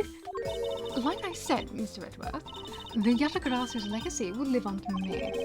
Yes, but how do you suggest we stop him from leaving? You just leave that to me. Ambassador Alba, do you recognize this? No. And why should I recognize that tattered old organizer? Wait. Where have I seen that before? This is the clue my father, Brian Faraday, left for us. Did you say Brian Faraday? Mr. Faraday's organizer? Tell me this is one of the from the second KG8 incident? The one in which he wrote about the Yatakarasu's key? Yes. This organizer belonged to the prosecutor you had Miss Yu kill 7 years ago. I have no idea what you're talking about. You say that I was related. That like it was related to me. Inside this organizer, he wrote up every detail of every evil thing you did. An amusing little girl you are, but what sort of trickery won't work on me? If you won't believe me, then take a look at this. And what is that toy there?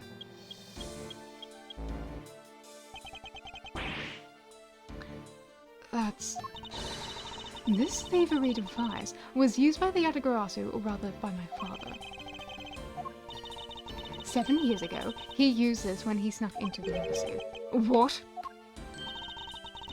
These two pieces of evidence that hold information the Yatagarasu dug up on you. If you go home now, I won't hesitate to send it all to the Alabest right behind you. Girl, get to the point. I want you to go up against Mr. Edgeworth one more time. If you win, then I'll hand over 2 pieces of evidence. Cross you. Ever the thorn in my side. Okay, does the organizer really contain any information on his dirty dealings? Nothing case-breaking, really. Oh, then it's just a bluff. Even if it was, I still can't let all the info my father and Uncle Bad found go to waste. Plus, just the existence of Little Thief is troublesome enough for him. Those 2 pieces, aren't they keepsakes of your father? It's okay. I believe in Mr. Edgeworth. He'll come up on top in the end. Okay. When the going gets tough, someone's got to be there to put the wind back in your sails. After all this time, you're still quite the feisty one. I applaud your powerful nature. I refuse to lose this too. Ambassador Alba, you won't be returning home until you give us further testimony. How dare you all, barring a person like me. Ambassador Alba, your testimony, if you please. All right, but this is the absolute last. Then even if you use all the power of Ambassador Palladino's office, you won't stop me. Can't let this opportunity chaos created for me go to waste. The last time I went with Mr. Cochin was here in Theatrum Neutralis. After that, I was in Alabast the rest of the time, as I stated earlier. In any case, I don't see how Mr. Cochin didn't see Mr. Cochin after that. So you see, there was no time span in which I could have killed him. Wouldn't you agree? Now, since you people are practically begging, I'll allow you to question me. What an arrogant old man. Yes, but no matter. We can't allow this chance to escape us. I'll warn you, though. You've reached the end of my patience. Waste my time with any inane questions, and you will be punished. So any needless pressing or presenting will hurt our case. In that case, the only thing you can do is present the correct evidence, understood? Of course. I don't intend to let him intimidate me. I know Mr. Cochin was killed before he returned to the bow. In which case, there is only one statement in which I need to present the evidence. Question is, which pace? So you see, there was no time span in which I could have killed him, don't you agree? I don't.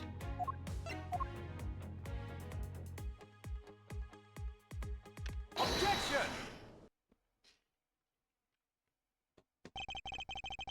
I'd like you to take a look at this picture. It's a rather nice picture, isn't it? It was to commemorate the restoration of relations between our nations. Oh, it's commemorative, all right. One that captures the proof I need to show that it was you who committed the murder. Come again. This was the knife that killed Mr. Cochin. I see you recognize it.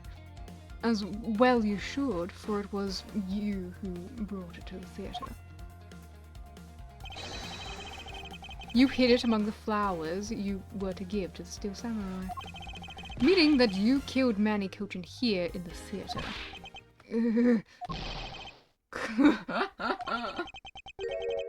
It's time for me to catch my fly. Objection! We're not through yet. It's game over for you, Mr. Edgeworth. But I thank you for the entertainment. No matter how passionately you orate the end result, I will still be the same. I won't be returning to this country again. That's right. This man is an ambassador, and he has extraterritorial rights. No matter how hard we chase after him, we won't be able to have him tried in court. Yes, that's exactly the face you should be making. The face of a worthless cur.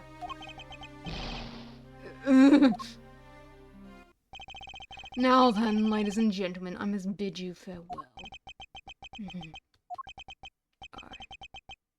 Courts. Is there no one who can lay a finger on this man? Is this really the end? Hi, Lang! Look at you! That... Well, Lang, you got some great lighting on you. Agent Lang. Sorry to keep you waiting, Mr. Prosecutor. You did it again! You left out the other door and you've emerged out of this one. How do you keep doing it, Lang? He can teleport. Get out of my way. My plane is scheduled to take off soon. Sorry, but you're not going anywhere, Mr. Alba. I'm through playing games with you people. You can't touch me. If you do, it would spark an international incident, Agent Lang. Sorry, but no, it wouldn't. What? Hey, Mr. Prosecutor. Good job holding the fort down until I got back. So, Mr. Alba, your diplomatic immunity has just been revoked. What do you mean revoked? Spare me this nonsense and let me through. Langzy says, before aiming for the throat, chew the neck shield off first. Interpol headquarters in the Imperial household of the Kingdom of Alabast. Took a while to get things rolling, but they finally moved on it. Imperial household? You... What have you done? You have been relieved of your duties as ambassador, Mr. Alba.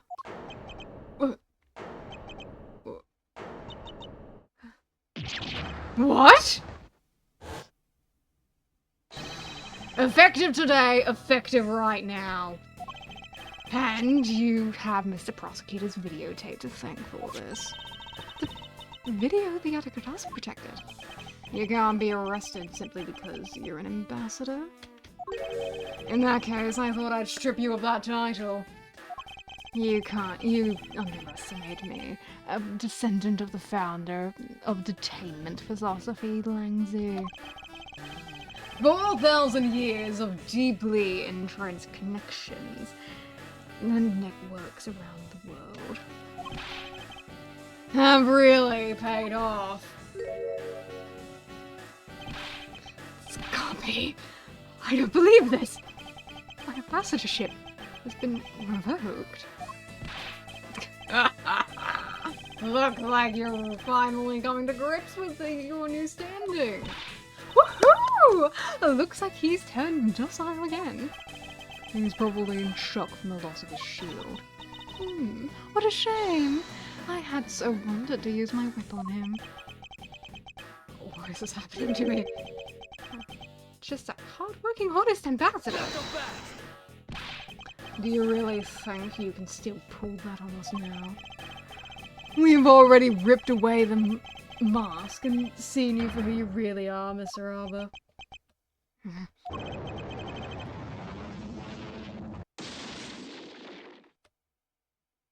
Objection! No, I won't be stopped now. Still intends to fight us. So what if I am no longer an ambassador? You still don't have any evidence on me. The fact remains that you cannot arrest me.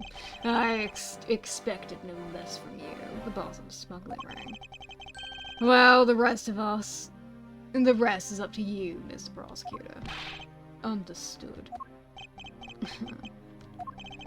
You say that I killed Mr. Cochin in the theater? And even if that's true, there was a knife in the bouquet. I left the bouquet in the theater. If anyone could have taken it from the theater and used it, right? Besides, the claim that he was killed here in itself is a bit odd. After all, wasn't the body discovered in Babao? Are you claiming that I carried his body all the way over there? Preposterous. Objection! I'll be the one to prove whether it's preposterous or not. Ex-Ambassador Alba, are you ready? Because this is no game. This is war.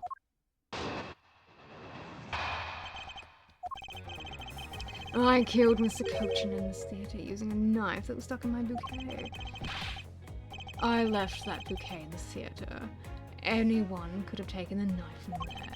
Besides, Mr. Cochin's body was discovered in Babao, right? There's no way for me to have transported his body from the theatre to Babao. Look, don't you think you've had enough fun with me? You've already stolen my ambassadorship from me. Would you have me surrender to you?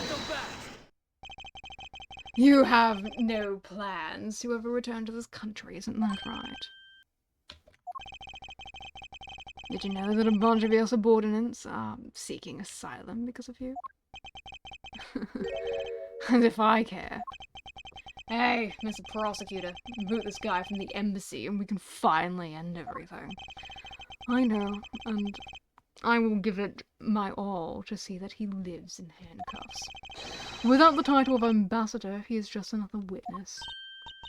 Yes, just another witness. Alright. What are you waiting for? Let's get this guy. And get him good. I wonder if they understand that all I can do is present evidence to the testimony.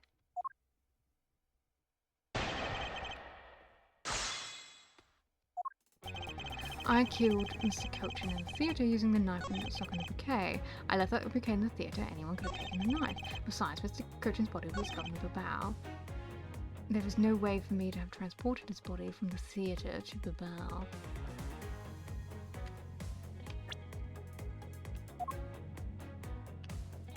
Objection!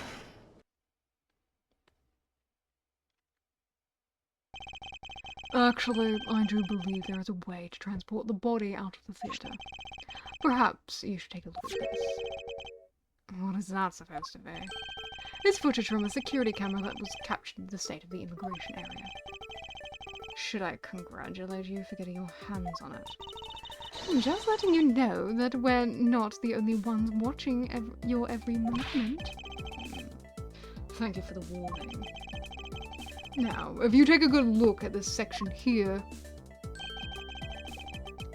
this lump inside the pushcart, do you know what's causing it? Should I? Because I don't. In that case, allow me to enlighten you. This pushcart is the unnatural... This is the cause of the unnatural lump inside the pushcart. Are we going straight to saying it's the fucking body?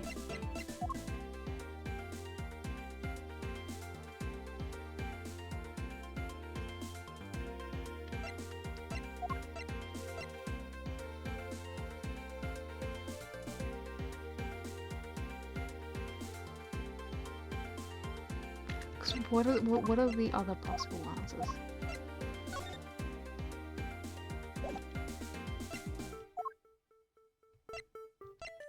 Other possible answers...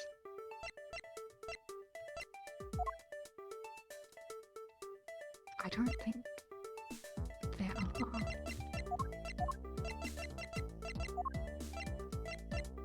We still have these?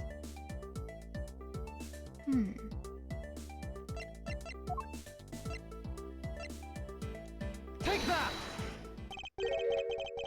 What is the meaning of showing me that? Which is to say, the unnatural bulge in the pushcart is Mr. Cochin's body. You had the Steel Samurai wheel his body away from the real crime scene. What a guess! But I wonder if you have any evidence to support it. I admit that for now it is only a hypothesis, however. If you can't prove it, then I'm afraid I must be on my way. I don't have any more time to play with you people. Sorry I took so long, Mr. Edwards! Gummy? Detective Gumshoe. Is that the Steel Samurai's pushcart? Yes, sir. I found it in the open-air stage area. So that's where you went. The detective spirit that Pops left me with. I thought I'd follow my gut and go with it, sir. So, Mr. Edgeworth, is this worth anything to your case? Yes. I just might play a major role in saving this case, detective. But something isn't right. I thought that the entire samurai family was an Alabast. Where exactly in the open-air stage area did you find this pushcart? I found it just lying on the edge of the stage, sir. Oh. Well, let's leave that for now and examine the inside, detective. Yes, sir! Wonderful. It's blood! This must be Mr. Cochin's blood. Which only goes to prove that Mr. Cochin's body was indeed transported by the pushcart. I believe you understand what this means, correct? You killed Mr. Cochin at the theatre, and then placed his body inside the pushcart. And then you forced the Steel Samurai to unwittingly move the body for you. Objection! I forced him to move the body into Alabast. But nonsense. Why would I bother to do such a thing? Objection! You were scheduled to make a speech in Alabast, meaning it was difficult for you to make a stop and bow. However, what if you moved the body to Alabast? Because if it was your embassy, you could keep an eye on it and tamper with the evidence. And then you smuggled it out of Alabast. No! If I can show how you move the body from Alabast to Bilbao, then I win. But you can't. The security between the two countries is incredibly tight. I'll be the one to judge whether I can or cannot prove it. And so I ask you to provide us with testimony regarding your movements after your return to Belfast. Miles Edgeworth, have you figured it out? Do you know how the body was moved? To be honest, I have nothing to support my hypothesis at this time. However, I don't believe I've made a mistake in my logic up until this point. Which means there's no question that can't be answered, right? prima duck statue was smuggled successfully through the brief flight through the air. So, why shouldn't there be an answer as to how the body was moved? Which means that there must be a logic flaw somewhere I can exploit.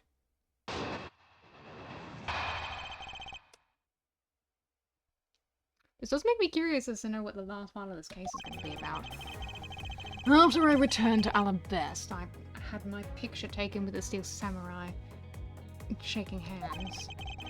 Then, just as I was about to start my speech, the Yatagarasu appeared. I feared for the national treasures, so I raced back to my office. Is that all? Yes, that's all. Objection! It looks like you left out a few things, such as the murder of Damask too. Furthermore, you left out the part about meeting with me in your office. Those trifling matters. I don't believe I need to speak of those things again. I do so hate to waste time. What? You... Is not every life precious? Do you really need me to answer that for you? People like you cannot be allowed to wander freely through society. Then you better try hard, because I doubt you'll find a single contradiction. He's really full of himself, isn't he? Yes, he is. How can he be so confident at a time like this? Come, don't be shy. Go ahead and ask me whatever you'd like.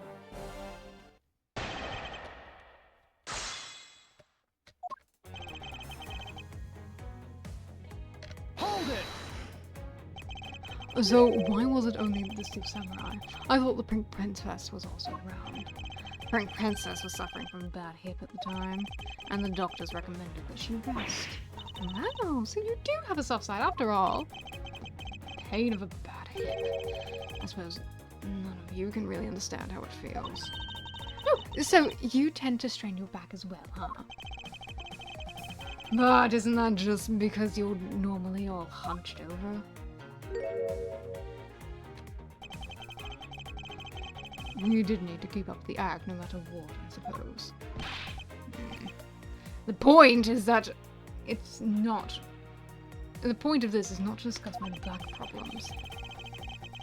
About 15 minutes after my handshake, I was in my office preparing for the speech. Hold it!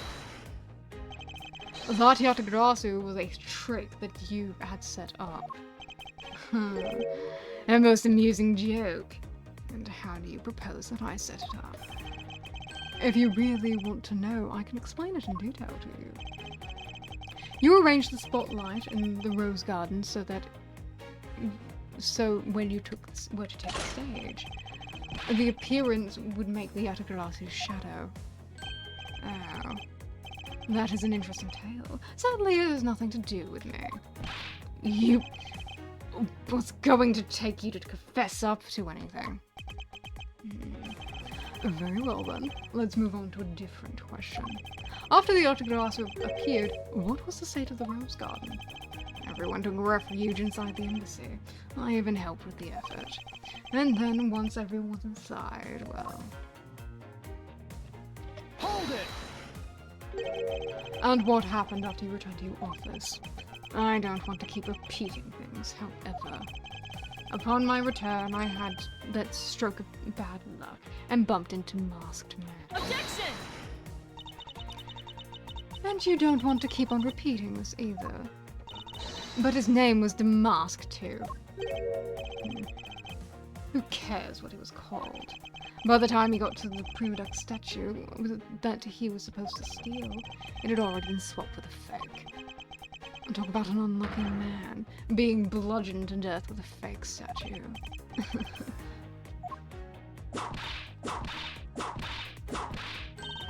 Miss Wakama is really letting her whip fly now. I think the scary part is her silence while she's doing it. She must be at the limit of her patience as well. But physical attacks are meaningless here. Only evidence will suffice. I I can't find a single flaw in his argument. That's right, I won't be able to prove that he is actually guilty of anything. Are we finished here? Miles Edgeworth? Can you not come up with the body, with how the body was moved to Babao? Sir? Mr. Edgeworth? Even after proving so much, is he going to get away with it? This is the end.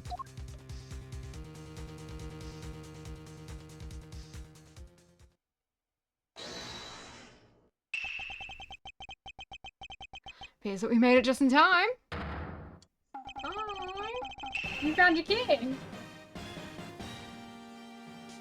It would be a great honor if you would allow us to be your allies in battle. Evil magistrate, it is time for you to pay. It's still samurai. No, you were mistaken, for I am still samurai daddy, married man of Neo Tokyo. And this is Pink Princess Mommy.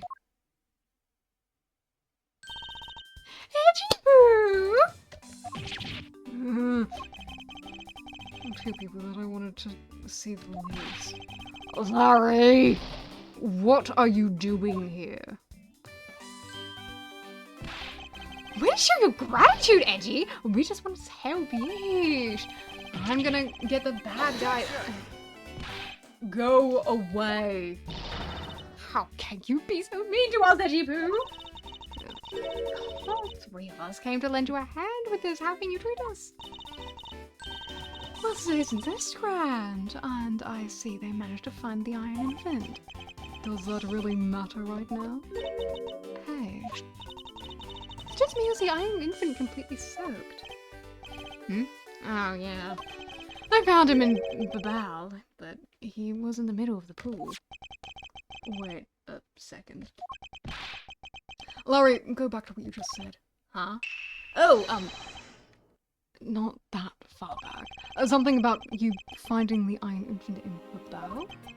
And you found it in a pool. I don't recall there being one in Babao. Oh, that! Well, I was in Alabasta the whole time, so I have no idea how the Iron Infant landed in Babao. I thought I lost him in the Rose Garden, but I guess maybe the cute kid can swim, huh? Oh, wait, what? Larry, you lost the Iron Infant in the Rose Garden. Are you sure about that? Yeah, I'm sure, but I thought... Hold it! That's enough, Larry. The Iron Infant that Larry lost managed to move between the two countries. Furthermore, the Iron Infant was found soaked in the middle of a pool. This is what I've been looking for. Another smuggling route between the countries. The key to the route the Iron Infant took to travel from Alabasta to Babao is the bilateral symmetry. Oh, that's right. This embassy is built with bilateral symmetry in mind. Detective Gumshoe. Yes, sir. There is a location I wish for you to examine post-haste. It is where I believe the route used to smuggle Mr. Coach's body is. Does something like that really exist, sir? An embassy built on bilateral symmetry, meaning that there is... This is where we need to examine. Take that! Yes, sir! I'll be right back before you know it. It's too late. It doesn't matter how... Now, what you do is all a waste of time. You will stay here with us and wait.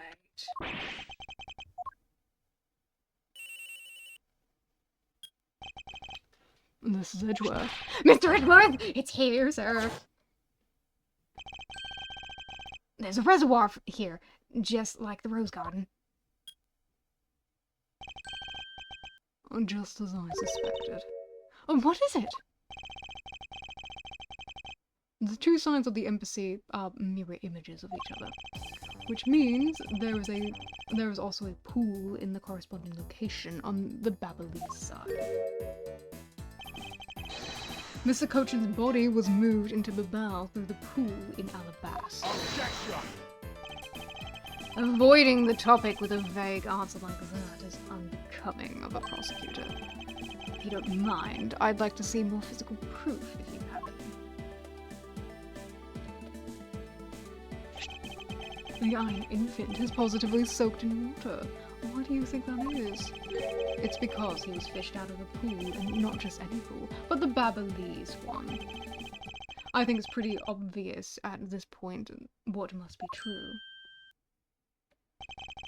The water reservoirs in the two country courtyards are connected. Objection! And where is your proof that the two sides are connected? Objection! The proof is right there before your eyes. The half-drowned iron infant. This blasted doll! Mr. Edgeworth, I'm back. Hey. Don't tell me you guys figured everything out without me. We did, thanks to this hero of justice's baby. Even if he is just a doll, he managed to help foil the Welcome back! Hey, Mr. Prosecutor. Look, I don't want to say this, but it's kind of unlikely that the body just happened to have passed through to the bow. This guy's a doll, and he's small, so I can believe it made it, but he has a point. Yes, that's right. I'm glad someone here understands. Mr. Edgeworth, are you going to next propose that a dead body can swim through a pipe? You see, Mr. Prosecutor, our chase after this man is far from over. Urgent mine. Why is he helping Mr. Albert out now? He's not. He realized the flaw in my argument and is hoping to move the logic along. In which case, I should return the favor and find an answer. And another thing, Mr. Cochin's body was found in his office in the bow. So what happened to his body after it was transported to the opening stage?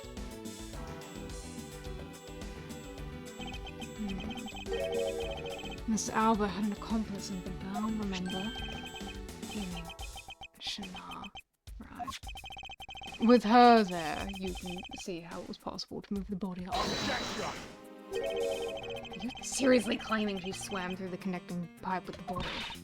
He's right. Miss Chanel would drown if she did that. It's hard to imagine that she swam through the connecting pipe. Looks like your hypothesis about the body was moved is still half-baked. In the end, it's all just befuddled musings of an accusatory man. Now then, I believe you should give up and allow me passage. Because from the start, there was no feasible method of transporting the body. What? Mr. Prosecutor. Cautioner's movements. What was happening in the embassy around the time Miss Shannara was in Babao? Oh, if only there was a way to get rid of the water in the pool. Get rid of the water. Uh-huh. That's it. Now I believe this time we will be done. Objection! Unfortunately for you, it's far from over, Mr. Alba. You are the most persistent man. Are you saying that you've thought of a way to move the body through the water? Move the body through the water? That is completely unrelated to how it was done. Excuse me. The reason I say that is because there wasn't any water there at the time. What do you mean there wasn't any water? That's what it sounds like. Tonight's events made it possible to drain the water, allowing the body to be moved.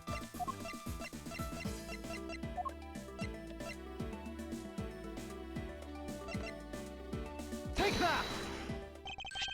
Tonight, the Yatagarasu set fire to a variety of locations in the Babalese embassy. In order to put the fires out, much of the reservoir's water was used. Of course, when the water was used, the reservoir's water level went down. If enough water was drained, the connecting pipe would could be used to traverse the Objection! So what? The water level went down. The reservoirs were connected. Does any of that matter? You can't prove any of this. Pretending to be ignorant won't work with me. We both know what kind of situation we're in right now. Even in a game there comes a critical game-changing moment. A moment in which you hit a wall that you must overcome in order to beat the game. I haven't lost yet. I've found the route you use to smuggle the body, and that route will lead to your defeat. Even if all the water was used by the firefighting effort, still can't really call that a smuggling route. I know that. I should have figured you would notice. Hey, Mr. Alba, how deep are those pools anyway? Well, you know, those pools are extremely deep. There are no ladders or footholds along the walls either. It would be difficult for Shana to hold the body and climb up out of the pool. Ladders or footholds along the walls. There was no need for such things. What do you mean? If one were to use a certain something, they could go up and down in the pool at will. Oh. Looks like you've got an answer already. Well, what are you waiting for, Mr. Prosecutor? Enlighten us already. The way in which Miss Shana and the body were able to rise up to the ground level. If there was a way to control the water level, that could be the way the body was moved. Well, there is. Take that! Mr. Alba used the fountain spouts in a manner of speaking. Use the fountain spouts? How so? The water level in the pool can be controlled by the opening and closing of the spouts. Miss Shana and the body were lifted upward by their buoyancy in the water. The fire in the Babyliss side and the firefighting effort. These were set in motion all for the sake of smuggling Mr. Cochin's body. Shall I show you where the final destination of my train of logic leads? First, Mr. Alba closed the fountain spouts in advance, in preparation for things to come. Then he took the pushcart that was brought to the Rose Garden and pushed it along with the Iron Infant and Cochin's body into the pool. At that time, Shana was busy conveniently starting the fire and in the bow, and then made for the open air status pool to wait for the firefighting effort to begin. When the firefighters used the water in the pool, the water level went down. And by the time the fire was put out, the pipes between the two pools were exposed.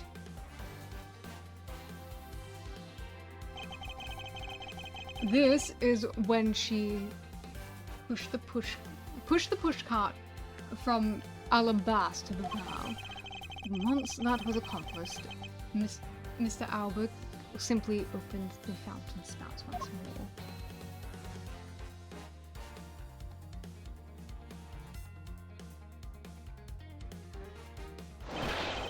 And the water level rose up to its original level along with Miss Shana's body. After that, Miss Shana used the pushcart to carry the body up to the Secretariat's office. There is an elevator in the embassy after all, so you see. Even with her small frame, she could have easily transported Mr. Cochin's body. And that wraps up my thorough explanation of how the body was moved.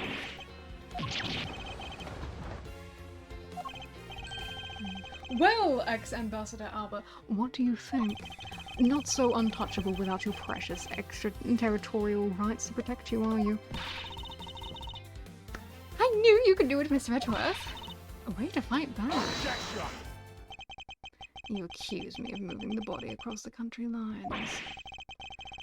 But when you get down to the nitty-gritty, you don't have what it takes to indict me. The nitty-gritty?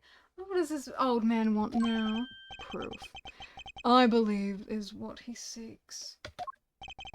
Yes, proof. Without any who is to say whether or not any of that really happened. He wants proof? Oh, what are we going to do, Mr. Edgeworth? There is no need to worry. I had all the proof we need already. The body wasn't the only thing to go through the pool's connecting pipe tonight. Just as Detective Gumshoe found the pushcart in the open-air stage area, so too did I find the other item. And that piece of evidence is what will prove that the pools were the smuggling route. Whatever the fuck this thing was? Take that! And what exactly is that? You have no idea, do you? This little piece that I found on the Babbly's side will be your undoing. As a topic. Do we have to explain how that is going to do me in, as it were? Much to your chagrin, perhaps, but this is not a topic. What? This is something I found at the open-air stage, which was transported with the body. I naturally assumed you would recognize it, since you took a photo with it after all. But since you don't allow me to show you what this fragment from the stage area belongs to.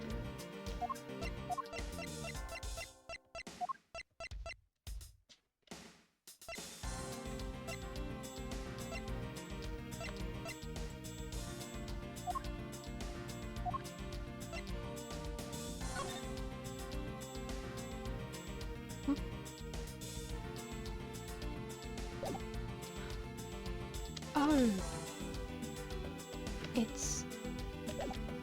It's the missing thing from here. Take that! Let us take a good look at the murder weapon that was used to kill Manny Cochin. On the handle of the knife there is a beautifully blooming flower. However, it would appear that it's missing a single petal. Now, let's see what happens when we try to fit this pick in that one open slot. It's a perfect fit! I assume that the petal must have fallen off of the flower during the Mr. Cochin's murder. And then it was accidentally placed into the pushcart along with Mr. Cochin's body. Objection! That's an interesting story, nothing more. Objection! Oh, I assure you that it's more than just a story, because for some odd reason, this flower petal was wet when I found it. It was wet, you say? Yes, and the only place it could have gotten wet from was the open-air stage's pool. Now, I ask you, how did a part of the weapon which was smuggled into the theatre wind up in the open-air stage area in the Babbly side of the embassy? I don't think I need to waste any words explaining this, as the petal explains it all for me. It proves that someone went from the Rose Gardens pool into the Bab. Impossible! People of Shangfa have been waiting to see you face to face, Mr. Albert. I'll tell everyone back home. We'll be there soon. You should be happy. Why? Why? It's a little late to be asking that question.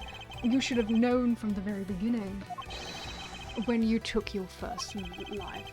No matter how you may plot, or how you may try to cover it all up, you can never hide from your crime and what you've done. Because we're here to see to it that justice is served to people who You can't call what you've given a perfect argument. You know, I don't think this guy is going to ever admit to his wrongdoings, Miss Redwood. Because he values himself above all else. People who can't be negotiated with, or people who refuse to admit when they've lost. I don't believe those kinds of people really exist, because everyone breaks eventually. You're right. In that case, I have no choice but to use all the evidence I have. I'll use it all until he breaks under the weight of his crimes. Mr. Alba, I request that you testify once more. This will be the end of the line. Oh my goodness, So that's what the final bit of this fucking... Jesus Christ! Jeez. He really is, like, not fucking admitting to it at all. Oh, the end of the line! The end of the line! The end of the line! We're so close to the end of the game! That's cool. This is so cool. Like, a fucking 12-hour case. Jeez, it's only been 5 hours?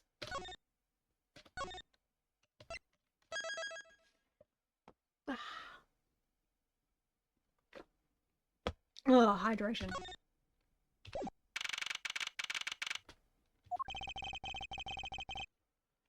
Mr. Alba, I request that you testify once more. If there's anything else for me to testify about.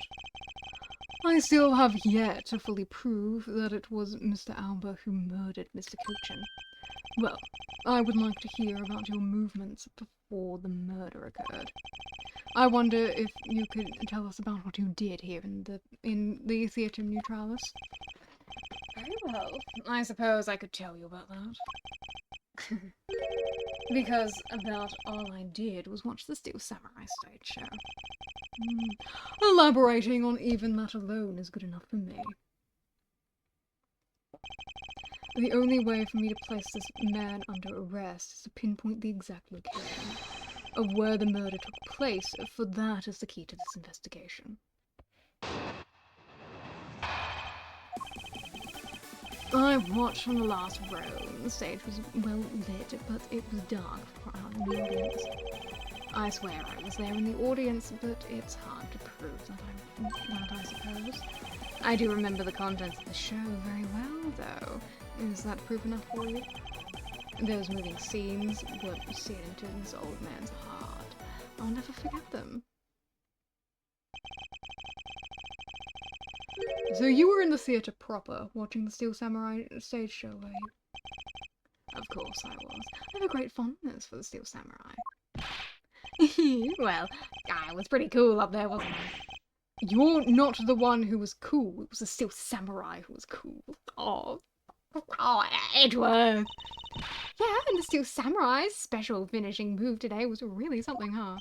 Hey, Edgy! It was she. It was a super cute girl. Too young for you. That's who she is, Larry. She's been standing here the whole time, and only now you notice her? Her name is Kay Faraday, and she's helping me with my investigation. Sorry I didn't get to introduce myself earlier, but better late than never. Yes, okay. I'm Larry Butts.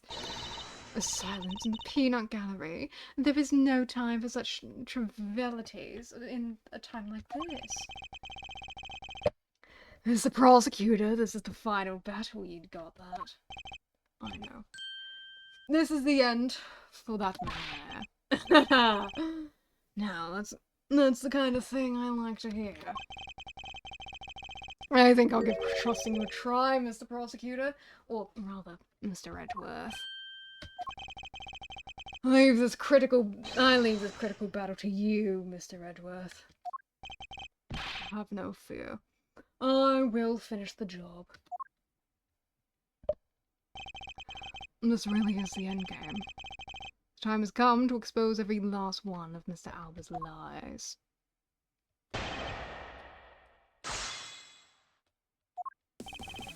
Watch from the last row of the show. It was well lit. I have to prove that I was in the audience. This is the thing that stuck out to me. I agree. Today was a day to remember. Especially when we finally make you pay for all the wrongs you've committed. What? Hey! That's what the Steel Samurai says when he defeats the evil magistrate. Actually, that line was just something I ad-libbed. You may act all surprised, but naturally, you remember this line, don't you? Of course I do. I just now understand how the evil magistrate felt, that's all. Then allow me to make you identify with the evil magistrate symbol. Hey, then let's make you the Steel Samurai, huh? Well, if you have to complete the analogy, I suppose then yes. It's not a dream come true or anything, and I do believe it's about time to bring the circus, the curtains down with a bang. I wonder if Mr. Albert was really there watching the show. I don't think so, because the only time he had to commit the murder was during the show. And the only time he could have placed the body in the pushcart was during the scenes when the Iron Infant was not on stage. Then that means that by the end of the stage show... Are you saying that the body was already in the pushcart by then? No way! You mean I was pushing a dead body around? That you used me in such a foul manner as unforgivable, evil magistrate. Well put, Steel Samurai. And now I will show to all those present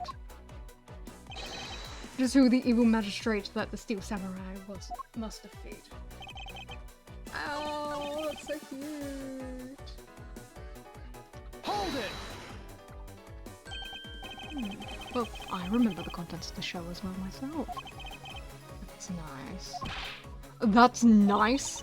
My Lord Edgeworth, don't allow yourself to be riled up by him at this important juncture. I was planning to let him. Well, if you ask me, it was pretty cool. And didn't you think that this climactic scene of today's show was terribly awesome? Yes, I remember that well. That spectacular special move. The way you delivered the final blow against the evil magistrate. Early summer rain jab. Oh, that scene will live in my heart forever. Is that how it went? I totally forgot about that. How can you just forget your own special moves? Well, that's the special attack that the Steel Samurai uses when he's using the samurai spear. I know this because I've watched every episode millions of times. Yes, and today was the first time they showed it off, wasn't it?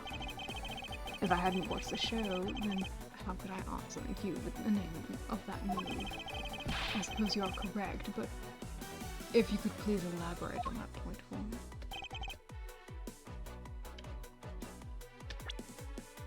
He didn't use his spear in today's show. Objection!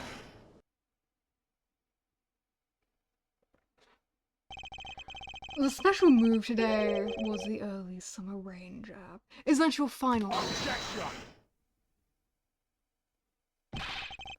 You little irritating gnat. Do you think you can trip me up by asking the same question over and over? That was not my intention. Your testimony is more than sufficient. However, I believe it would be wise for you to take a look at this. Samurai spear. What about it? The spear actually never made it on stage today. Hi, Gray. Excuse me? Unfortunately for you, tonight's Steel Samurai happened to be a goof of a young man with an abundance of useless hot-bloodedness. Having said that, said useless man bent the spear during his rehearsal this evening. Okay, do you remember what the Steel Samurai special move was tonight? It was the Steel Samurai Sushi Slash! Correct. Because he couldn't use the spear, a last-minute change was made. Had you been there watching the show, you would have known the move that was used. Quercus Albert. I say your name differently every time I read it. You didn't watch even a single minute of the Steel Samurai show tonight, did you? That's truly the worst crime he's committed today, Edgeworth, I'm sure of it. So if he wasn't watching the show tonight, then it opens the possibility that he was busy killing Mr. Cochin instead. So where were you during the show? I demand an answer now.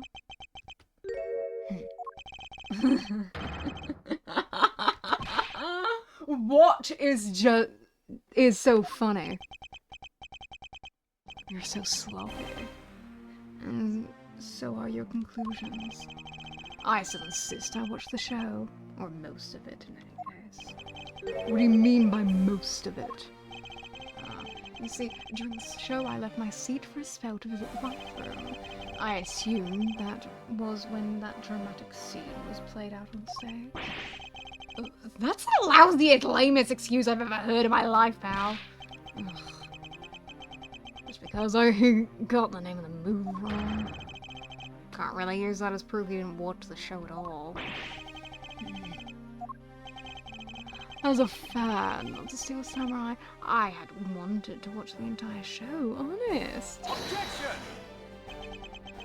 As a Steel Samurai fan.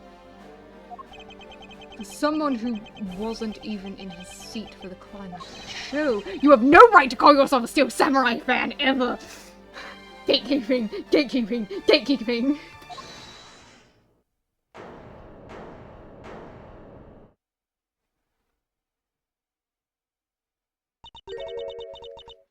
Who was that just now? That would be I, young lady. Larry, what are you doing interrupting me like that? Me, please, hold on a sec, I beg you. You may never accept this old man as a Steel Samurai fan, but I totally think he's a Steel Samuranic. What exactly is a Steel Samuranic? I believe he meant to say Steel Samurai Maniac. Yeah, and trust me, I know a real fan when I see one because I'm the Steel Samurai. I will never acknowledge you as the true Steel Samurai. Willpower's forever. Oh, what are you getting so worked up over, Mr. Edgeworth? It appears that the real Steel Samurai recognizes me as a fan. As well he should, but I am a fan. It's not as though I missed the entire show. It was the most amazing show, filled with spirit of young and young at heart. The sarcasm dripping from his long wooden nose couldn't run any thicker.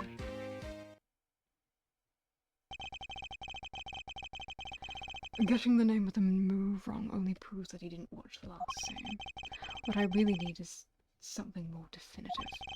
Something that links Mr. Alba directly to the murder of Mr. Manny Cochin. You know what, Grimes? You're really something else. I'm honored to receive such praise from the Steel Samurai, but what for? Well, I was just wondering how you found out about the early summer rain jab. That move is a bit of a secret that only a small portion of the staff know about. Wait, it was a secret. Larry, oh wait, what did you just say? Huh? Did I say something stupid again? Did you say that the early summer rain jab was actually a secret? Well, maybe I shouldn't have said secret. More like we only decided on the name the name of the move right before the start of the show. Right before? Yeah, the stage director was going nuts because we were supposed to debut the move. About 5 minutes before the show, we threw it up on the dressing room's whiteboard. Early summer rain jab. That's kind of how we decided on the name of the move. But by the time I'd already bent the sphere, so I guess the whole thing was kind of pointless. All of you Steel Samurai actors are the same.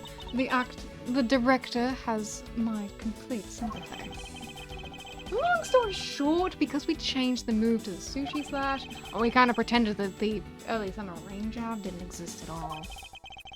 I mean, it'd be bad if someone found out we'd changed the move, so we made it a secret. So basically, a gag order was issued for publicity's sake. It almost makes the early summer rain jab sound like a lost art. Yeah, which is why I think some of the staff haven't even heard of the movie. Check shot. Hold those lips of yours still. What the heck, old man? I've done nothing but listen, and from what I can tell, it's all but very unrelated to the case. It's also a very tedious and pointless exercise in wasting time, much like a kid. Objection! Mr. Alba, I believe the one who should be quiet now is you. How dare you? I suspect that you've already noticed exactly what the very severe implications are in this man's testimony. So, now you're trying to bully me, huh? There are no implications to be read into behind-the-scenes stories of a kid show. Don't even think about trying to slither your way out of this, Quercus Alba. You were the one who said it yourself. The name of the move was Early Summer Rain Jab. But that name was only decided upon right before the show was about to start. So, just what are you driving at? That the name of the move you told us was never used in the show or said aloud. Now then, would you care to tell us how you found out the name of that move? Because I can only think of one way you could have known. Well, because Alba, this is the only way you could have known the name of the special move. You saw it.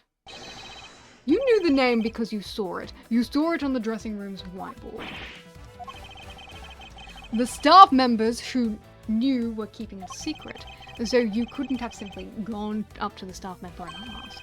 Which means that the only other option left is that you saw it on the whiteboard. So that means that Mr. Alba was in there at some point, right? What's the big deal, sir? I don't see what that means. There is another piece of evidence that has a great deal to do with the dressing room. So we can't afford to let this slide. This is related to both the dressing room and Mr. Cochin's murder. Take that! Sorry. I'm smart, I can do it. Related to the dressing room and the murder. Take that! The push cart that was used to move the body was right there in the dressing room.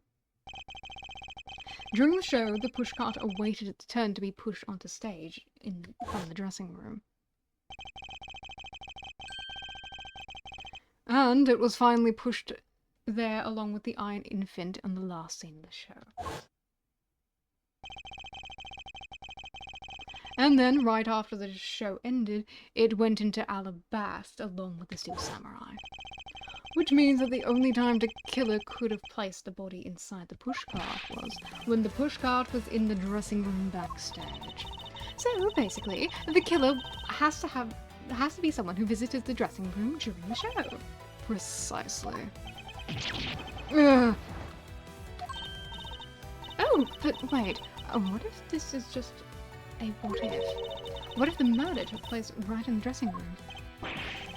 What do you mean, Kay?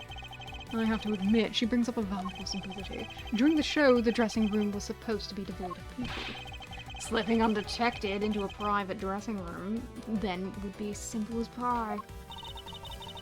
The killer must have come up with the idea to move the body with the pushcart then too. Correct, thus making the theatre's dressing room the ideal location for the murder of Manny Cochin. Quercus Alba, during the show you went down to the dressing room. And I want to know why. Yes. Yes, I was there. I went into the dressing room. I knew it! I'm placing you under arrest right now, pal. You got that arrest! Check shot. Not so fast. What is it now? Don't I deserve a chance to explain myself? Explain? What is there to explain? I believe I told you earlier that I went to the bathroom. Well, I got lost when I did. I wanted to ask for directions, but when I opened the dressing room door, no one was inside. And that's when I saw the name with the move on the whiteboard. You punk. So trying to get out of this? Do you really think you can get away at this point? Mr. Redworth, isn't there anything we can do to stop him? I don't have enough evidence on hand to do anything. I don't have airtight evidence. I don't have the airtight evidence I need to put this man away for good. But if that's what I need, then perhaps... Agent Lang, I believe our investigation of the dressing room in question is in order. Possible that we may find new evidence there. Yeah! If Mr. Redwood pokes around in there, I'm sure he'll find some facts, pal. Woo! And if we use Little Thief, we may even learn something from recreation. You don't need to do any of that. What? Wolfie? How could you... I'm not saying this to be mean. It's just that we've already searched that. My men really are something else. And they found nothing. There's only one thing I can say to you, sis, and it's that they found nothing, that's it. I guess that's right. If they found something, they would have reported it to us. They couldn't find anything because there was nothing there to find. And if there's nothing no info to feed into Little Thief, then I can't do much to help either. Is this the end?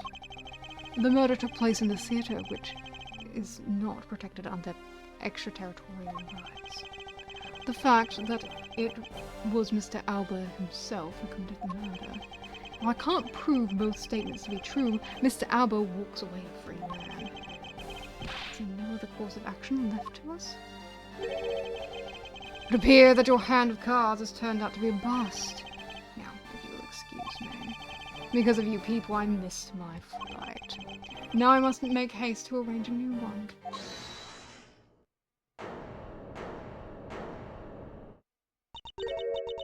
Who is it this time? Right there, you whippersnappers!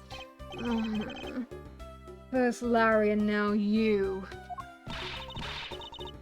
What is with that scary mobster like scowl on your face, Edgy Boo? Don't treat me like some sort of nuisance. I've been meaning to say this, but all you keep talking about are things I don't get at all. You're all leaving the lady in a sad, depressing, lonely dust, and I'm about to cry in. Why did you have to speak up right at this instant? Don't you know that, Edgy Boo? Cheer up! Because I'm about to give you the most wonderful thing. The most wonderful thing from you? It's so super special that I couldn't give it away to just anyone, you know? Oh, my special present for love of my sweet Edgy Poo. Are you ready? It's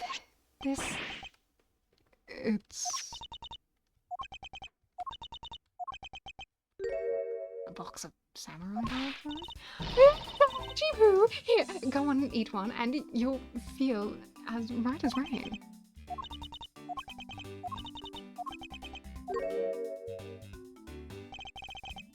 Are we through here? Why is everyone so quiet all of a sudden? Edgy Poo! Tell me you understand the depths of this lady's love for you. I'm not one to hand out snacks willy-nilly, you know, no sir. The thought occurred to me that... Okay. Yeah. Quickest way to the heart is through a man's stomach, I guess, but... Mr. Edgeworth, can't you do anything about her? There's no power on earth that can force that woman into silence. But I'm sick and tired of all this. All you people do is look down on me. Even the box of samurai dogs played me for a fool. I had a special design on its fan like a Japanese flag, so I thought it was special. But when I ate one, it tasted like all the rest. Oh, it made me so mad. Wait, a special box with a Hinomaru, like, flag on it? I've never heard of such a piece of merchandise existing before. However, there it is. The red sun on this fan is filled in. Is it possible? Could it be? After the show, the samurai dogs were piled up on the dressing room floor. However, there is no such thing as a Hinomaru dog. This contradiction of facts between something that should not exist and yet does. The rays from the red sun may be just what we needed to point us to the right direction. Present. Your bigwigs basically told us to play delivery boy. We were supposed to hand out dogs off to the embassy people and tell them hi. I had a pile of them into the pushcart just to move them. I believe you understand what this means, correct? You killed Mr. Coach in the theatre, and then placed his body inside the pushcart. And then you forced the steel samurai to unwittingly move the body for you. It's time to piece the final pieces of this logic puzzle together, no matter how fragile or small the connections may be. Once we've found them all, the weight of the truth will be revealed.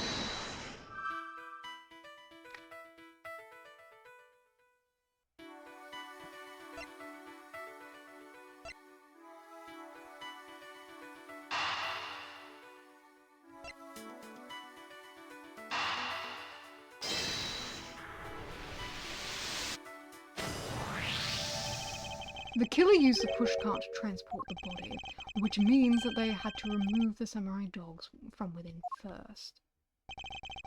Therefore, the samurai dogs that were piled up in the dressing room floor were most likely taken out of the pushcart by the killer.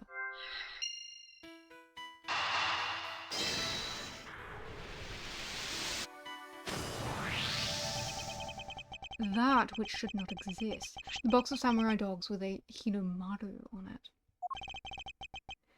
If this red sun was filled in when the killer was busy removing samurai dogs from the pushcart, then it's proof that the murder took place in the dressing room. As long as this red substance turns out to be what I believe it to be. Wendy Oldbag. I thank you. What you have given me is truly something very special. Mr. Edgeworth, are you sure you're feeling okay, sir? Mr. Alba, as I suspected, you killed Mr. Cochin in the dressing room. How many times must I listen to you repeat yourself? Haven't you figured it out yet? Your words are meaningless, worthless, and powerless. The only way I'm going to continue to cooperate is some definitive evidence. That arrogance, that self-confidence. You believe that you've erased every piece of evidence that could incriminate you. However, there remains one piece here, and it is what will put you away for good. You're bluffing. Oh, hey, Mr. Prosecutor. Sounds like you finally found something. Finally found the fangs we need to go after the guy's jugular. So tell us, what about the box of samurai dogs is going to put the old man away? The trace evidence that will bring him down, why it's here, of course. I'm assuming, yeah. What a coincidence. The box of samurai dogs has a Hinomaru fan on it. This should never have existed. So, I want you all to take a good look at this red spot. The single drop of blood. Huh? What? Blood, you say? Agent Lang, I'd like this blood. Analyze for taste. I've got to admit, I'm a bit surprised. I can't believe you found blood in a place like this. Hey, you. This is down to the lab, pronto. But why was there blood on the box to begin with? If you think that the flow of the crime, I think the reason will become obvious. Larry, you said that you transported the samurai dogs with the pushcart, correct? Oh, yeah. You have a great memory, Edgy. That pushcart was a bit too big for my son, you know what I mean? So I make sure everyone could see him. I had to pile some stuff in. I figured the samurai dogs were there, so I used them to fill up the cart. If what Larry says is true, then what were the boxes doing before? Oh, I see. The killer took them out in order to place the body in the pushcart. Exactly. And that is when I believe the victim's blood found its way onto that box. But when my men investigated that room, not a single box of samurai dogs was in there, because the embassy staff members had already confiscated them. Yes, no doubt to hide the evidence of the murder. But a good thing this old bag managed to steal this one box before they got to them, huh? Looks like Miss Oldbag also managed to get this great thief to shame. What a scandalous way to put that! I didn't steal, I received it myself. Quercus Alba. I'd say this was one fatal oversight on your part. Sorry to rain on your little love fest, however. How can he be so self-confident within a no-win situation for him like this? Even if that blood turns out to be Mr. Cochin's, then what? So, Mr. Edgeworth, it sounds like he's not ready to call it quits just yet. The sole piece of evidence that was left at the scene of the crime, that alone has shed light on a new fact. At the very least, we now have proof that the murder occurred in the dressing room. And you say that like it means something. Huh? Excuse me, sirs?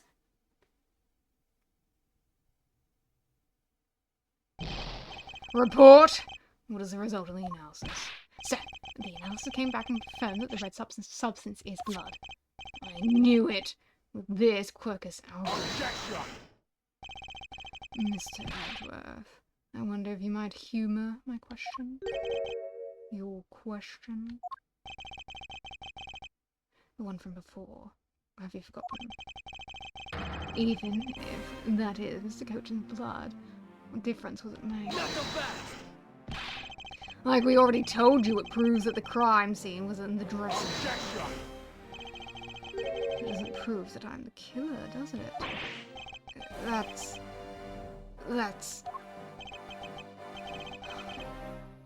He has a very good point. The blood on the box doesn't prove that Mr. Alba is the killer. Then, this evidence, it's meaningless? That can't be! We're so close, sir! I want to smack that smug look off his face. Come on, there's got to be something we can do. We finally found a solid piece of evidence. There must be something we can expose with it. I can't think of a single thing.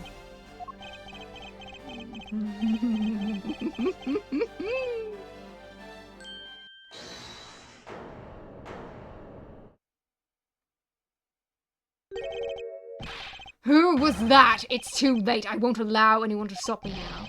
It wasn't me, pal. It wasn't me this time either. It wasn't me either. Oh, hello, Mr. Forensic, sir. And why did you... because I haven't finished reporting everything to you yet, sir. There's more. What? Hurry up and spit it out. Yes, sir. That blood I mentioned. It's not the same blood type as the victim's blood. What? Oh. What? You mean it's not the same type? You mean it's not the victim's blood? It's not his. Then who the hell's is it? I don't know, sir. All I know is that it's not the same blood as the victim, sir. What should we do now, Mr. Edgeworth? I have no idea what's what anymore. Neither do I. My, what an amusing turn of events! That blood drop proves something to be true, all right, namely my words. And which one of your words would that be? The ones where I said that your words are meaningless, worthless, and powerless. The blood has nothing to do with the murder investigation whatsoever. Need I remind you that the blood got on the box long before you entered my embassy? What sort of nonsense? Yeah, it's blood, pal. There's no way it's not related to the murder. So, you would like to believe. But what if someone prepared the samurai dogs had a nosebleed? What then? That would be a health and safety hazard and we would chuck that fucking box out. Guess that's impossible. Damn it! You've been wasting our time with a red herring. The blood doesn't belong to anyone connected to the case. That should be clue enough. Work his elbow, you bastard! It's not true. We just said it wasn't the victim's blood. What if it was your blood? Silence. Don't address me with such a filthy word again. I've wasted enough time with you, and you have no answers. Now let me go. Albert! Doesn't matter where you run off to, you never escape me. Someday, I'll have the satisfaction of sinking my fangs into your sake. And all of Interpol will be behind me, working to see it that day comes. Do you know what your words sound like to me? They sound like the whining of a pathetic loser of a mutt. Yes, dear mother? Did you want me to make dinner? I was actually gonna say, how much would you hate me if I asked you to go to supermarket? Not too much. Why?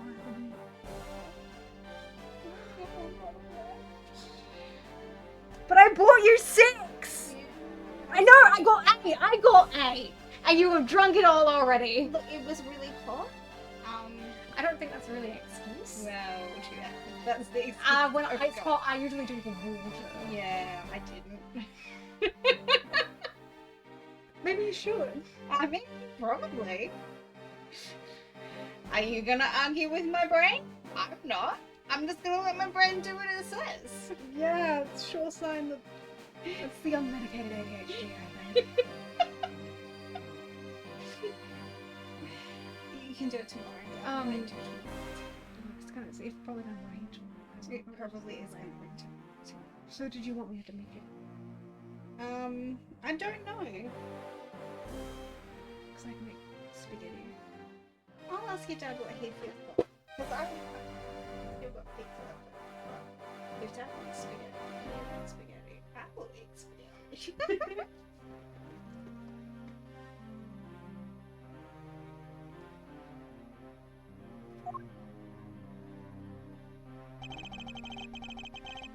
Is this really the extent of all we can do? Is the blood really from someone completely unrelated to the case? Or is there another possibility? Dad said yes. Can you make Bran? Bran is not here. Why? What's he doing? He's in town with his friends. Wow, I can't believe he didn't even tell me that. Yes. I'll just have to clean it because he'll just not get any spaghetti. It'll all be for me. I mean, he probably won't be home until like 5 o'clock, so. Thank you, Aya. For someone other than the victim? Yes, Albert himself. That's what I'm thinking. Just when I thought I had him backed into a corner, it is I who has been backed into one. In a situation like this, what would that man do?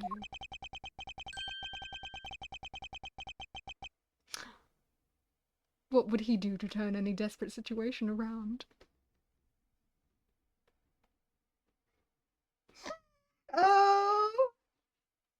thinking about our husband, are we? Turn it around. That's it. I must turn my way of thinking around. It's not whose blood is this, it's whose blood could get on the box like this. And if I think about it that way, if the blood got on the box when the body was being placed on the pushcart, then the owner of said blood must have been in the dressing room at the time. And there is only one person that could be. Well, I must praise you for trying so hard. It's because of you kids that I was removed from the center of stage. And will be forced to live out the rest of my life in the shadows, unfortunately. But it's not a total loss, for the underworld will allow me more freedom than you'll ever know. Freedom like that, like what the raven feels as it flies through the dark night sky. You can't lay a finger on me, not now or ever. The arm of the law is powerless before me. Objection! Welcome back, Bug. Powerless, is it? I wouldn't be so sure about that if I were you. What do you mean? Allow me to describe you in one word. Pitiful. Pitiful. How so? Quercus alba, your wings were clipped long ago. And for someone who was trying to fly away on them without noticing that fact, pitiful is the perfect word to describe you. Mere words. Oh, what do you mean by his wings are clipped, Mr. Edworth? Just what you think it means, Kay. We had already caught him in our trap a while back, with an incredibly powerful definitive piece of evidence. Hey, Earth, Mr. Prosecutor, can't speak in English? What are you talking about? What piece of evidence? The piece I speak of is, of course, this drop of blood. But we know that it's not from the victim. I don't see how it remains relevant to the case at all. Miss Von Karma, I believe that is exactly how it's very important to the case. And the part that is the most important is the fact that it's not the victim's blood. How's Lang standing at this point? He's come around, man. What a guy. I'm liking him a lot more now. He stopped insulting me. That was my main problem with him. He was insulting me, and I was taking offense to that. Lang, you know what? Sorry, I hit you. You know what, Lang? You're okay now. I don't mind. You know what? In fact, I don't need you to get new top buttons. You can say that, stay like that if you really want to. I think we've reached some common ground, and I'm comfortable with witnessing you like that. Not that I want to. You're still not attractive to me, but you're a good guy. You're looking a little pale. Good, then I believe you're already aware of what I mean. And then you know who this blood belongs to. Of course I do. This piece of evidence is the irrefutable proof that will stop the killer in his tracks. The blood that soiled this box of samurai dogs belongs to this person. You yourself. Take that! The blood of the red sun on this box belongs to you, Quercus alba. What? What? Why is his blood on the box of samurai dogs? He's not even a victim. The blood fell onto the box when Mr. Cochin's body was being loaded into the pushcart. At that time, the only two people in the dressing room were the victim and his killer. So that's what you mean, if the blood doesn't belong to the victim. Then there is only one other person it could belong to. Yes, and the person is the murderer himself. That's the only logical conclusion. But then, Mr. Cochin was the one who stabbed him, sir. Why would Mr. Alba have been the one who was bleeding? What if during the murder Mr. Cochin had fought back? I mean, if before Mr. Alba had killed him, Mr. Cochin managed to wound Mr. Alba. Yes, and I believe we have a piece of evidence that proves he was bleeding. The fact that he showed us that he had a fucking wound. Take that! Mr. Alba, you bear on your body a great wound. That was from Damask, who attacked me with a pair of scissors. Yeah, and that happened way after he was in the dressing room. But is that what really happened? You can manufacture a weapon by smearing blood on it, so I can't just accept that as fact. Shall we try to test Mr. Alba and see if the shape of your wound matches the scissors? You really are something else, Mr. Edgeworth. You don't let a single thing slip you by, no matter how insignificant the possibility. You're one to talk, Mr. Alba. You've managed to give the law the slip for 10 years as the smuggling leader. No matter the danger, you can hide every last ounce of fear and anxiety from everyone. You truly are a one-of-a-kind criminal. I am the master of my fear. However, to think that a person such as you could miss such a large thing. You believe I'm overlooking something. You said that my wound was caused by Mr. Cochin, and that it was caused here in one of the theatre's dressing rooms, right? Yes, that is correct. I'd like to point out that it's simply not possible. My wound is a stab wound, and one that could only have been from a blade. I wonder where you will propose that such a weapon came from. This theatre was packed with security guards. It would have been impossible for anyone to come into this area with a regular sword. Just as Mr. Alba had to bring in the Alabastian knife and bouquet. There must be some other way to sneak a weapon in of some sort. But as long as you can't prove that any way is, all your talk about Mr. Cochin stabbing me is pure nonsense. So, if that other way does exist, you'd better hurry up and tell me. With pleasure. Wait, what? Piece of evidence that shows us how Mr. Cochin brought the weapon to the theatre. This is the key. Take that! Among law enforcement, this piece is known as the Yatakarasu's key. That key!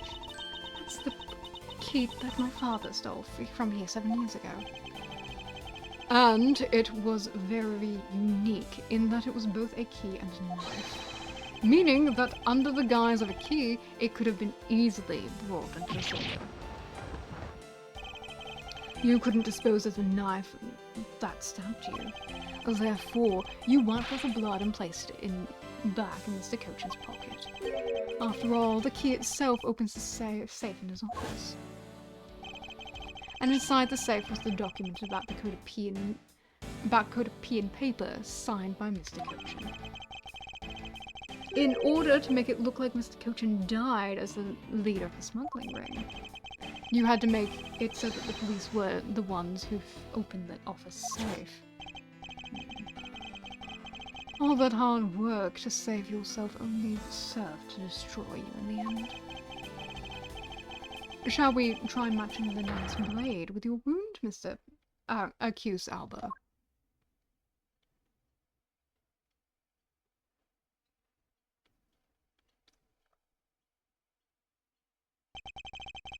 And that is what some may call the coup de grace.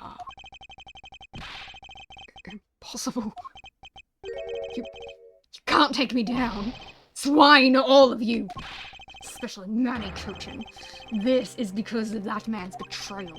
He sought to steal control of the smuggling ring from me by removing me as ambassador, which is why he deserved to die while bearing the guilt for all my crimes for me. That's why I sent out the Yatakarasu's card, and how this incident was born. Manny was supposed to be the smuggling ring's leader who was killed by the Yatagarasu. But I had yet another reason, yet another story that was supposed to play out. Manny's death was supposed to bring everything to a close. I would have gotten away with it too if it wasn't for you meddling prosecutors! Mr. Alba, I'm afraid there is one more question I forgot to ask. This country's, or Alabast's, which country's court would you like to face first? Either way, it's game over for you. Edgeworth!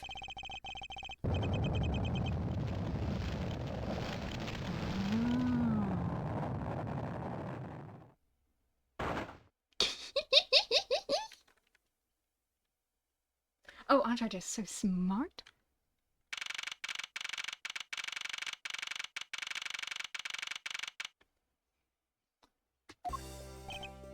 Whew! This is it. The big day is Mr. Albert's trial today. And next week is scheduled to stand trial in his own country in Alabasta. Francisca is heading that one. I suspect she'll be serving a full course of whips lashes at it. I'm facing this one karma in court right after facing you, sir.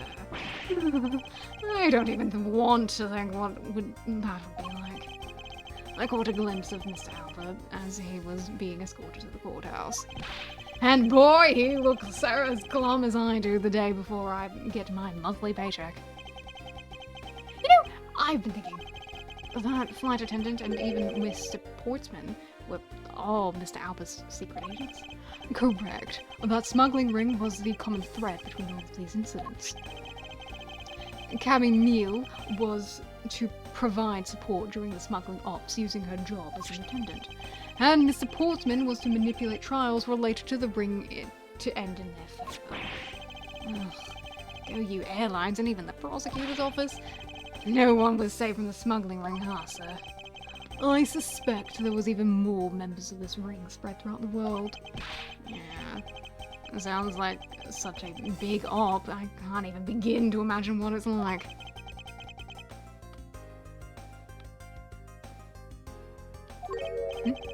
What is it?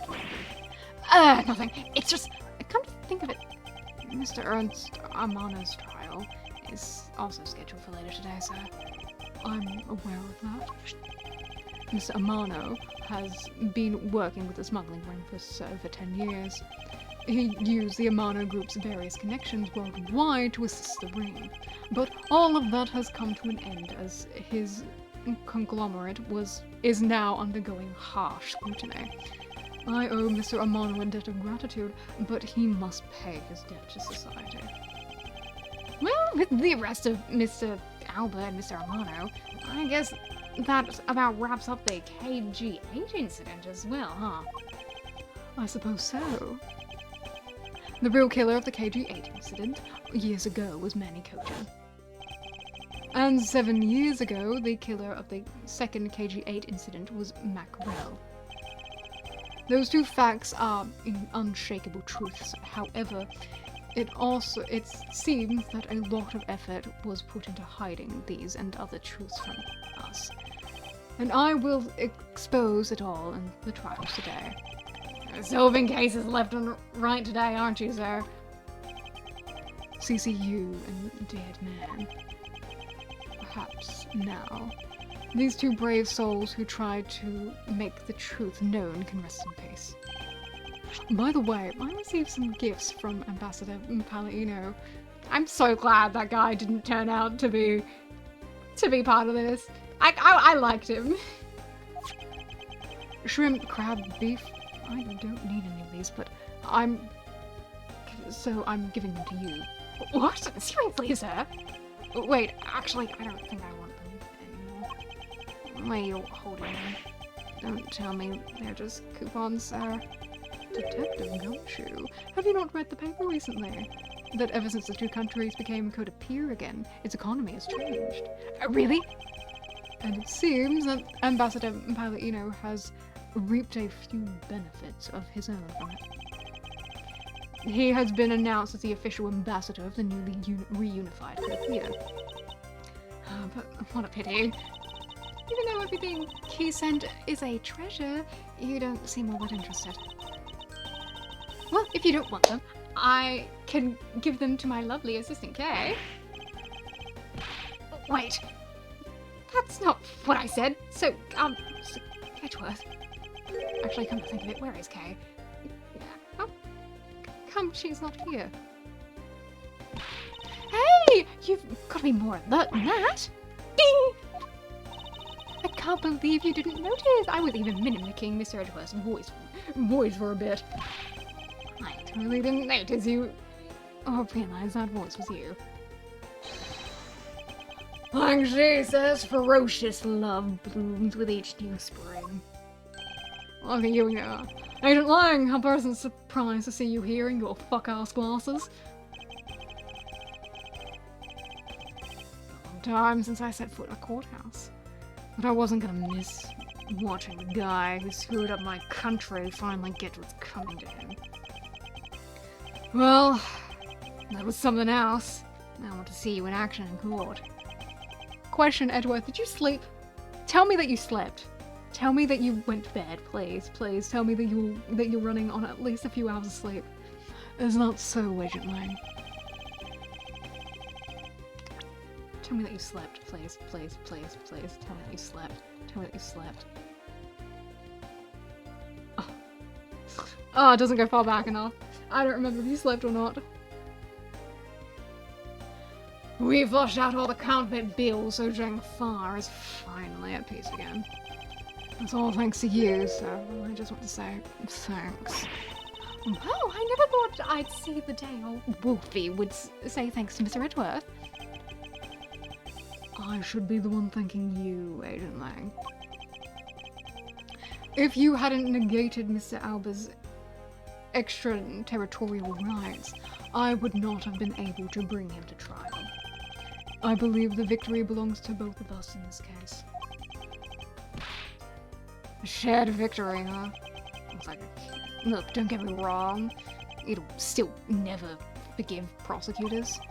I have zero interest in that truth thing you talk about in court. I've always done things my own way, and that's not about the change. You got that? I see. Well, I believe you should follow your own creed when you do your job. Yeah. And if there's ever someone your precious truth can't catch, feel free to sit around and cry about it all you want. As for me, I'm going to get to that person no matter what. Alright. It's about time for the trial to start. I will see you later. I'll be watching your performance from the gallery. I'm looking forward to this. I'll prepare a whole bunch of ticker tape for today's victory, sir. I'll help throw some around when Mr. Edgeworth wins. You've got enough. I hope you've got enough, because I'm gonna go call my men up as well. A modest amount of ticker tape goes a long way.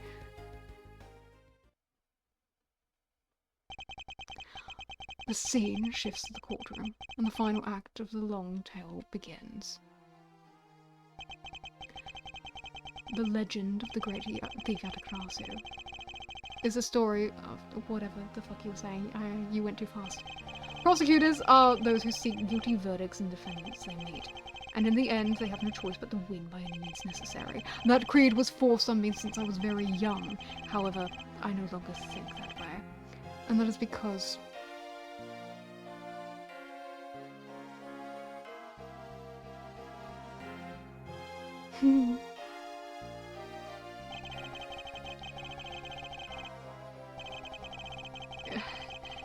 even though it's been a lifetime since then, today is a more important day. Objection! Oh, you talked too fast at the end there, Edgeworth, but...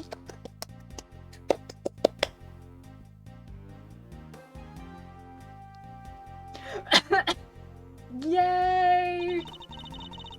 I'm really heavily in Mr. Edgeworth's debt for the other day.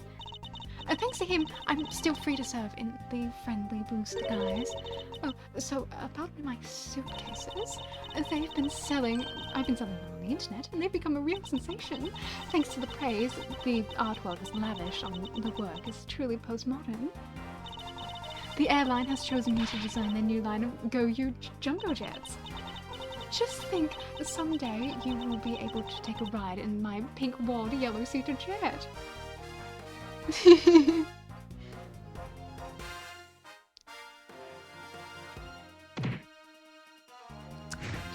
Dead. Edgeworth. Yeah, rudeness of rude man. Because of him, my time and money was wasted. But more importantly, I received most fantastic news. The Premier Duke statue of the Principality of Court appear. It waits a little light on my hand, but the Ambassador Pallet, you know, was generous.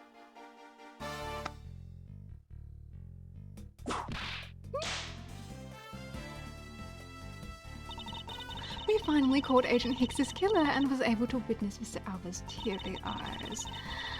It feels good to finally bring everything to an end. I received another offer from Interpol to work another case in cooperation with them. However, the Codopean courts await. Codopea's air is supposed to be very fresh, so my whip should sound amazing. Whatever, or that's what I'm assuming she was talking about. I just ad-libbed that. I ad-lib a lot. Oh, fuck you. You know I hate you, Meekins, so much. So you've been fired up today, have you, sir? It was safe to found a gun I had dropped. But I hadn't noticed that I dropped my police badge too. I guess I really broke the camera's back and I couldn't find my badge. My little life was suddenly tripped into a dark black hole, sir. So, have you finally been fired? But I don't think so. No. Visitor Hero. It's a great name. Oh man. Oh, Lana! I was actually hoping to talk with Mr. Edgeworth a bit more than I did. But I've got to go and return to Europe. I've still got a long way to go to stuff and study there. Next time I help Mr. Edgeworth on a case, I'm going to do it in a real forensic scientist. I'm sure he's going to need all the help I can give him scientifically. Oh, I love you.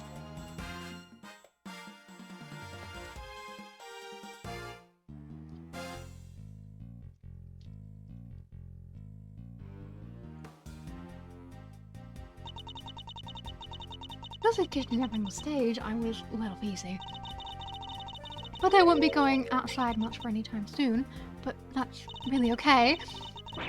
The only prison I'm forever trapped in is a cage of love.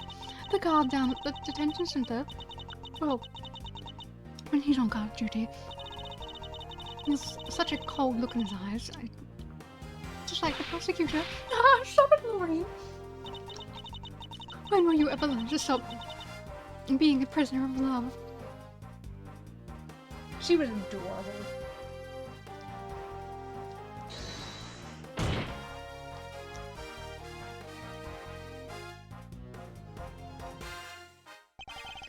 It appears there is all sorts of drama that takes place outside the courtroom. Since we judges are here day in and day out, I've only heard a few rumors, but apparently Mr. Edgeworth teamed up with a thief and became a detective. Maybe I should team up with a bailiff and try to become a lawyer or something.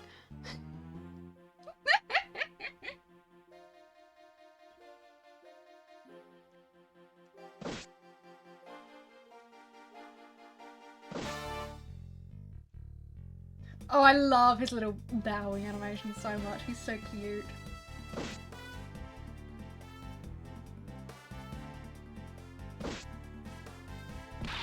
Woo! I barely escaped death yet again.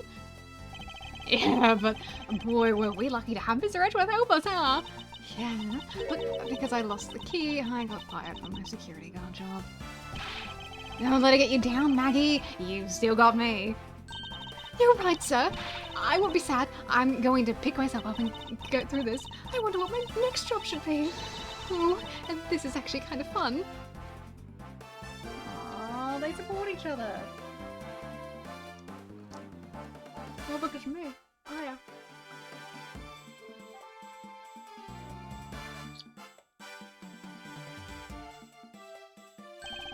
Why not contact a peer for your summer vacation? We have coupons aplenty. Right now, our embassy is proud to present our Let's Investigate a Murder show. Although recreating that particular case has created a few small pies of its own. We had a few problems with fire marshals, but the next event will be great. It will be an attraction entitled Capture the Yatagrasu. Of course, I hope to enlist Kay's help in creating our latest attraction. Oh, that would be so cute.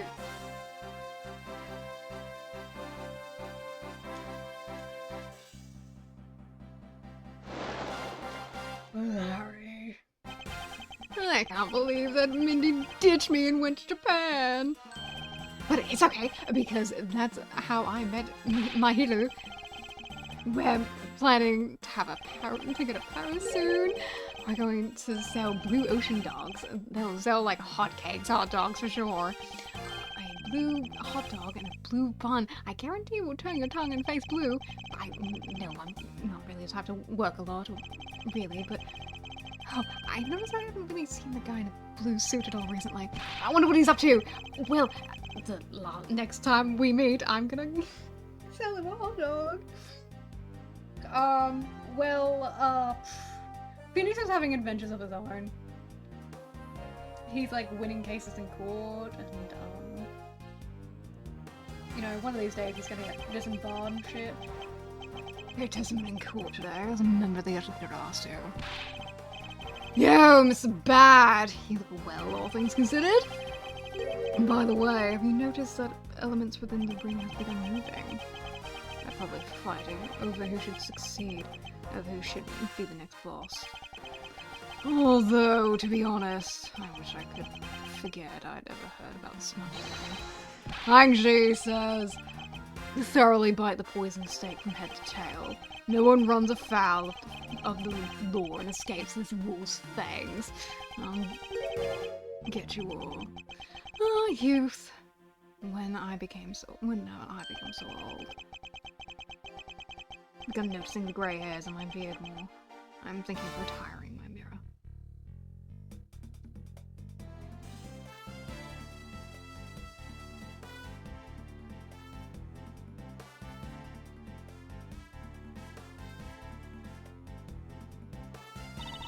I was the Pink Princess and the Pink Badger all in the span of 2 days. Talk about busy. But it's alright because I got a letter from my beloved Ichibu. Please take care of your hip, and when you wish to speak, first take off your headpiece. What does he mean by the last statement? It's not like I enjoy being under a headpiece.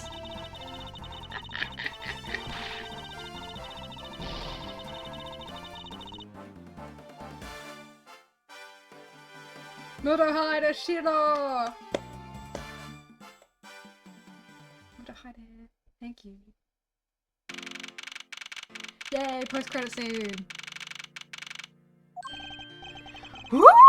I feel so much better now that the trial's over. And as always, your legal prowess was top-notch, sir. Yeah, and nothing beats the look on Mr. Alba's face when you revealed the ring secret. I was amazed. You're totally a different person when you step into the courtroom. Mr. Edgeworth is always 10 times fiercer in court. Based on the information Mr. Alba offered up, they've begun large-scale operations to clean up the rest of the ring, which I'm happy to leave Francisca and Agent alone. So, what were your plans now, okay? Oh, well, we've taken care of the creep who killed my father, so I'm not sure. Hey, I know! Maybe I'll just keep on being Mr. Edgeworth's assistant. Are you still trying to steal my job, pal? Just kidding, just kidding. I can't steal something so important to you, Gummy. What a relief. Okay. Yes? Even after all that's happened, are you still planning to become a great thief? Of course! But I don't want to tarnish the legend of the noble Yatagarasu. So I'm going to hold off on doing anything until I make a tight 3-person team of my own. 3-person team? A 3-person team of young beauties the same age as me, of course. With those criteria, I highly doubt you'll find the 2 other people you need. My father chose a fight for the truth. I think that's what was so noble about him. So you see, Mr. Edgeworth, the only things I will ever steal are the truths that have been hidden away. I'm going to work extra hard to make a world where the Yatagarasu isn't needed. Let's both strive for such a future. Well, I guess it's time for me to get going. I see.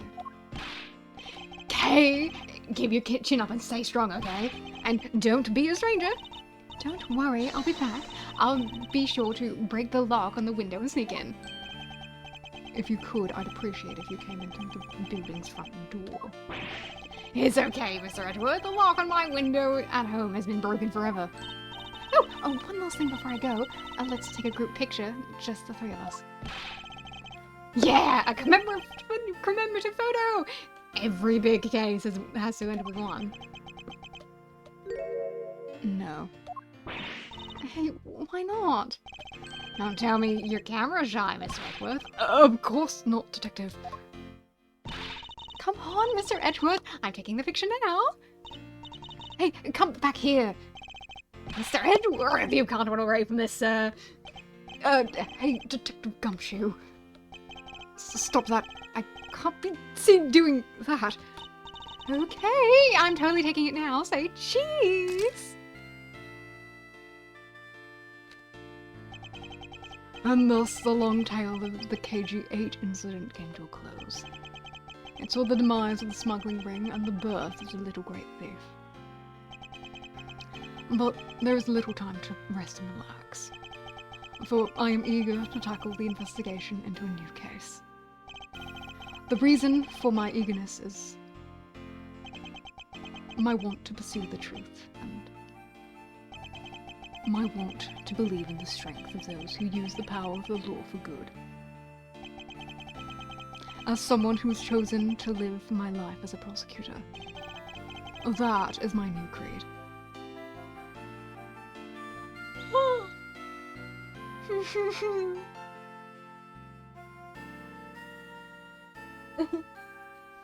Oh.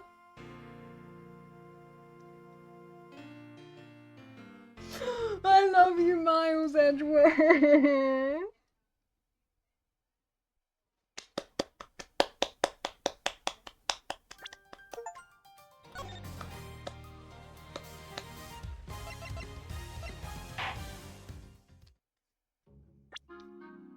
Oh, look at me. Look. Look. Look at him. I don't know if you can see it, actually. You can, good, okay. Oh. I'll have a look at it later, but... We did it! We did it, guys! Game done, game done, game done. Okay, Emma and a yes! I want to see them hanging out. That'd be great, actually.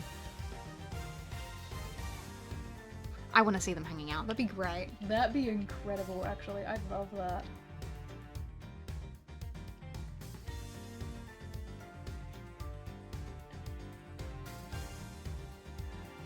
But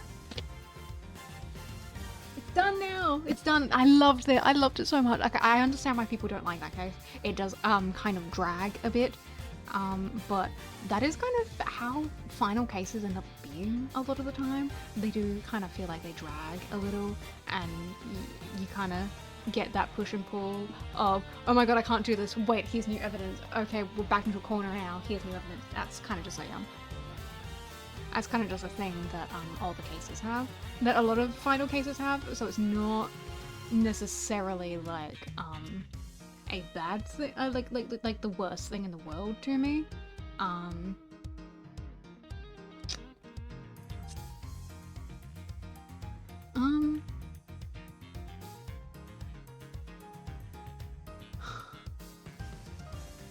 But I enjoyed that final case. That was such a good case.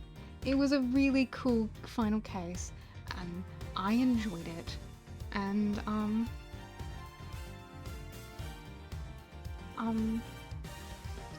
it was really cool. It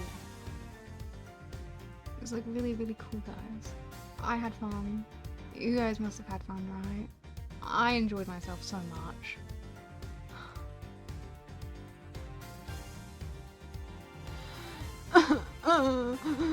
I had so much fun. Oh, I love you, Miles. It was good. It was good. It was good. It was so good.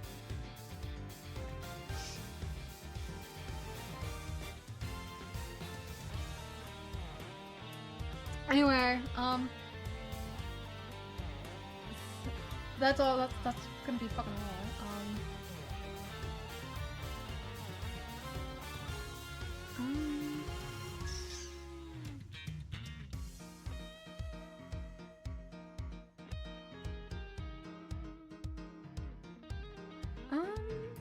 Yeah, so on Monday we will be starting the second game, and it's gonna be awesome. And then